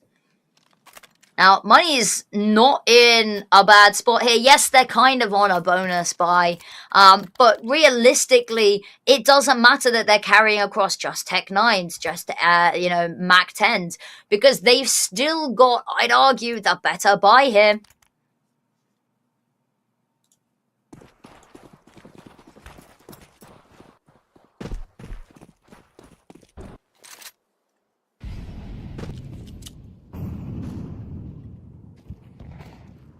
Lining up the utility. Goose flashes, Maybe I'm dumb. Maybe I'm just not a connoisseur. I'm not sure if she meant to throw that flash. But either way, the flash is gone. In terms of flash, she has actually still got 2 flashes. Goose Breeder with 1. Spike with the assist, a little bit of util of their own. And this is a team that will be incredibly dynamic with throwing util for each other. And despite how short of a time they have been locked as this group of 5, it is looking pretty fluid from them. This round, however, comes stuttering to a halt. They've managed to keep an eye on both sides of the map. They're wary of mid now, though. Paulie wary of catwalk. Spike wary of doors. Actually, I like this. Go for the aggress.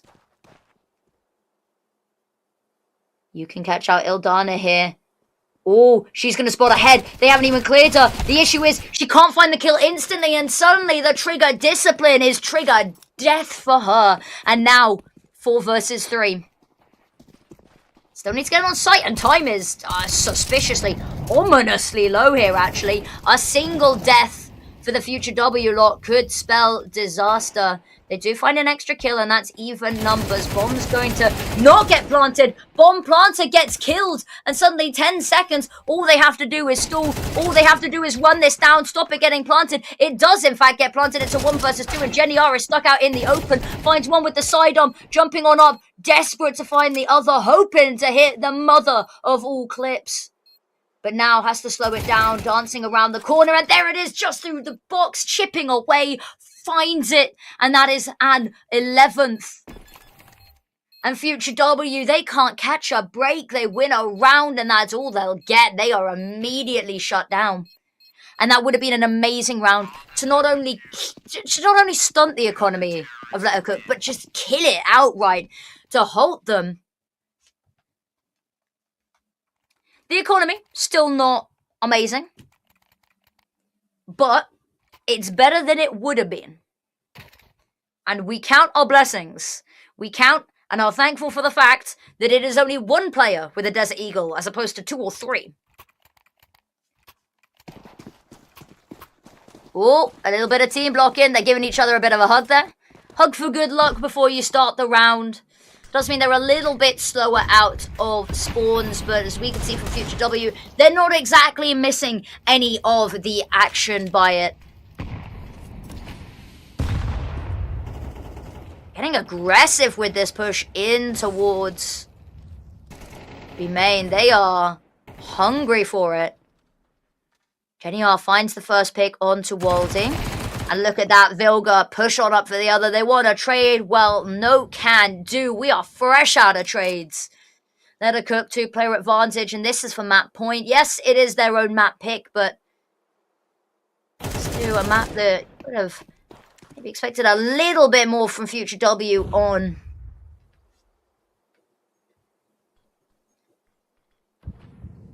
Paulie waiting. Oh, Ildana doesn't clear her. And that's going to be bomb dropped as well. And that's a bit of an issue. The Future W players know they have to get there. Now, it is only Paulie holding the bomb here. But that's okay. Because they do have to go to a site after this. I mean, it's better than okay. She's just going to stop them getting the bomb point blank. Milo wants to try find something. A nice little Desert Eagle to the shots ahead would have been nice. But no can do. Let Her Cook. Match point. Map point. And there is sweet nothing in the arsenal here for Future W. Maybe something flashy. You'd have to win 8 in a row. Maybe try up the pace. Go for something crazy. Slow and Steady hasn't won you the race yet, and Let Her Cook are about to cross the finish line. So something, anything to stunt them, just to trip them up before the final hurdle. Silji with the opening pick, and that's what we wanted. We wanted quick, we wanted snappy, and unfortunately, Paulie incredibly snappy. Milo even more so, but Vilga's pushed on further, and there's the bomb down again. An uncanny ability to drop this bomb. And now they can just coagulate on this position. Milo, frantic, fighting for her life. And her survival in this map, arguably her survival in this tournament, round the corner finds one. Now it's a 1 versus 1. Vilga, they know that she was the one that felled that bomb, that she's likely the one guarding it. But she's made a little bit of a reposition, and Milo's not exactly being quiet about the whole matter. Vilga's just going to push further back. Take the long-range fight. Oh, it's messy. Oh, it's so messy. And Milo, 1 bullet's all that it takes. And Vilga, she's held this bomb the whole round. 1 job to do, and unfortunately slips through her fingers. But it's fine. They have got 7 rounds to work with still.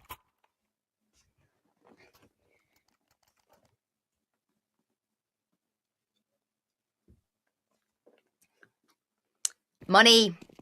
Enough in the bank for another buy for most of these players. Poor Spike, stuck on nothing but a pistol. She's been good with it though. And to be honest with you, it's usually her that kickstarts the rounds when she's on just this pistol. Vilga.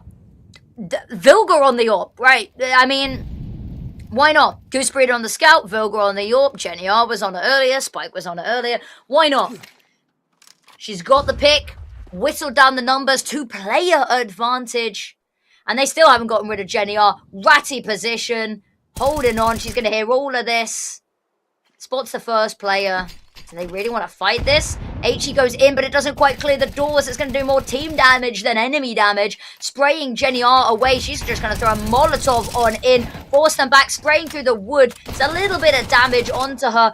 And that's going to be Waldy's signal. She jumps on down. She fights too. And suddenly this has gotten really weird and really wacky. 4 players. Spike. Trying to hit the flick, not quite successful. Turns her attention back towards tunnels because somebody's got to watch it. Paulie spotted all of this. If she drops down, she might be heard though. Spike, they know that she's on site. Desperate to find one. The back-to-back shots, neither of them will connect. Paulie, so suspicious of a player here, and as she should be, she might walk back into them. No, she's not going to deal with Waldy. No, she runs out of bullets. Not enough in the chamber. Goose Breeder's not going to hit the shot as well. And suddenly, it's the Yips. Nobody can finish this. Closer syndrome coming in bounds. And everything they needed in this round to close this one on out, to bring it over the line. But suddenly, nobody can hit their shots. But don't worry, guys. And we're going to say this again until it's a little bit closer. They've still got 6 rounds to play with.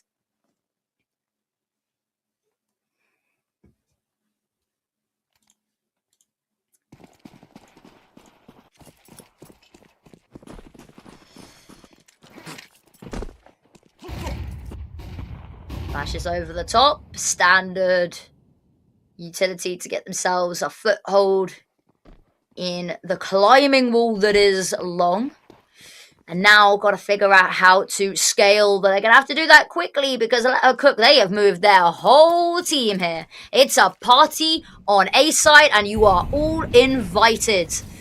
Milo running on forward. There's the first pick. Just spraying away. Oh, finds a second as well. Turns around for 3. Has to switch to the sidearm. She's used all her bullets finding kills. She's got 4 right now. She's on for the ace. And she goes and she gets it. And Future W, what a way to start turning this around. But if you're a Let Her Cook fan, and say it with me, they still got 5 rounds to play with. And this time, they've got weapons in their hands as well.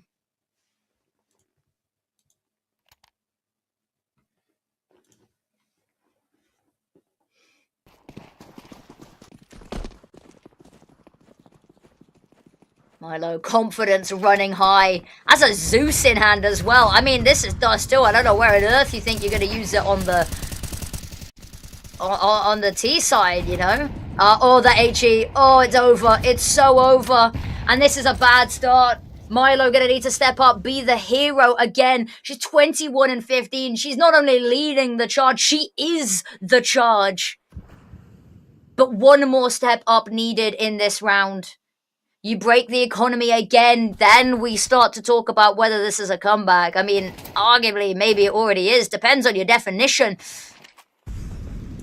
but it's all for naught here. If Goose Breeder can step up, there's an AWP though, ready to peek this angle. Molotov to try force her into this fight. She's not going to get forced though. You are not going to make Goose fly anywhere. She does not want to. Smoke goes on over. They're going to just sit on the hill. They're going to turn to the left. They're going to cha-cha slide over towards the B side. Goose Breeder's going to hear all of this though, and a couple of these players, low HP. By a couple of players, I mean just Milo. All of the stomping around. Spike's tucked on in. Not going to show herself just yet. Waiting for the rest of her team. Peeking out now. Be troublesome. Needs to be coordinated. The issue is going to be that Ildana's AWP. Trained. The watchful eye. Smoke goes over the top. Milo waiting. Here it is. They peek. They don't look at her. She mows down two. She has to switch to the sidearm. She finds another one. And we talked about the heroics needed. She's got them in buckets and spades and various other containers you can use to fill stuff with. She has got all of it. The clutch potential, the star potential. And between them, they hold on to this site. And let her cook. Guys, I'm going to sound like a broken record, and I'll be honest with you, I'm starting to doubt my words. They've got 4 rounds to play with. Ildana waiting. Ooh, chipped away by the scout through the wood. It's hardly damage to worry about. Oh, actually, no, it's half her health. Okay, maybe it is damage to worry about. Milo, again, stepping on up. She said, this team does not go down until I say it does. Silji, there's a lovely pick onto Jenny. Oh, now numbers dwindling. That's most of the weapons gone. It's just sidearms waiting here. Goose Breeder can't quite connect the shot. Headshot there would have been nice, but nope, no can do. Paulie wanting to follow this up, but the issue is not really wanting to give away the sound cue. Smoke goes over. Oh, they're going to flash in and they're going to push this as well. The confidence, they must be feeling it. Paulie's got one. Spike with another. Suddenly this gets a little bit scary. But again, an untoppable sight here. Oh, caught planting the bomb. Paulie's good for one. She spins around for the second. And she's got time. The crossfire dismantled. And that's it. 13-8. Had us on the edge of our seats there. There's a world where Future W bring it back even further. But no, let her cook. They do finally close this one on out. Maybe a little less cleanly than would have been desired. But a win is a win, and they steal their map pick. Now, Ancient is coming up next. That is going to be the pick of Future W. And we saw Let Her Cook on this map earlier. It wasn't anything special. It was a loss, and quite a difficult loss, I'll be honest with you. But they have played it today. They're warmed up. Maybe something a little bit different. Maybe we see this go the whole full distance. Because Let Her Cook, they haven't had a 2-map affair this entire qualifier. It has gone 3 every single time. And maybe we continue that up. But we are going to go to a break to find out whether Ancient is where this series lies and where we crown our first finalist. Crown our first finalist, or whether it is going to take one more map. Don't go anywhere. We'll be back with Ancient really soon.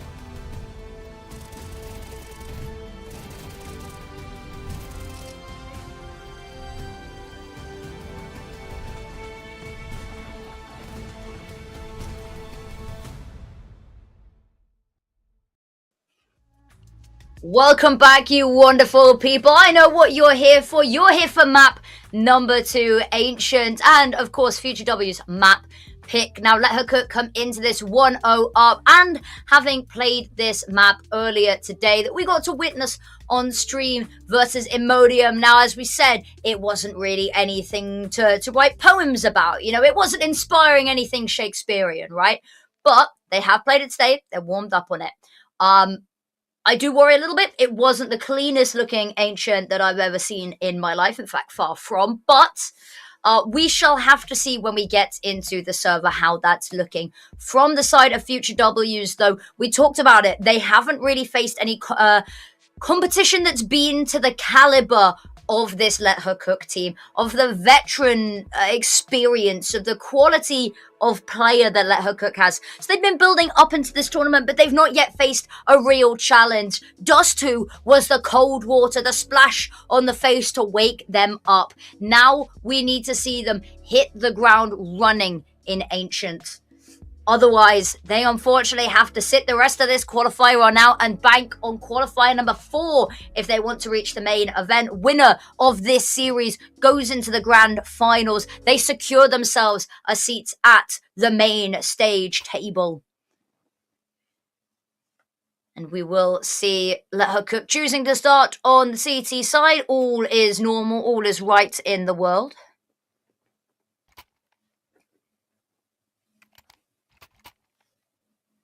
Now, kit on Goose Breeder, and a smoke kit as well. On the flip side, Future W, heavy util on Ildana there. 2 flashes and a smoke. Gives them a clear site execute, and it's clear that we're going towards this B site. That smoke going to get used early. They want to give Let Her Cook no time to acclimatize into this map. Thrown straight into the deep end, thrown straight into the freezing end.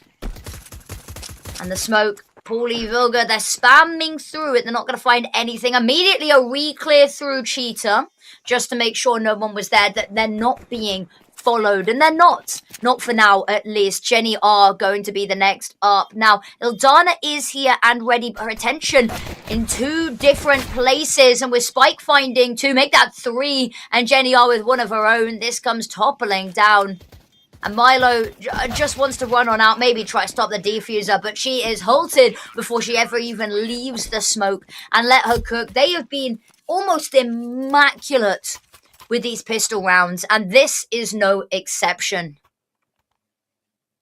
Future W, though, bomb gets planted. They can afford a cheeky splash, you know. You can be a little bit spenny with this one. Whack a Galil on, whack a Mac 10 on.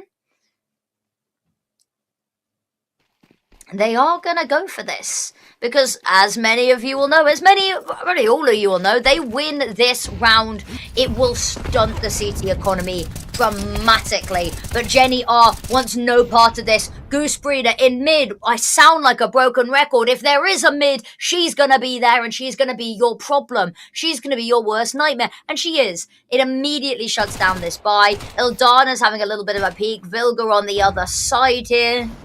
Dangerous bow to go up against. Vilga's found the pick. Now Silji slamming away, finds 1 onto Paulie, but is instantly traded by Vilga, who just slides on out of cave to collect her bounty.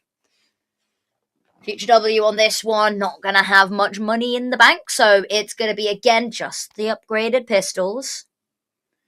And a smoke, you know, for good luck.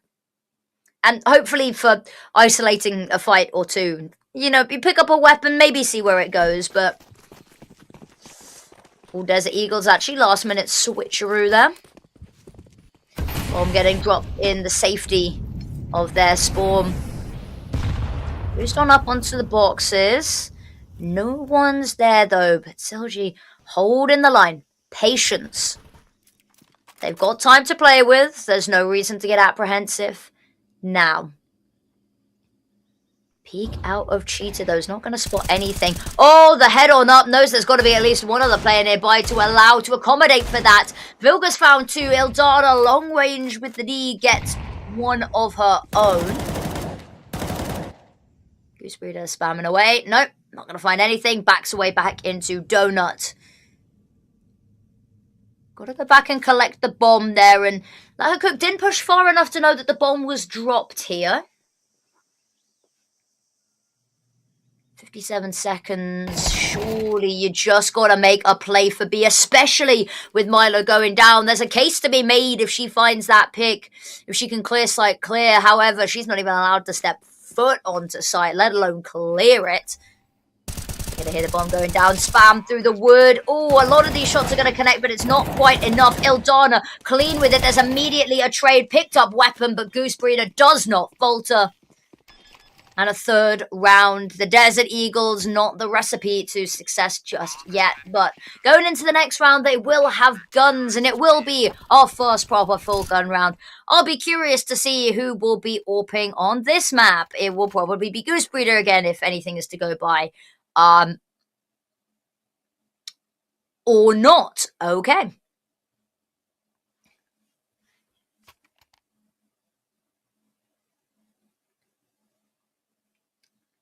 Go round number 4. AWP in the hands of Spike. Already proved competent with it. More than competent, actually. I'm doing a disservice to how she's been on the AWP. Ooh, Ildana's got an AWP of her own, and she was crispy. Especially in the beginning half of map 1. There it is, the pick onto Goose. Paulie's found 2, though. Quick round the corner. Ildana's really good with these tight angles, working the AWP like it's a shotgun. So we're going to hit all of this. Smoke comes on out. They're not going to peek, though.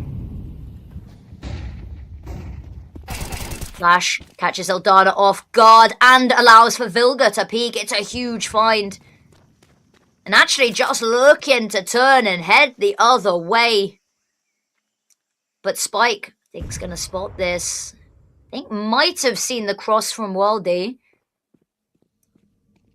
You can see they're looking to pull Vilga over as well as they clear through. Jenny R's not going to spot anything. Not going to see anything mid. And once they have to do the due diligence clearing, there's going to be a lot more speed put on at the moment that Spike hears all of this. Calls it out. You can hear the digits being typed on in. Jenny R immediately cops a bullet to the head. Spike goes down as well. So this is looking like a good start to the site hold. Jenny R rotating on over. Vilga peeks on out. Lolita holds the line, finds it. A lot of damage sustained, but the issue is going to be there's a crossfire the moment she peeks one, the other will swing on out. Oh, amazing flash from Lolita. Doesn't even know where to look now. Pushing on forward, round the left-hand side. Low HP will be capitalized upon and then some. And Future W around on the board early this time.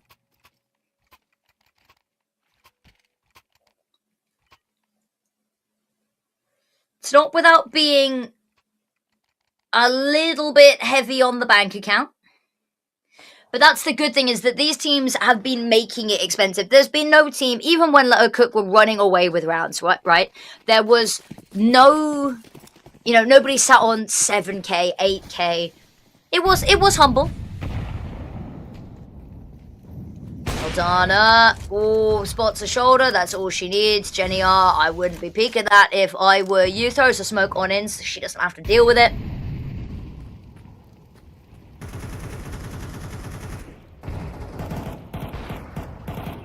Goose Breeder now on the AWP.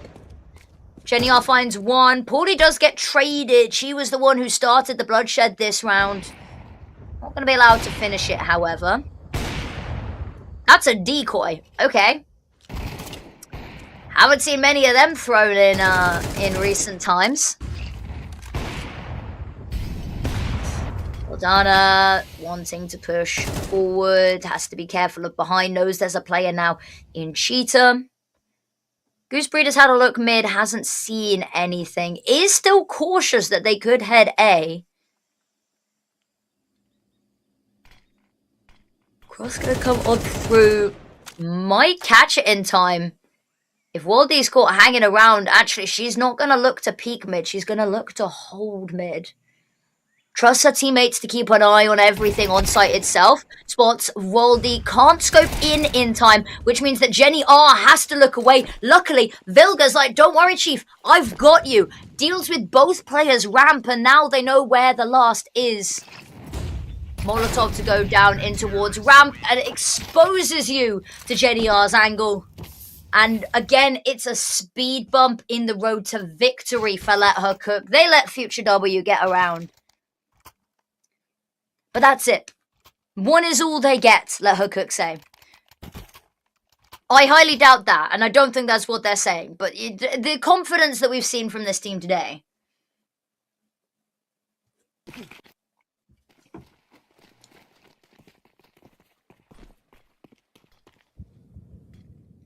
Smoke goes out for top mid. That is absolutely getting disrespected. Smoke goes in for Donut, so they've got no option but to fight in mid if they want any line of sight into mid. Goose Breeder finds the first. Ready for the second. Make that 3. They evaporate at her touch. And now Ildana and Silji sat wondering, how do we formulate a plan with a Tech 9, a Glock, and 2 flashes?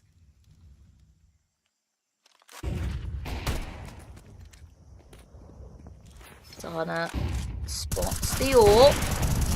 AWP not connecting the shot. Spike actually just gonna swing with the sidearm. Has one of her kills stolen by Goose there, but does find the second.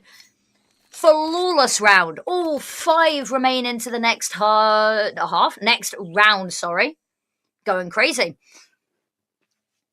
Future W, this has to be the turning point. You really don't want to let her cook get 6 in 7 rounds. You don't want to give them automatically even at the half, with the opportunity to do some, right? Compounding interest on these rounds.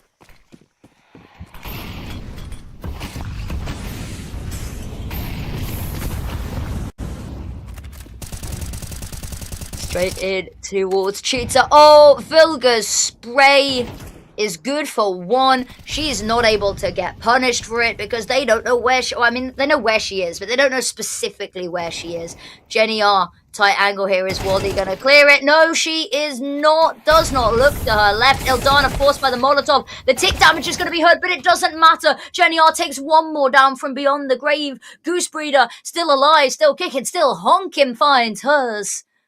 And now it's just Milo, who was absolutely the savior of many rounds in that Dust 2. There wasn't many rounds that were able to be saved, but she put up her damnedest. And Let Her Cook secure themselves a 6th. Money is not going to allow them for a full buy again. And Let Her Cook have just kept Future W on the ropes and on the ropes and on the ropes.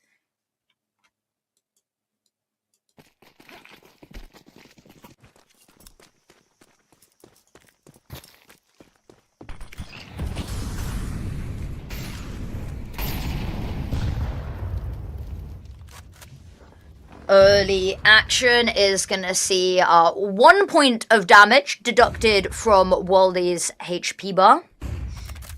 And here they go, filtering on in. Vilga, it's an absolute massacre in Cheetah. It's a bloodbath. Dana finds 1 instant trade. Jenny are just going to keep on going. And what more could you ask for? What more could you ask for?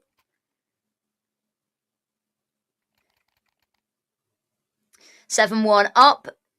I'm feeling a little bit reminiscent of Let Her Cook today. They like having 7 rounds up. They like having all of this lead.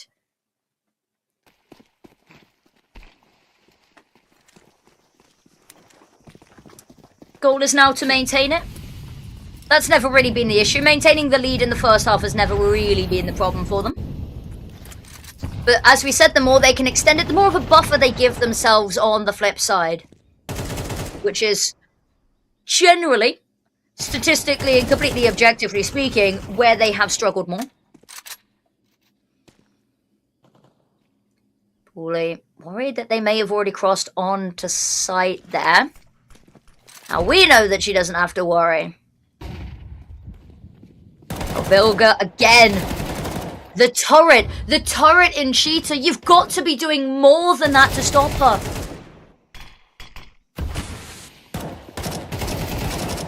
Oh, I can't believe you get that. I get another one. I love this Future W team, and some of the players, I have been following their careers for ages, but you know that Vilga has been in this room. You know that she has run amok with you the past 3 rounds. You gotta do a little bit something more to weasel her out there. Like, she's good, all power to her, but Future W, if you're wanting to push Cheetah, you gotta come in with a game plan, and it better be airtight.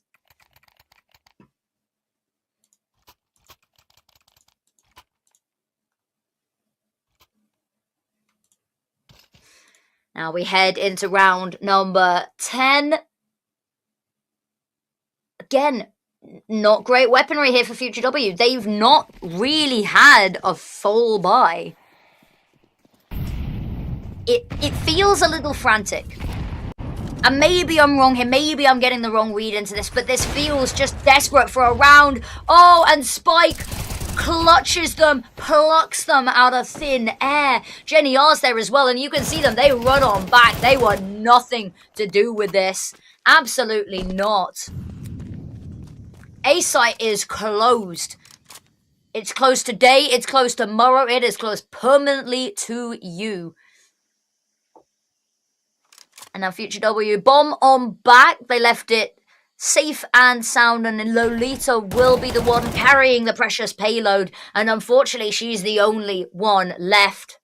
A pilgrimage to this site now, where nothing but danger awaits. Around the left-hand side, she takes down Paulie. Immediately the transfer to Jenny R, and that has bought herself enough time for a plant. She has won herself a plant, but the issue is going to be, can she find a way into the post plant? Flash goes over the top, but Spike, unaffected, pulls the trigger and finds them a 9th round. And we said earlier, let her cook. The Ancient wasn't looking great. This is looking spectacular. And Future W, they came into this, they picked this, and it seems to be falling apart a little bit. They can't get past Vilga, they've not accounted for Vilga. And then even when they have Spikes hitting shots like this, and again, we talk about it, you never know who's going to be holding the AWP and where the AWP is going to be. Makes it very difficult to prepare for.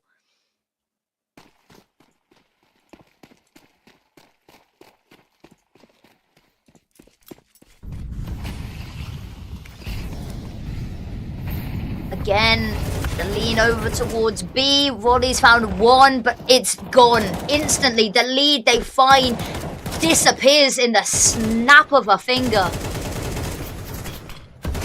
And look at this, Milo chasing down Vilga. It's a risky move to put yourself in that situation, especially with Paulie on the other side, who says that will not go without justice being served. And Silji does not have the bomb. She has an empty site, but you're missing a key component here. Maybe she slips the net. Maybe she can find another pick here. There's a minute on the clock, so there is time to work with.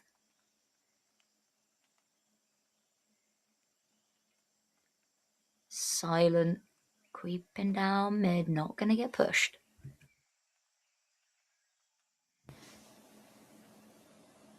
Double checking, no one's holding. You know, Vilga's been here a lot, but Vilga's dead, so feel a little bit of reassurance here. Watching, wondering maybe someone's behind the door. They're known even in these advantageous situations. We saw it when they played a 5 versus 4 earlier, with MB being disconnected and unfortunately Modium having to play a player down. We saw they didn't get over aggressive. Well, maybe a little bit towards the end, but for the majority of the game, they played very respectful. They played as they would any other game. And they're doing the same now. No choice but to go here. It's going to have to be quick. You know, 4 seconds. The only thing that you need to worry about when you hear the footsteps, the timer that low, is 1 bullet does the trick. Any setback and it's over. And staring down the scope of a 11-1 here if they're not careful. Everyone's got AKs this time. I would love to see a clean A hit. I think that would not go awry. But no, they barrel towards B. Milo leading the charge again. HE to soften them up. Milo's already ahead of them. Milo single-handedly being the reason they have this entry in power. Bully, amazing for one. Lines up a second one here as well. And there's so much damage done onto her teammates. HE gonna take down Lolita. And now bomb goes down, so they have a pinpoint on her location. She's on the B site. But now, time has slipped away. She's managed to fall back, find somewhere to work with. She's clearing on out. She's got no danger from behind. Means that she can refocus all of her attention on towards Cheetah. On towards Cave and Ramp. Here's the smoke go out. She's just going to play for the spam. Oh, they're not even looking her way. Spot somebody's backside. And all they have to do is bodyguard this. And they do, in fact, succeed. Wally not able to get there in time to stop the defuse. And let her cook. 11-1 half. They want this done. They want to book themselves into the main stage. They've still got a grand final to play, don't get me wrong. But they have been toyed with, teased. They've had this grand finals dangled above their heads every single qualifier, and now they look to lock it in. A pistol round and a conversion, that's all that's being asked of them right now. 10 rounds, that's it. That's how much buffer they have here. Already on site. But look at this. I mean, Spike's going to call over that she's seen all of them, question mark, over towards A. And they're going to get ahead of this. They're going to make sure that this retake doesn't even see the light of sight. And there it is. Paulie with another one. Finds the first and the second. Waldy going to trade. And Ildana still available going around the other side of the map here. Running, sprinting, gonna get caught by Jenny R. It's a little bit of a tussle. Jenny R's gonna win it on out. Waldy, amazing one tap. This has been the crispiest of all pistol rounds. But now, Waldy needs something miraculous. But the issue is there's no kit. Finds the first. Goose Breeder just has to delay, and the time's already gone. They found themselves a 12. It is series point, and for Future W, tournament point. 11 in a row. It seems like way too much to ask. It seems way too much to dream of. But they force the MP9s. They have to. There's no other option.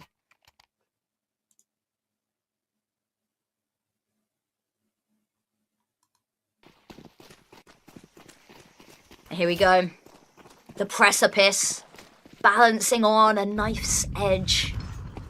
Jenny R gives the bomb a little spin for good luck. Throws in the HE. It's not going to find anyone just yet, but they're going to run on up here. Lolita. We're a little bit worried, dancing with this angle. Vilgar, Paulie, they both find their shots. They both hit their marks. Now Milo needs to step up, be the miraculous savior that she is. Finds one, manages to just about duck back in. Oh no, she goes for the repeat. Disaster. Ildana finds one just to keep the number somewhat even. But now Waldsy, the last player left alive, and you know where she is. She's not going to clear this angle, and one bullet from Spike's going to get the job done. It's a 13-1 to close out this series. Let her cook. Congratulations. You've done it. You've broken the curse. You've got yourselves into the grand final and secured one of those two spots in the main stage. And commiserations to Future W. It's been well fought from them. Unfortunately, though, just too much of an ask against a Let Her Cook that are looking, quite frankly, unstoppable. That are collecting veteran players like they're the damn Infinity Stones. So well fought and commiserations, but Let Her Cook. There was no one else it was going to be. We're going to find out who they're going to be up against in the grand final shortly, because Need a Chance versus Fingers Crossed FE will be coming up soon. That's going to be an absolutely amazing game. If you need a little bit of, entertainment whilst you eat your lunch or your dinner or your breakfast, regardless of where you're based, that is going to be one you want to tune into. And even if you've got nothing to eat, you're going to want to watch it anyway. It is going to be incredible. But I will see you all in qualifier number 4. So from me, goodbye.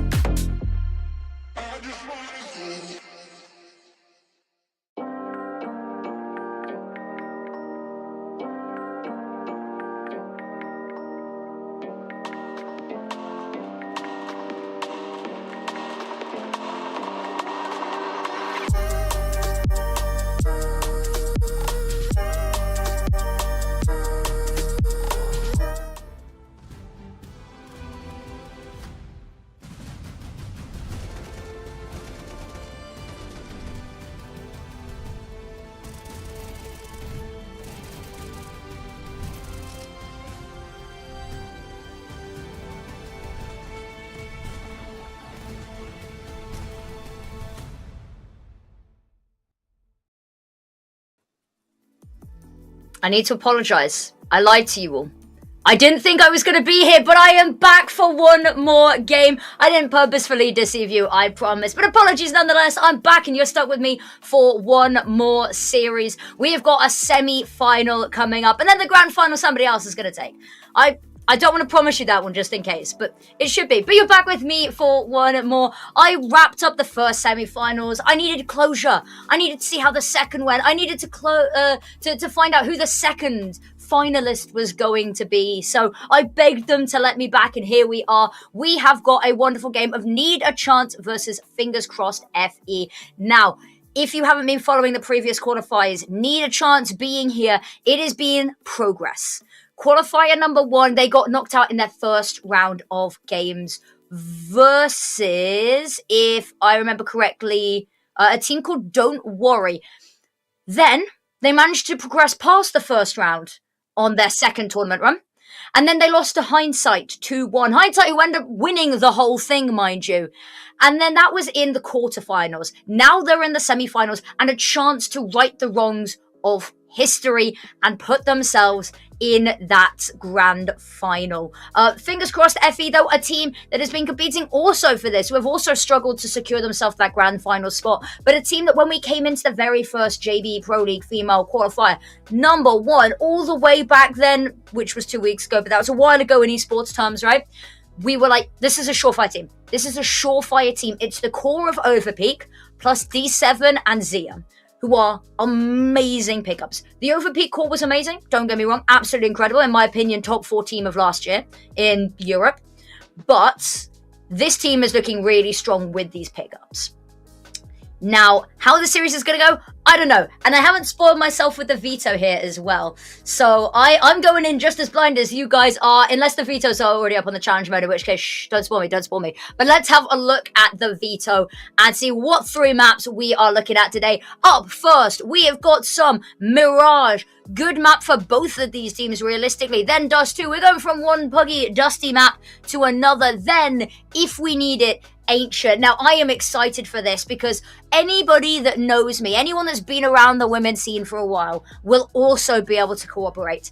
D7, the new pickup for Fingers Crossed FE, in my opinion, in her time during season 4 and 5, she was one of the best Ancient players. And you know what? Maybe a controversial take, but that's where I stand on this. So I'm excited to see if it goes the full distance, and it very well could. Both of these teams, incredibly high caliber. If I had to predict, you're holding a gun to me, you're holding a gun to my head, you got to predict a team. I would say Fingers Crossed FE to win the series out, but I don't think they will be given an easy time. Not in the slightest. Need a Chance, they've been slowly progressing, and it's good to see that they've been getting further and further in the tournament.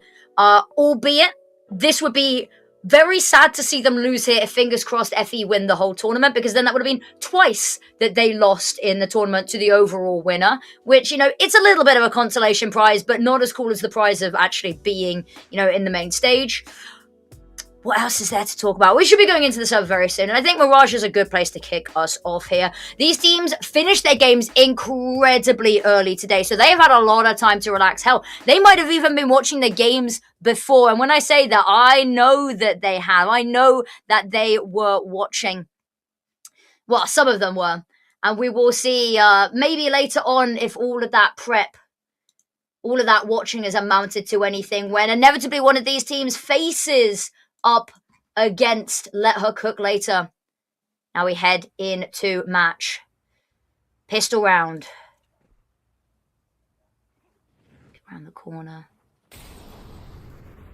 Smoke goes out, gives them the ability to burst onto the site. Player spotted ticket booth. Are they going to clear the payer? Hell, yes, they are. D7 gets wiped out by Rizoxa.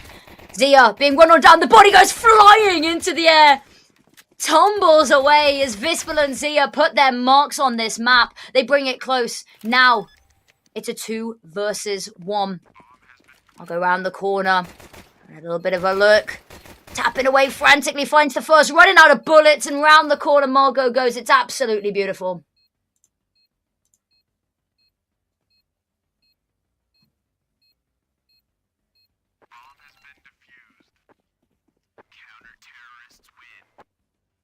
Now, Bomb defused, first round on the board. Just to clarify some names, just do some housekeeping here. Sonic W is Margot. And then we have, who else do I need to clear? No, I think that might be everyone whose name's a little bit different. So if you see Sonic W, that is Margot. She's been a long-term staple of the scene. Just so when I say Margot, nobody thinks that I'm losing my sanity. I am, but for completely different and unrelated reasons. Vispal, looking to lead the charge. Having a little bit of a look in towards mid. She's not going to see or hear anything. She's near enough by to rotate into Connector. Unfortunately, Connector completely smoked off. Zia, tucked under hell. There's always a play here, but she lines up three of them. The first play goes down, and neither of the two players she lines up notice. Melrose finds a pick in the mix, but it is a small consolation.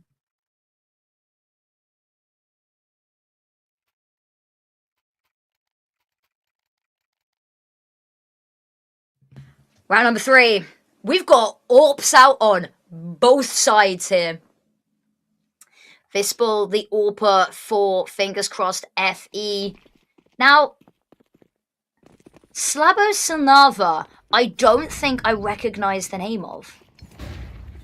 Might be some new CIS talent. Maybe I've lost my mind. Maybe it's an undiscovered gem. InQ, immediately taken down by Vispal's AWP. Taps going through, just spraying through the smoke. Nobody's home, though. Nobody dares peeks that. Zooks has already managed to push onto site there. The spray transfer, though, not going to hit. Zia locks down this site. Now 3 versus 5 is where we find ourselves. Slaba Silnava, who genuinely, I want to call Slab just to shorten it. But I'm going to try stick with it, the full name. Yakusha, pushing on forwards. A player that actually has really surprised me when she hit the scene running. Ready for a little bit more, gets the first. She's still nearby, and the AWP missed shot. Maybe a little bit of a bait for Yakusha to peek there. Unfortunately, Yakusha caught looking elsewhere, caught by Vispal's AWP, and it's a quick third round. Our money going to be a little bit tight, so maybe some Desert Eagles, maybe not much more than that. And fingers crossed, Effie, an amazing start to get going.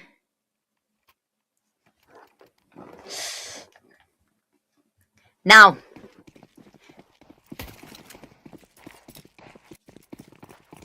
smokes go out, taking that mid control. Need a chance. They're gonna send InQ to have a little bit of a look, but Vispal has the AWP, and she's never just gonna peek window. She's ready on catch. She's ready wherever you think she may not be, and Vispal's got the first and immediately able to pivot. No! Caught, stuck on the window, unable to get through. Will fall, and Vispal's there. No, she's not gonna find the first, but she's gonna pluck them out of the sky, feather by feather, if they try and jump past her barrel one more time. And D7 tucked on in tight corner, reposition. And Melrose actually holding kind of in the right place there, but D7 slightly further to the left here. And she's not going to peek. She doesn't need to. She's got the rest of her team to. It's a little bit messy. Almost got taken down there, but D7 is there to collect at a 4th round up.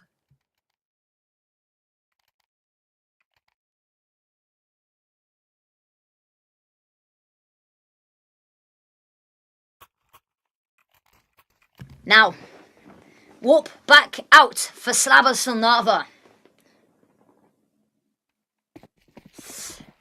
Will we be able to see it provide a little bit more this time? I started Sanaya. Sorry, my bad. I thought there was a V.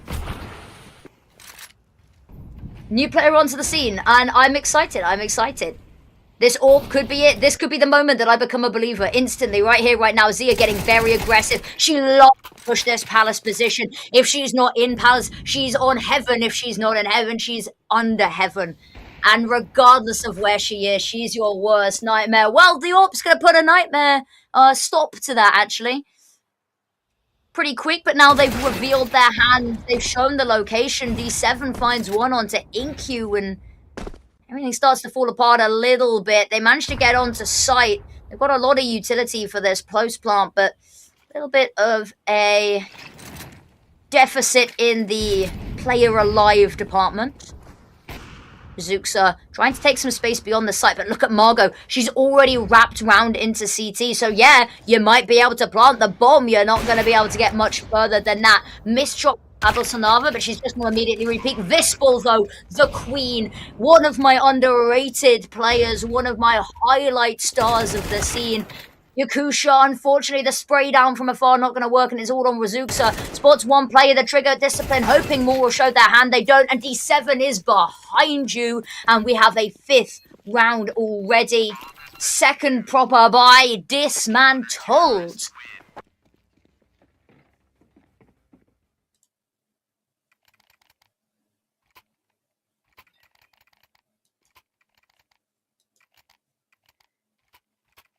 Now, where are we going to see this go? There's not enough money for the AWP again. So Slabosanava's just sat on that Naya. I'm going to get it right eventually. Slabosanaya is back on the rifle for now. Ollie over the top. Zia this time switching it up. She's gone Palace. She's rushed Palace. Doesn't want to become predictable. She's going to wait on site this time. Let the rest of her teammates take this space over towards mid. And we said no sniper in the hand, but the AK's making it work. Margot wanting to find a response. Still locked out by these smokes, will be unable to do so. They've managed to take this catwalk control with another smoke blossoming. Not much that can be done. Bitka, Margot looking to hold on to this site. Very slow here from Need a Chance. They've not given away anything. They got their opening pick and they said they're done for now. Fingers crossed FE push, and push they do, but unfortunately Abika's going to find a pick. Smoke goes on out. Slabus and Naya already in position, but it's an amazing flash. It doesn't matter. Luckily, Inkyu round the corner quick enough to save her teammate. 2 versus 4 here. Margot waiting. Here's all of the footsteps. Here's a player bench. Not ready for it though. Not able to adjust in time. And even with Inkyu's diminished health bar, it doesn't matter. D7 has the money to try something, but maybe you just want to keep hold of the AK. Of course, not able to buy one on your CT side. And Need a Chance. They're going to secure themselves their first round. A little belated behind where they'd like it to be, but a first round nonetheless to stem the hemorrhaging that was that opening succession of rounds.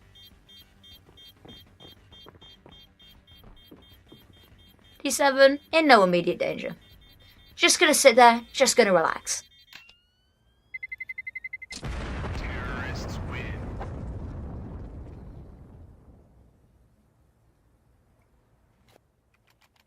Now, round number 7. Need that round to be the catalyst for a little bit more. We need to see, Sabos and Naya's back on the AWP here. But I want to see it be more than one round in a row. If fingers crossed FE get right back onto their winning ways, then I fear that this half might be done pretty quickly. Both have a full buy. Both full buy, full utility, nothing missing. The whole works, all the fixings. Vispal having a look. Lovely shot onto Inkyu. You know that's the mid player, so you're not sure if there's any more. Yakusha's ready and waiting maybe to take up the mantle. Zia, smoke onto Palace. It's given her away a location to Slabos and Naya. Waiting. Oh, she has to adjust. Vispal takes down her teammate. She's still kicking though. The AWP still alive. It's an awkward angle to work with, and this is where Vispal thrives. The short little angles, the small little pixels. Melrose finds Vispal, and it's untraded. That alleviates the pressure of the AWP holding Slabos and Naya back and pinning her into ramp. Now pushing on forward. She's got an idea that somebody's there. And Zia just tucked on in. She doesn't want to give away an ounce of information here. Molotov goes in, goes deep. Slavos and I ahead of it. Zia watching the smoke here.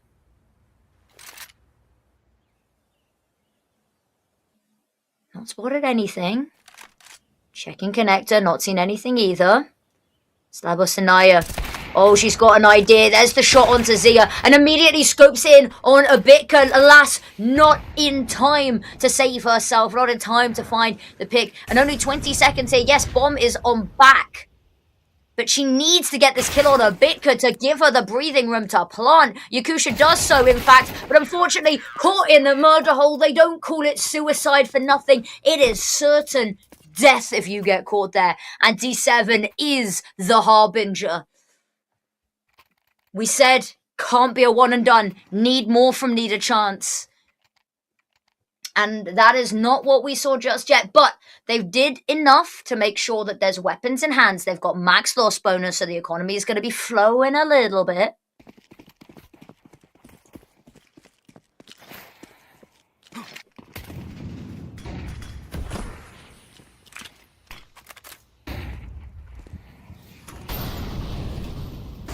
Thank you.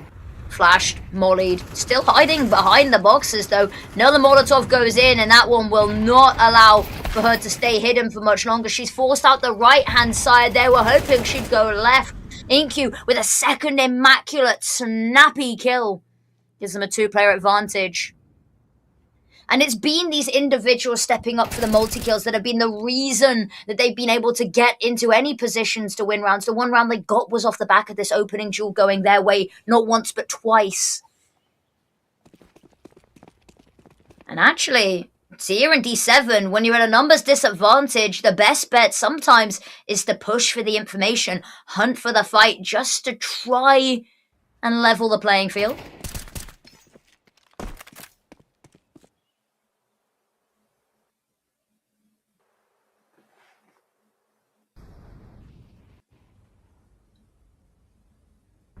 Crawling slowly through the apartments. It's only Abitka here. She's going to hear the Molotov and she's going to want to be calling teammates over. You can see Zia's already there, but unfortunately a little too apprehensive. Gets caught. Abitka knows there's one behind her. She turns around to deal with it. Unfortunately, nothing that she can do in that situation. And D7, pretty far removed from the situation, has run on over. The issue is, Orb on site watching. You've got somebody watching for apartments. Razuksa's going to be the first, and even if Razuksa falls, the Orb is going to be quick to flick. Lovely spot there from Razuksa, and I think D7 knows just to call it quits. And it's a good attempt. Maybe not. It's a difficult one. You don't lose the player to the suicide pick, then maybe it's a bit doable, because then Abitka doesn't have to worry about behind her, right? There's no flank. She can just push forward. They clutch in this situation. But that's not what we saw happen. So I think it's more so a chance that Need a Chance played that incredibly well.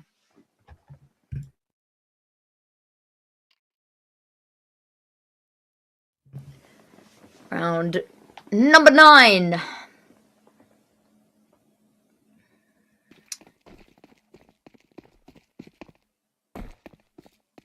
Popping on over the top. Razuksa looking to make a little bit of noise over in Palace. All a bit of a misnomer, let's not kid ourselves. Inkyu though, potential crunch available. Yakusha held at bay by the flames. No sound cue is going to be given across here. Drops on down. D7's in a little bit of a risky position. She just needs to get out of there. HE to go deep is going to hit its mark for 7 damage, and 7 damage only. Margot pushed on up. They are having a look for this though. There it is round the corner. She's holding for the elevation. I think she heard the footsteps. And there's 2 of them here as well. And that's going to be the Orb just backing away. There's no point in pushing this. It's a risky angle. It's risky business. Vispel lining on up.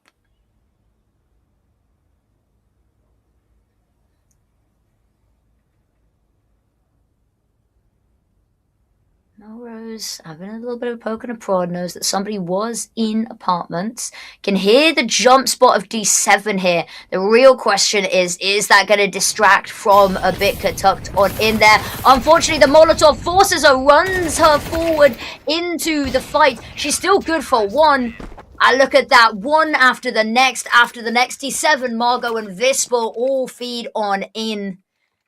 I need a chance, don't stand a chance.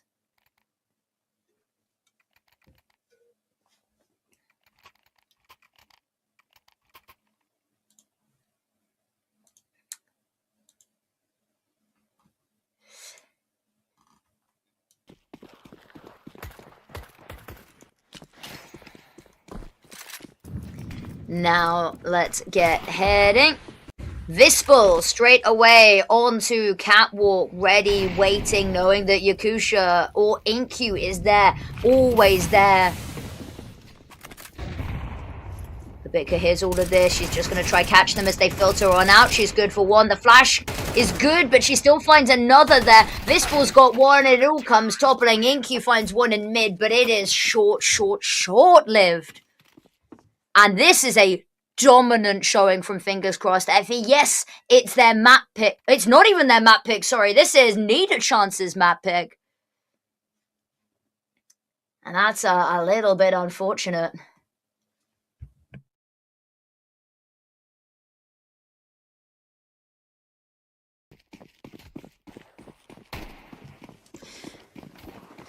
Now, we're heading on in. Mid again, you know that at least one person's Inkyu's always going to be there. It's a certainty. You can depend on it like the sun rising in the east and setting in the west. She's ducking and weaving around these smokes like her life depends on it, and it does. And in fact, Margot's life depends on it too, but in the opposite way, she will fall. And Vispel there to try patch the gap, but unfortunately so many smokes, so little information to be found, but the counter to her smokes, just throw in an HE. Still not going to see anything though.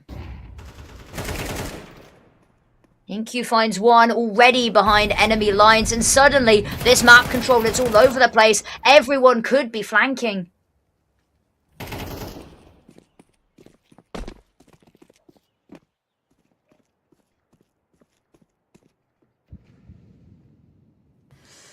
Now, Zia, a bit, can they piece anything together? Zia, they might walk directly into her, and she's good in the clutch. She's great in the clutch even. Bomb, however, is going to get rotated on over towards B. They've got the time for it, and nobody's really nearby. A Bitka being the nearest player, and she's on Catwalk. Still a fair way to go, and she's not on Catwalk for long. Not Catwalk, Connector, sorry, for long. She is down, she is out, and Zia, you've got the money if you want to try it. To 1 versus 3, you know a couple of these players are tagged. You can find Inkyu. Oh, the HE though, it's a horrible combo. Dies to the Molotov, spreading a little bit at the end there, Inkyu, but they're going to take that, a worthy sacrifice, burning alive for the sake of an extra round. Anything to claw back at this gap.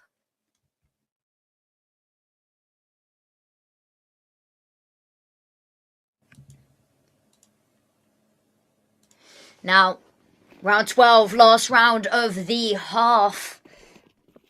And it's going to be a goodbye from all fronts. We are missing the AWP, and actually we've been missing the AWP of Slabel Sanaya for a couple of rounds here, though. Vispel actually liking to be a little bit more in mid, and oh, I stumble over my words as Inkyu stumbles into the crosshair. Immaculate shot there, lovely adjustment. All you need to see is a pixel at the head if you are Vispel. A Bitka. Smokes are cosmetic, purely cosmetic. Even as it fades, she was content to walk through it anyway. Fall back on site. Over-aggression has been their enemy in this map.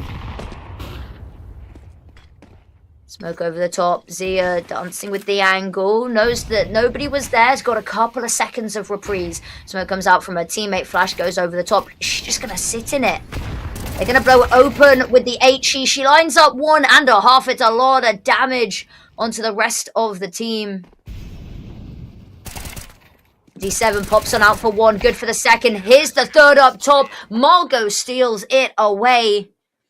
And a 9-3 half. We talk about the 9-3 curse, but I mean, what a run of form from them. I wouldn't be worried if I was fingers crossed FE. Even if you lose the pistol, so much space to work with here. And these are players that are good on Mirage. These are players that are primed on Mirage.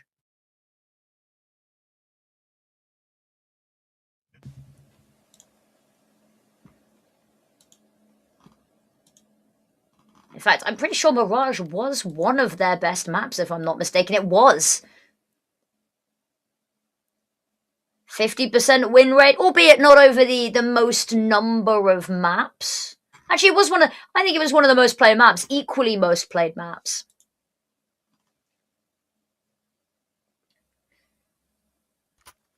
Lost to Bigger Keeper, lost to Imperial Valkyries, the Titans, but they did not waver against Flame Sharks FE. They did not waver against Peekaboo.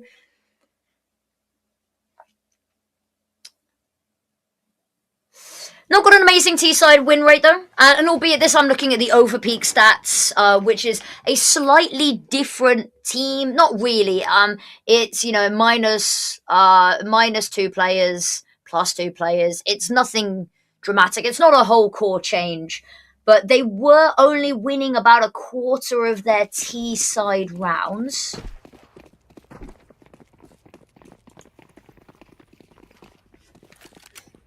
So maybe this buff are going to be good. Maybe the new injection of blood into the lineup, D7 and Zia, could be the change they need.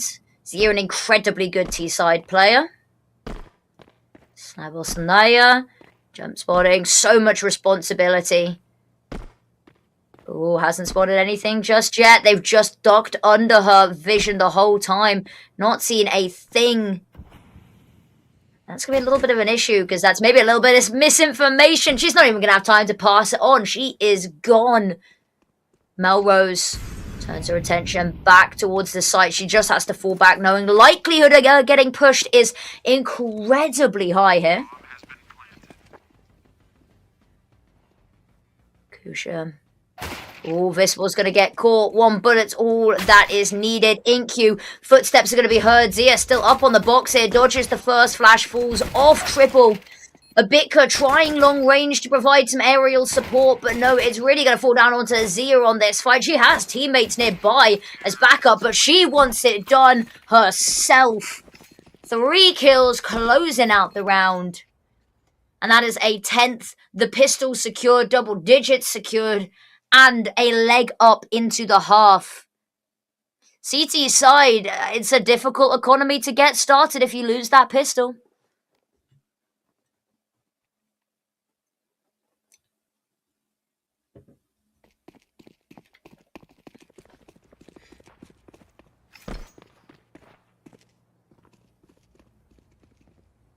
Okay. Stacking this A site. Am I hearing anything just yet? The apartment players, they've had a bit of a poke. They've had a bit of a prod. They've not found anything suspicious yet. Actually, they've called to back away and rotate over towards A. Now, you guys at home, we have the vision. We can see the mini-map. We've got cheats enabled. We can tell this might be a little bit of bad luck for fingers crossed FE. Call it bad luck, call it not enough information gathered elsewhere, or maybe just sheer confidence when they execute on to this site. 2 players in hell. They line on up. Margot's going to find both. Spins around for the third. Gives us a 12. Zia's got 1 more. And now it's just InQ, the 1 player that wasn't stacked with them. And they're having a look for her. And she's just going to hold this tight angle, hoping that they over-aggress, they peek into her. Maybe she can steal away a weapon. But they're not peeking the way that she wants them to. She's adjusted, pushed a little bit further forward. Testing her luck once more. InQ's going to hear this. Here's the metal shatter. And Zia round the corner. Lovely little peek there. That's an 11th. Absolutely denying anything for Need a Chance here.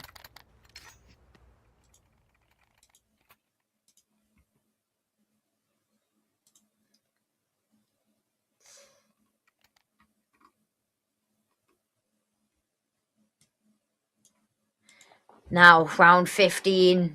It feels like this is already starting to draw to a close.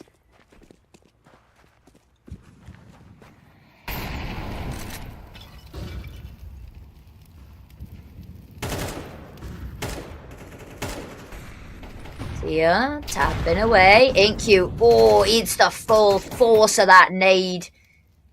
Mid control's lost well and truly, and they know it. Razuksa dealing with a whole lot of utility headed her way in connector. Actually, a Bitka trying to make something happen over towards apartment. Flashbang doesn't go particularly deep. That bomb is looking committed to B, though.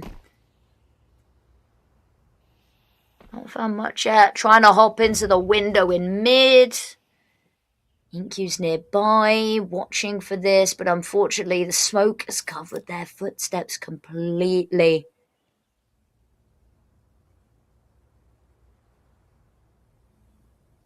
Fistball waiting, holding the angle, and you're never going to expect it there. Razuksa, the first to topple, the first in a sequence of dominoes. InQ goes next. Yakusha puts up a little bit of resistance, finds a second there, but caught switching weapons. It's going to get punished. Slabosanaya goes down next, and now the final piece of the puzzle falling into place. Melrose finds Zia, upgrades to the AK, doesn't want this to go, doesn't want to let them get map points. This was their map, this was their pick, and it's all gone terribly wrong. Melrose finds Vispal to change weapons or not, looking the wrong way. D7, oh, beautiful, round the corner, one done. Doug's back in. Gets way closer to a miraculous clutch there than it ever should have. But a win is a win, and a round is a round. And the money, weak for Need a Chance. 9-round lead. All the money in the world you could ask for to replenish this by. It doesn't matter as if it was expensive, if you can win out here. And even if you don't win out here, enough money between the team to make something of the next couple of rounds. A Bitka straight through the Molotov, not a care in the world. She wants this map done. She wants to go to the grand final, and she wants to go now. D7 gets 1 completely blind and 2 with full vision. She's on for a little bit more there. A player pushing around the side. Looks away at just the wrong second, and it's going to be a swing on out there. Ooh, duck on down. She's found herself the 4th. And on for the ace, just throwing everything at it. And oh, disaster. Bullet to the head. She's denied the ace, but the 4K is more than enough to work with. And that is an absolute blink and you miss it of a map there. Quick as you like. I mean, we've only been going for 25 minutes or something. The quickest game we've seen today. And it's unfortunate because this was the map pick of Need a Chance. We talked about how the storyline of them rising up, every qualifier getting further than the last. And this is the way that it's looking to shape up. This is not the tone that you want to set on your map pick when you've got to go on to Dust 2 next. And if we're seeing Vispal anywhere near as perfect on the AWP as we did on Mirage there, we're in for a world of hurt. But alas, there is a break coming up first for you guys to go and replenish your snacks before the next map. And I will see you all very soon.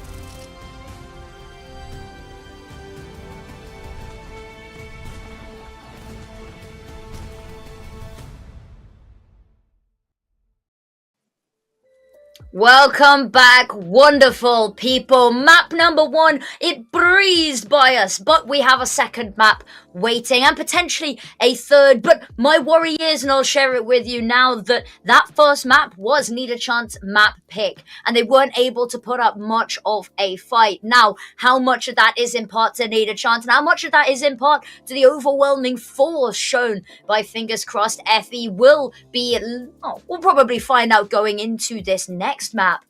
We are going on to Mirage now. Not Mirage, sorry, Dust 2. Neutral territory, again, another one of those puggy maps that even if you've not played much with the team, everyone's played a bit of Dust 2. Everyone's queued a little bit of Dust 2 in their own time. It's a map that we all kind of know and call home, right? So you'd be expecting some big things here. We saw Vispel on the AWP, absolutely amazing. Slabasinaya, one of the new players onto this Need a Chance roster, picking up the AWP for them, was struggling at times, hit some very crispy shots, but maybe not as 100% dependable as the incredible Vispel. So maybe we see that Battle of the AWP strengthen a little bit. Maybe we get to see a little bit more of the clash of them head to head here, God. But I'm excited. This should be a good map. I'm a little bit worried, as I said, that Need a Chance, if they don't win the pistol, if they got off to a slow start, could be a little bit over. We talked about T-side not necessarily being the greatest for the overpeak core when they were playing Mirage last season. But not the same case here on Dust 2. No, they've got a lot better of a standing on this map on their T side, and they're gonna need it to kick us off. Yeah, actually, they've got a better T round win percentage than they do CT, albeit not by much. Well, I kid you not, by about 1%, statistically speaking. But as we know, statistics without context can be a little misleading, can be a little bit of a diversion. So we're going to have to see if they can put it into practice, whether they can start us off on the T side as fiery as we know they can finish it. InQ was the mid player overall. Mirage is the mid player right here, right now, at least to kick us off. Smoke goes out, gives them the ability to push up mid. Completely uncontested. Nobody's in tunnels. Nobody's catwalk. It is going to be a bit of a brawl over onto this A side. So yeah, going to be first up. An incredible entry player. Razuksa flashed off. Molotov in her face. Can't push on forward. The drop on down here. Melrose is taken down. Unfortunately, InQ was also there, but she is short-lived. Abika immediately. Round long. Vispel's found it. Yakusha's the last left alive. She's running, but she's been heard. Abika posted on up here. Yakusha has a sneaky suspicion she's being watched, and she's absolutely right by not one, but now two people are here. She spotted one head. The duck on over knows there's a second, but Zia will pounce, immediately avenges her teammate. And we said, fingers crossed, FE, great T-sides. And if they got a running start into this map, it could be catastrophic. And the first instance, oh, Margot got a little bit worried there, but is immediately back. Very quick return there. And we're straight back into the game. Weapons brought on up here. Couple of AKs, couple of Galils, and a whole lot of utility to drive home this next round.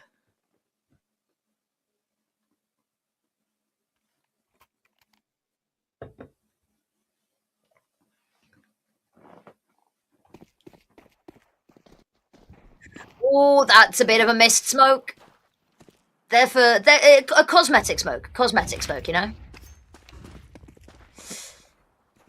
Now utility goes on out, smoke just to stop them peeking. Mid gives again the room to work for Margot. This time though, Melrose looking to get ahead of the curve. This ball jumps up top, finds the first site already clear. Now reinforcements are on the way already, but Abika is going face first into the heat of battle. This ball finds a pick of her own and they're not going to stop. Babasanaya, a bit of a messy one. It's just an eco here. And there's Margot, final pick of the round. I hear a little bit of clicking. I wouldn't be surprised if we ended up in a little bit of a tech pause coming into this. Yeah. A little bit of a stuttery round.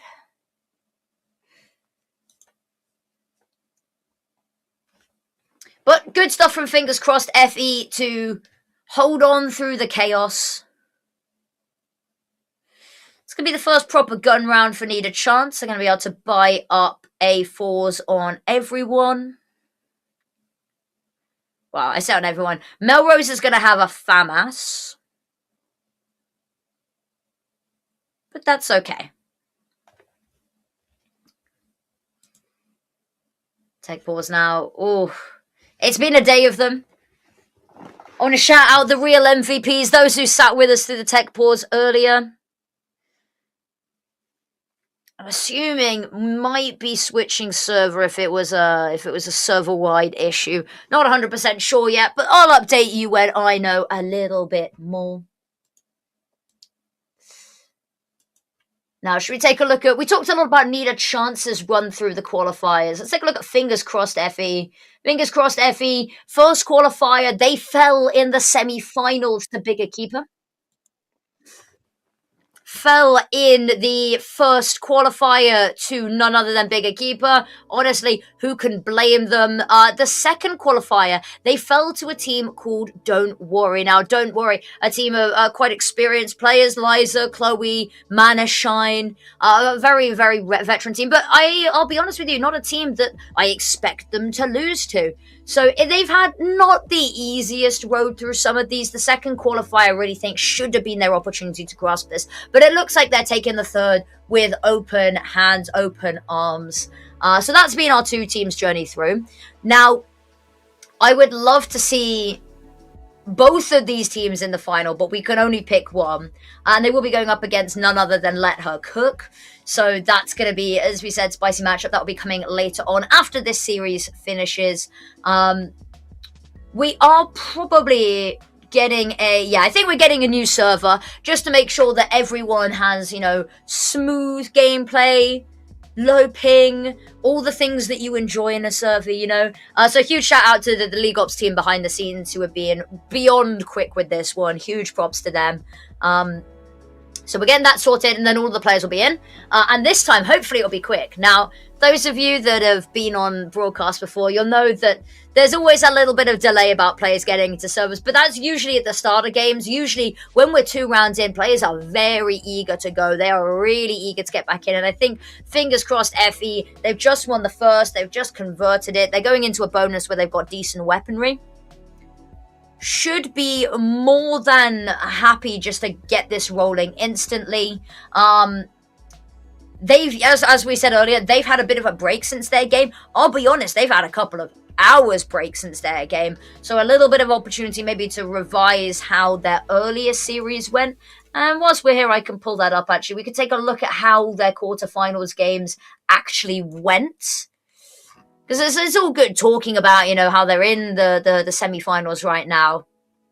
IDA Next Gen versus Fingers Crossed FE was a 2-0 affair. And it was, first map, a little bit close. It was, 10-13 victory. Second map was a 13-2. So it's been a day of swift matches for them. They 2-0'd Luna FE as well. Whereas Need a Chance, they've had...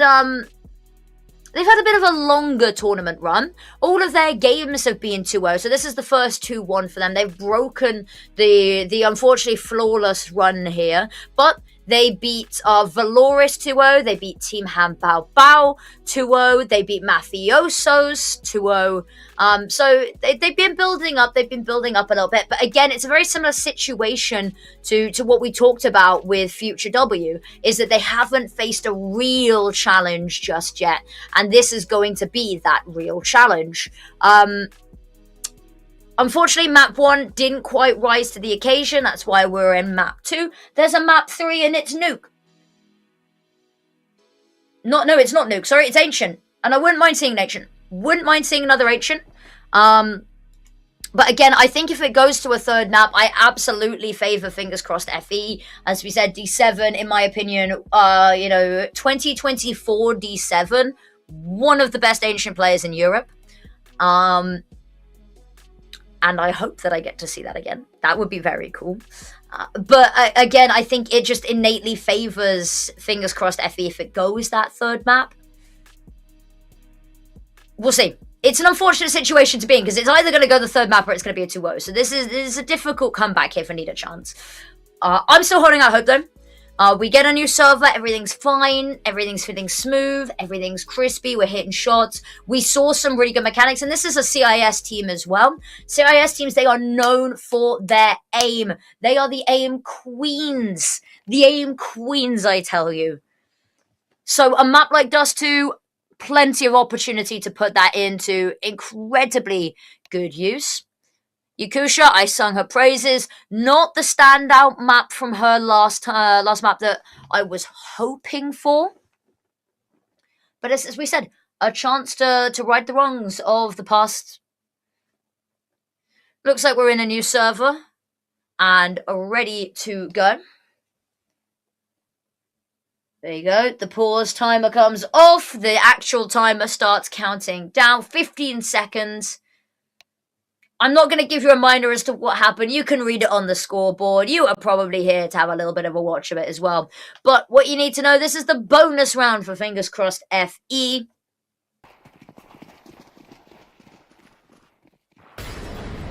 Now this time, over towards B. Switch up the tempo, switch up the place.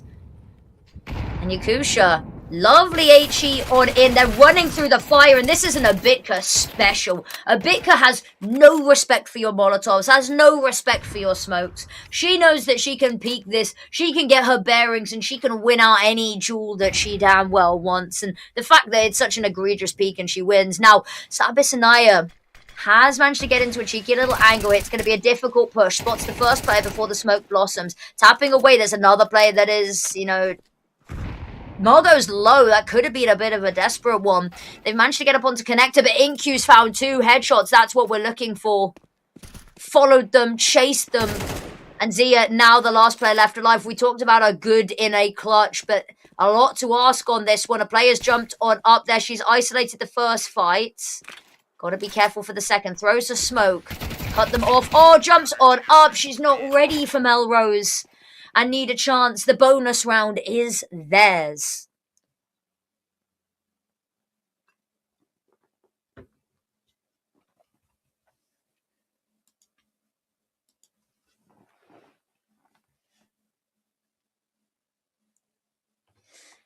Now, we are going into the first proper buy here for Fingers Crossed FE. Vispel on the open. We talked about it. So good on Mirage. Just so good in general, I think. Not spoken about nearly enough for the caliber of AWPer that she is. 7 flash on in. Storming around. God, the mid-control. That's never been the issue. Taking the mid-control's never been the problem. Oh, a Bitka falls. A Bitka, you'll see pushing long a lot. Even if the rest of the team isn't there. A Bitka, sometimes Margot will go for it as well. Slabosinaya. Watching, holding, slightly further back. She's just going to put a smoke on down. Just deter them. You don't need to peek. You don't need to peek here. You don't need to do it. D7 lining up the smoke, ready for the A execute. Melrose I have to make a decision about which side of the smoke she wants to head to. Oh, Zia, this time she's been burnt. They've been burnt before by this flank from tunnels. So actually, Margot's attention also turns over to this. And it's very messy. Zia's got the first. They swing on out. And between the two of them, they clean up. And it's a good idea. But unfortunately, fingers crossed, FE, they knew that you did that last time. And they are so wary of their derrieres now. Bomb goes down on B site, and that is probably just the call to save. So far away, and even if you do run the marathon across map, no kit available, no util available. So now, we get a second to enjoy the scenery, enjoy the sights. Appreciate they're doing due diligence, though. That, you know, Vispor still posted up on this, waiting to see if anybody crosses. I also think that Margot going for a little bit of a hunt here. She's not got a whole lot of money. But if you can do any damage at all to Need a Chance's money, they're going to have a really patchy buy. Terrorists win. Yakusha is going to be a little bit stuck for money. Potentially pass over the weapon and Razuksa buys. Yeah, there we go. Slabasanaya back on the AWP. Now, we'll be curious if we're going to get a battle of the AWPs head-to-head down mid. Or if we're going to see the AWP immediately head towards long. Slabasanaya looking for it. And oh, wins out the fight versus Vispor. And that's what we wanted to see. We wanted to take a look at these AWPers. Who's faster? Who's better? And on this one, it is going to be Need a Chance coming out on top in every department. They win the opening duel. They win the fight down long. And they've got themselves a 3-player advantage as their prize.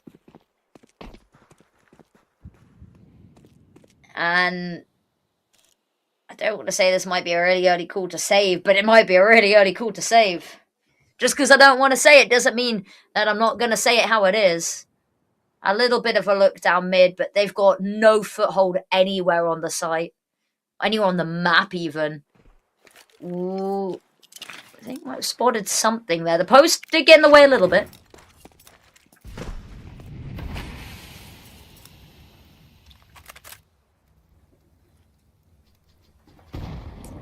Yeah, 2 versus 5 is a lot to ask, so just hanging around. Maybe they have a little bit of a look long. They've still got time. D7 sent in. It's the whole, oh yay, I'm a sacrifice. And Slabasanaya is there ready to take her prize. Oh, missed shot, ducks on down. D7's going to find the pick. Has to wait out the Molotov, and all eyes are going to be on her. She's found, or they've spotted basically all of them. The issue is going to be connecting the shots. D7 good for the first 2. Needs to pick up a different weapon that has bullets in. 14 seconds. Molotov on down, has to clear out this angle if she wants to plant. Oh, the spray is really good, but unfortunately just not enough wall pen to deal with Razuksa. A couple more bullets would have done it, but then there wouldn't have been time to plant. Decisions.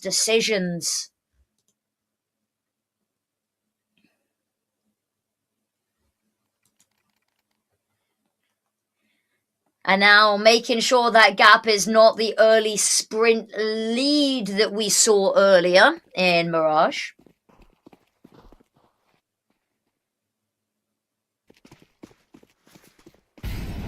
Sanaya, ooh, a hand, a finger spotted. And that's enough to make a pinky promise that this kill will be hers. Waiting, smoke blows open again, not going to recross the path. She'll find out pretty soon enough. Up into catwalk. All of this is going to be heard. Slabasanaya ready and waiting. Missed shot. Oh, instantly punished. This time Vispor, no AWP on her. But she knows the mind of an AWPer and she's ready to punish. Melrose frantically looking for an exit. Thought she was safe for a second until suddenly Azia drops from the sky. And Vispor, last player, long sight line, and just a matter of who finds this. Margot round the corner, gets it first. And back, making sure that this lead is not lost. That this lead is still theirs, will remain theirs, forever theirs. Money, Dyer, again. This is just a game, isn't it? It's CS2. It is a vicious, vicious cycle.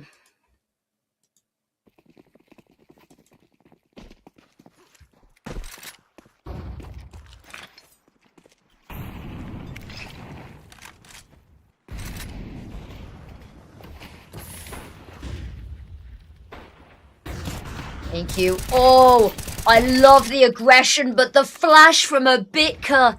Oh, that's unfortunate. Melrose needs to connect the bullet with the head, but unfortunately, not yet able to do just that. Slabasanaya, so much of a window of opportunity there, but unfortunately a perfectly timed flash. It is just the scout, however. Vispor says, mine's bigger, mine's better. Shows her the might of the AWP, and then Margot, the double round, finds Melrose and Yakusha, last to hit the deck. And that is a 5th round on the board. 3-round lead for Fingers Crossed FE.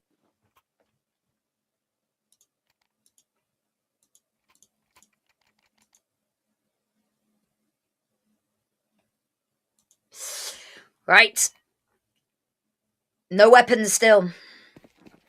Well, there are weapons, but nothing outside of the realms of the pistols. Vispor, spots a lot of heads, and she just goes, that is not her fight, that is the 7's fight. The issue is Zia's gonna pitch on in, steal away these kills, trying to get in a position for Vispor to line this up. Very worried they're about to get overwhelmed, and a lot of these health bars are incredibly low. Vispor on 3, D7 on 23. Bomb's gonna get planted. They're leaving Margot here, one of the few healthy players. She's gonna get run on down. That's a picked up AK. Unfortunately, though, Melrose low health from the spray gets taken down by the HE. And Slabasanaya has an AK, has nothing else to work with here. Will probably just look to save. But unfortunately, if she peeks down long, there's a couple of players waiting for her. They've got her name, they've got her number, and they're coming knocking. And they've got time to work with here. If they want to run, if they want to try hunt this down, they might a bit, because looking for this as well. Unfortunately, her head removed.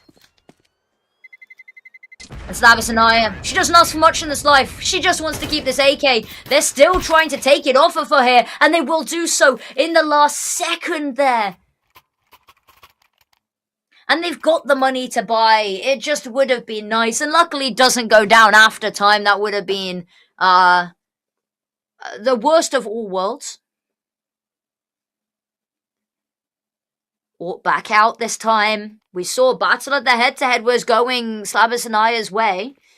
Vispor does have more kills though across the board. And this time, neither of them going to hit their shots. That's mostly because Slabasanaya wasn't the one peeking. Now she is though, and she's won again. That's 2-0 in the mid-fight scoreboard.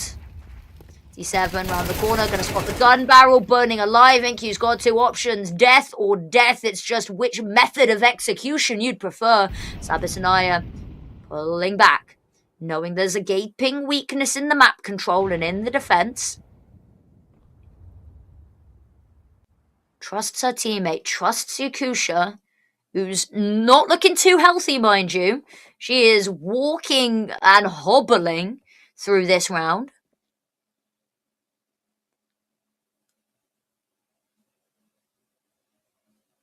Yakusha, the last line of defense as these smokes come down. It's on her or it's not at all. Try to get the AWP into sight before the flood comes on through. It's successful, and Yakusha's actually managed to find 2. Slabasanaya's got 2, and Abitka actually finds a couple of her own. And time to plant here, just about.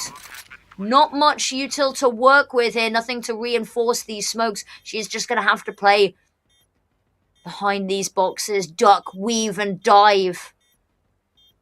And she's got no information about where they're coming from. First swings on out. She hears both footsteps. There's the first. Here's the second. They're playing ring around the site. Razuksa's going to find it. has all the time needed for the defuse, and it's a close one. Abitka puts up a good fight there, but Razuksa so speedy, round the corner like her name's Max Verstappen. And now, within 3 rounds of the other, need a chance. It's not quite looking peachy yet, but we're on the road to better days. The buy's not going to be amazing because whilst it was a win, it was an expensive win.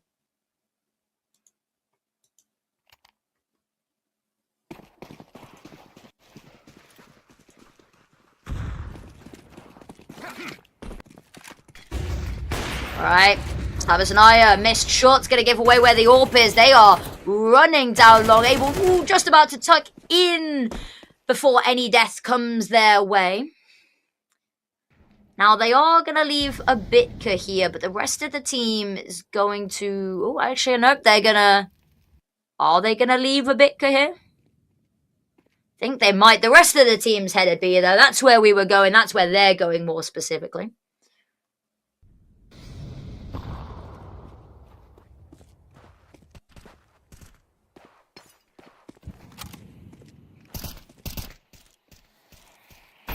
Sanaya waiting round the corner. Oh, easy enough adjustment there for her.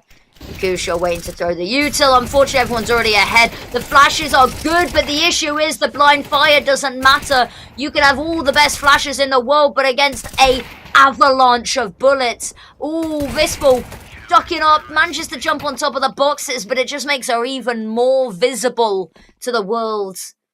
I need a chance. Good round to win because a couple of these players' money is in shambles.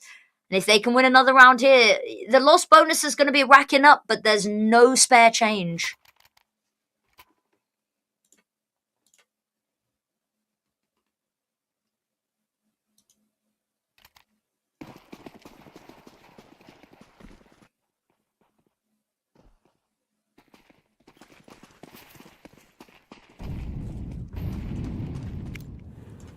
Alright.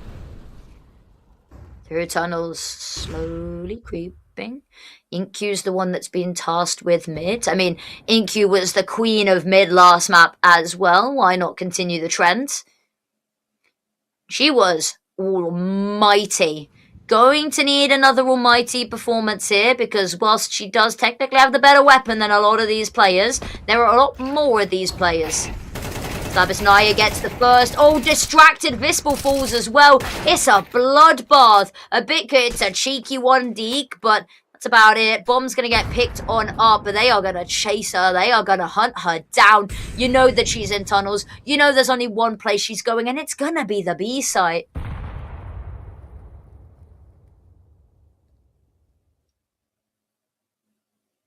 She's not gone cat. She's not gone doors, so I think Yakusha's worked it out.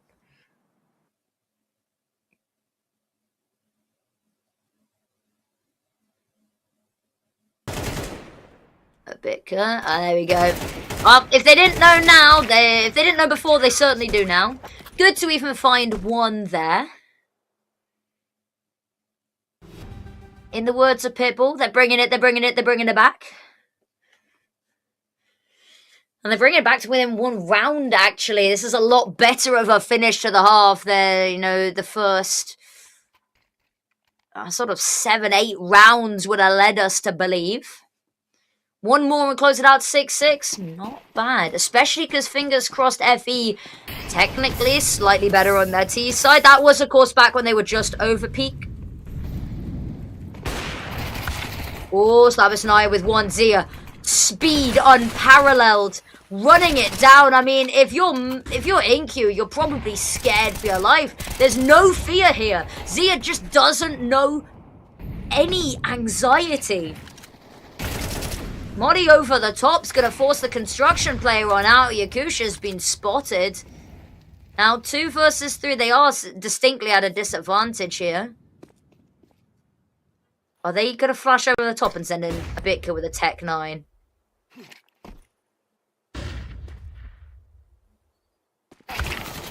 Oh, yeah, that's a rough peak. Good for one. Trying to isolate them. Spots the second player. Not quite able to get the snappy in. The further back they pull. Oh, she's getting it done. And she's got time on the clock to work with here as well. Oh, she's so ready for this. Oh, it's going to be the no-scope. Oh, not quite able to make it connect. Yakusha just about secures them the victory. And you can see a world where, fingers crossed, are leading at the half. But it's not this world. Now, side switch. Fingers crossed FE go on to CT side. And whilst they were, at least as overpeak, statistically ever so slightly worse at CT side, they are still an incredible team. And this is still a CT-sided map. Even if I believe in my heart of heart that this is a T-sided game right now.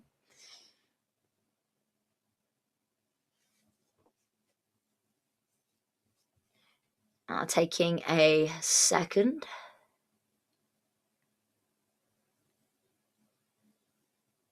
Let the players breathe. Let me catch up on a quick little drink. Flashbang, actually 2 flashbangs, one on Slabis and Aya, one on Yakusha. A little bit of util to boast of there. Looking mostly like armor on the side of fingers crossed FE, but a lot of the team haven't yet bought anything. Still just in a pause.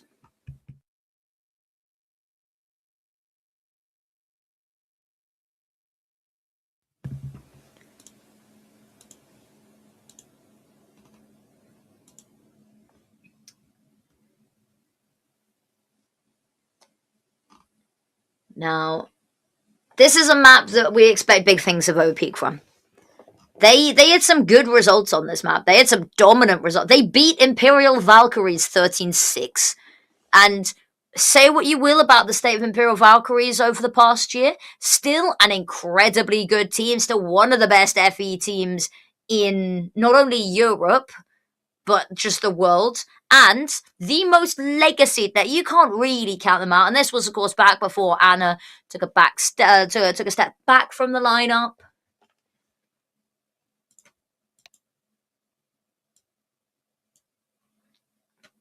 I hear a couple of clicks, so hopefully that's our cue that will be ready to go ever so shortly. Everyone readying up, I hope.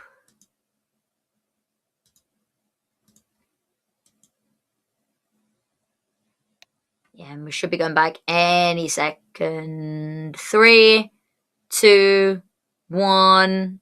Oh, that would have been really cool if I'd managed to time that perfectly.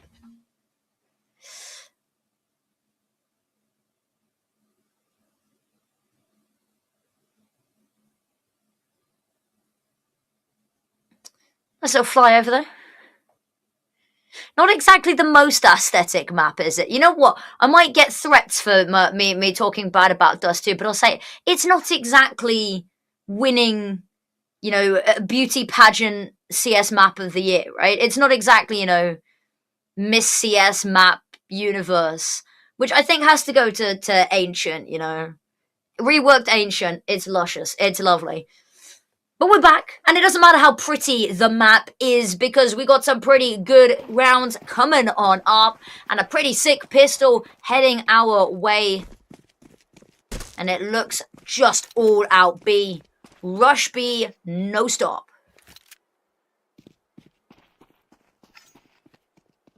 Ooh, footsteps, they've been heard. Need a chance, just waiting. 2 flashes available.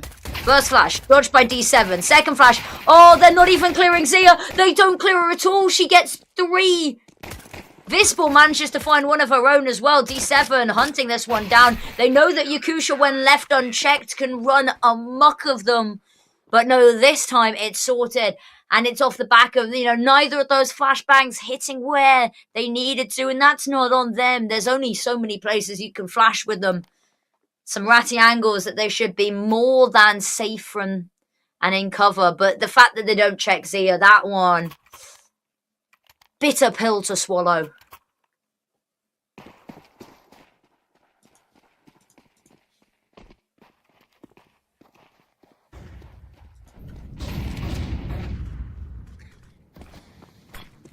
This time, Bitka had a little bit of a look up long. Didn't feel safe as retreated onto side. Oh, the FAMAS is going to need to go huge here. And the FAMAS does 1, 2, 3, knock 'em dead. And there we go, just Yakusha left. And I mean, wondering where her team's gone. She's heard a player behind her, which means she has to push on forward. But she has a player in front of her. Player in front of her doesn't have a gun out. Doesn't matter. Vispel's able to draw it, cock it in time, and aim directly at your head.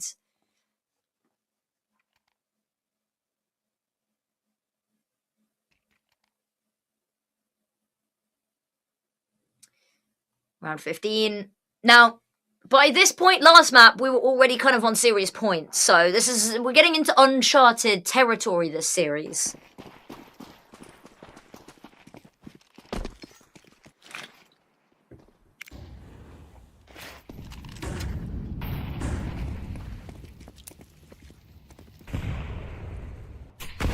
You in the tunnels. Zuxa, the one to challenge Bitka, the gatekeeper of doors. And she's made her presence known. I mean, she didn't need to. If you've done any of your research, you know she's here.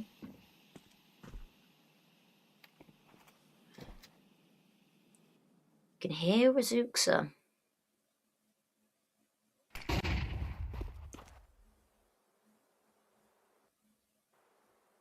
Ever so quietly. They've not given away anything just yet.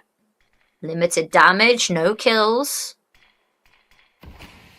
And that's enough for now. That is enough for now. Last minute burst onto site before, fingers crossed, Effie can get their bearings.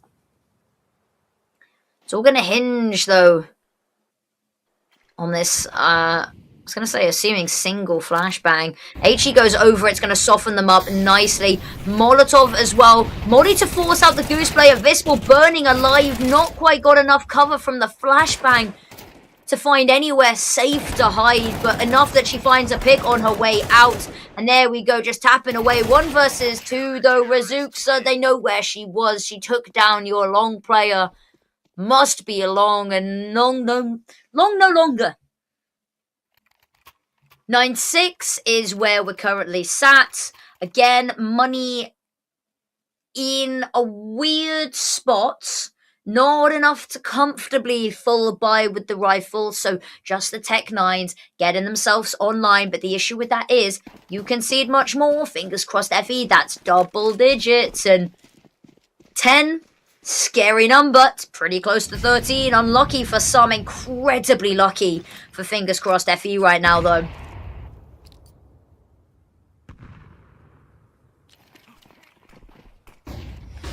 Util comes running over the top. D7, though, regains enough vision by the time that they're here. Lines them up, and even if she can't finish the job, Zia, back sight, has her. That's it. Done. Just has her. Has her back. Has her teammate. And D7, just beautifully done. She's an incredibly good player at staying calm in these situations where she needs to get a multi-kill. Incredibly good at it. And that's why, you know, a lot of the time back in, I think, was it the Guild days? Where she would be left to go lurk because you knew that if she ran into a group of 3 of them, that she would walk away 3 kills richer.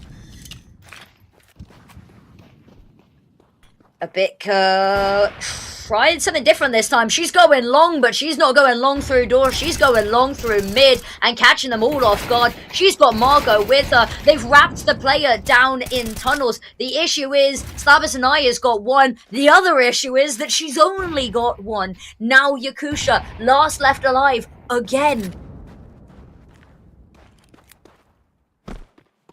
And she has been a little bit of a thorn in their side. She has made a couple of these rounds more expensive. She's even won rounds out by being the last player alive and just having enough steam in her to get the round across the line. But I fear this might be way too tall of an order to respectfully ask of anybody. And with 2 players in mid, that's not going to get any easier. They're looking for her. They've got the money to go hunting, so why on earth shouldn't they? And Margot, the one to pad the stats further, find themselves an 11th. And there's gonna be a buy. It's not gonna be immaculate. It's not going to be flawless. It's not getting an A star. It's getting maybe a passing grade. You know, if you're feeling generous. Timeout called, and we've seen very few timeouts today. We have seen very few. We talked about this at the very start. Need a chance, do in fact have a coach, whose name I will remember in a second. Do they have a coach? No, they don't have a coach. Sorry, who was I thinking of? I was thinking of Sorry, Future W had a coach and didn't call any timeouts. No coaches on either side here, if I'm not mistaken. I don't think, fingers crossed, have a coach. No, they've not got one listed at least. And what that means is that this timeout is all on the players. There is no higher power to look to run a strat for you. You have got to come up with this on your lonesome. And I will, again, 100 with you. This is another one of these CIS teams that pops up. I do not know who is calling. And I'm not even going to try and make an educated guess because there are not enough facts that exist, I believe, to know who is calling this need a chance lineup. But hopefully some inspiring words of wisdom, or maybe just even a second. You've lost 5 in a row. Maybe you just need to breathe. Smoke goes out from Melrose. That's going to stop anybody if there is an AWP peeking. But Vispel, not one to peek. Down mid with the AWP this first round. That comes later. It's not a challenge if you know your opponent doesn't have an AWP. And you know they're also not likely to be pushing long and holding that exact angle if they don't have the weaponry to back it up.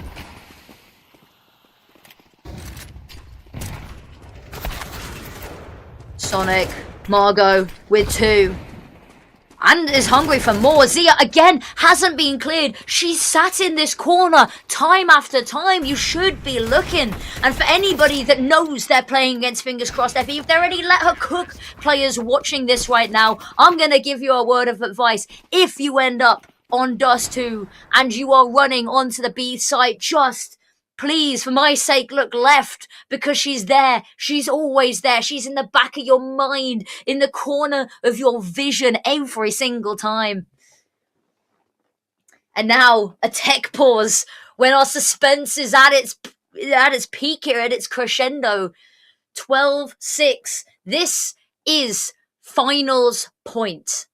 Winner of this. Fingers crossed. They've got 6 rounds. One more is all they need to secure themselves that match against Let Her Cook. Is one more to secure themselves one of those coveted 8 spots to compete for a 25 grand prize pool. It is all on the line here, and fingers crossed FE, they don't strike me as a team that struggle to close out maps. And hopefully they don't start that pattern of behavior just yet. It's a difficult buy they've got to go up against. They're not going to be gifted this one for free.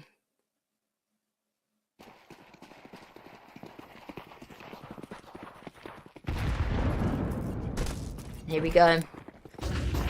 Yakusha around the corner. Zia waiting. Desperately dropping smoke. Abitka hit the deck. Yakusha wants to find a little bit more. Vispel shot fired off. It's Margot, however, to step on out. They're going 1 for 1 on all of these trades now, but the issue is when you start a player down, the trade war is never going to be won in your favor. HE blows it open, maybe a little bit misleading. Oh, spotted ahead there, unscoped, however, but it's information to work with. You don't need to push the issue here. You've got Zia wrapping. They've got to make the move. They've got the bomb. You've got the bomb site.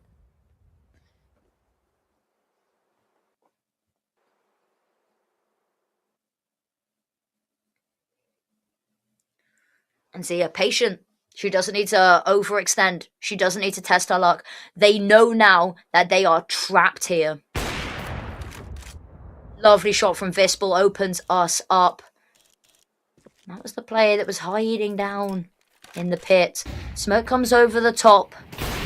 Gotta be ready for it. Vispel with another. You can't allow her to isolate the fights like this. She will eat them up one after the next. Zia finds one and the orb rings out. Fingers crossed FE have finally done it. They have secured themselves a spot in the grand final.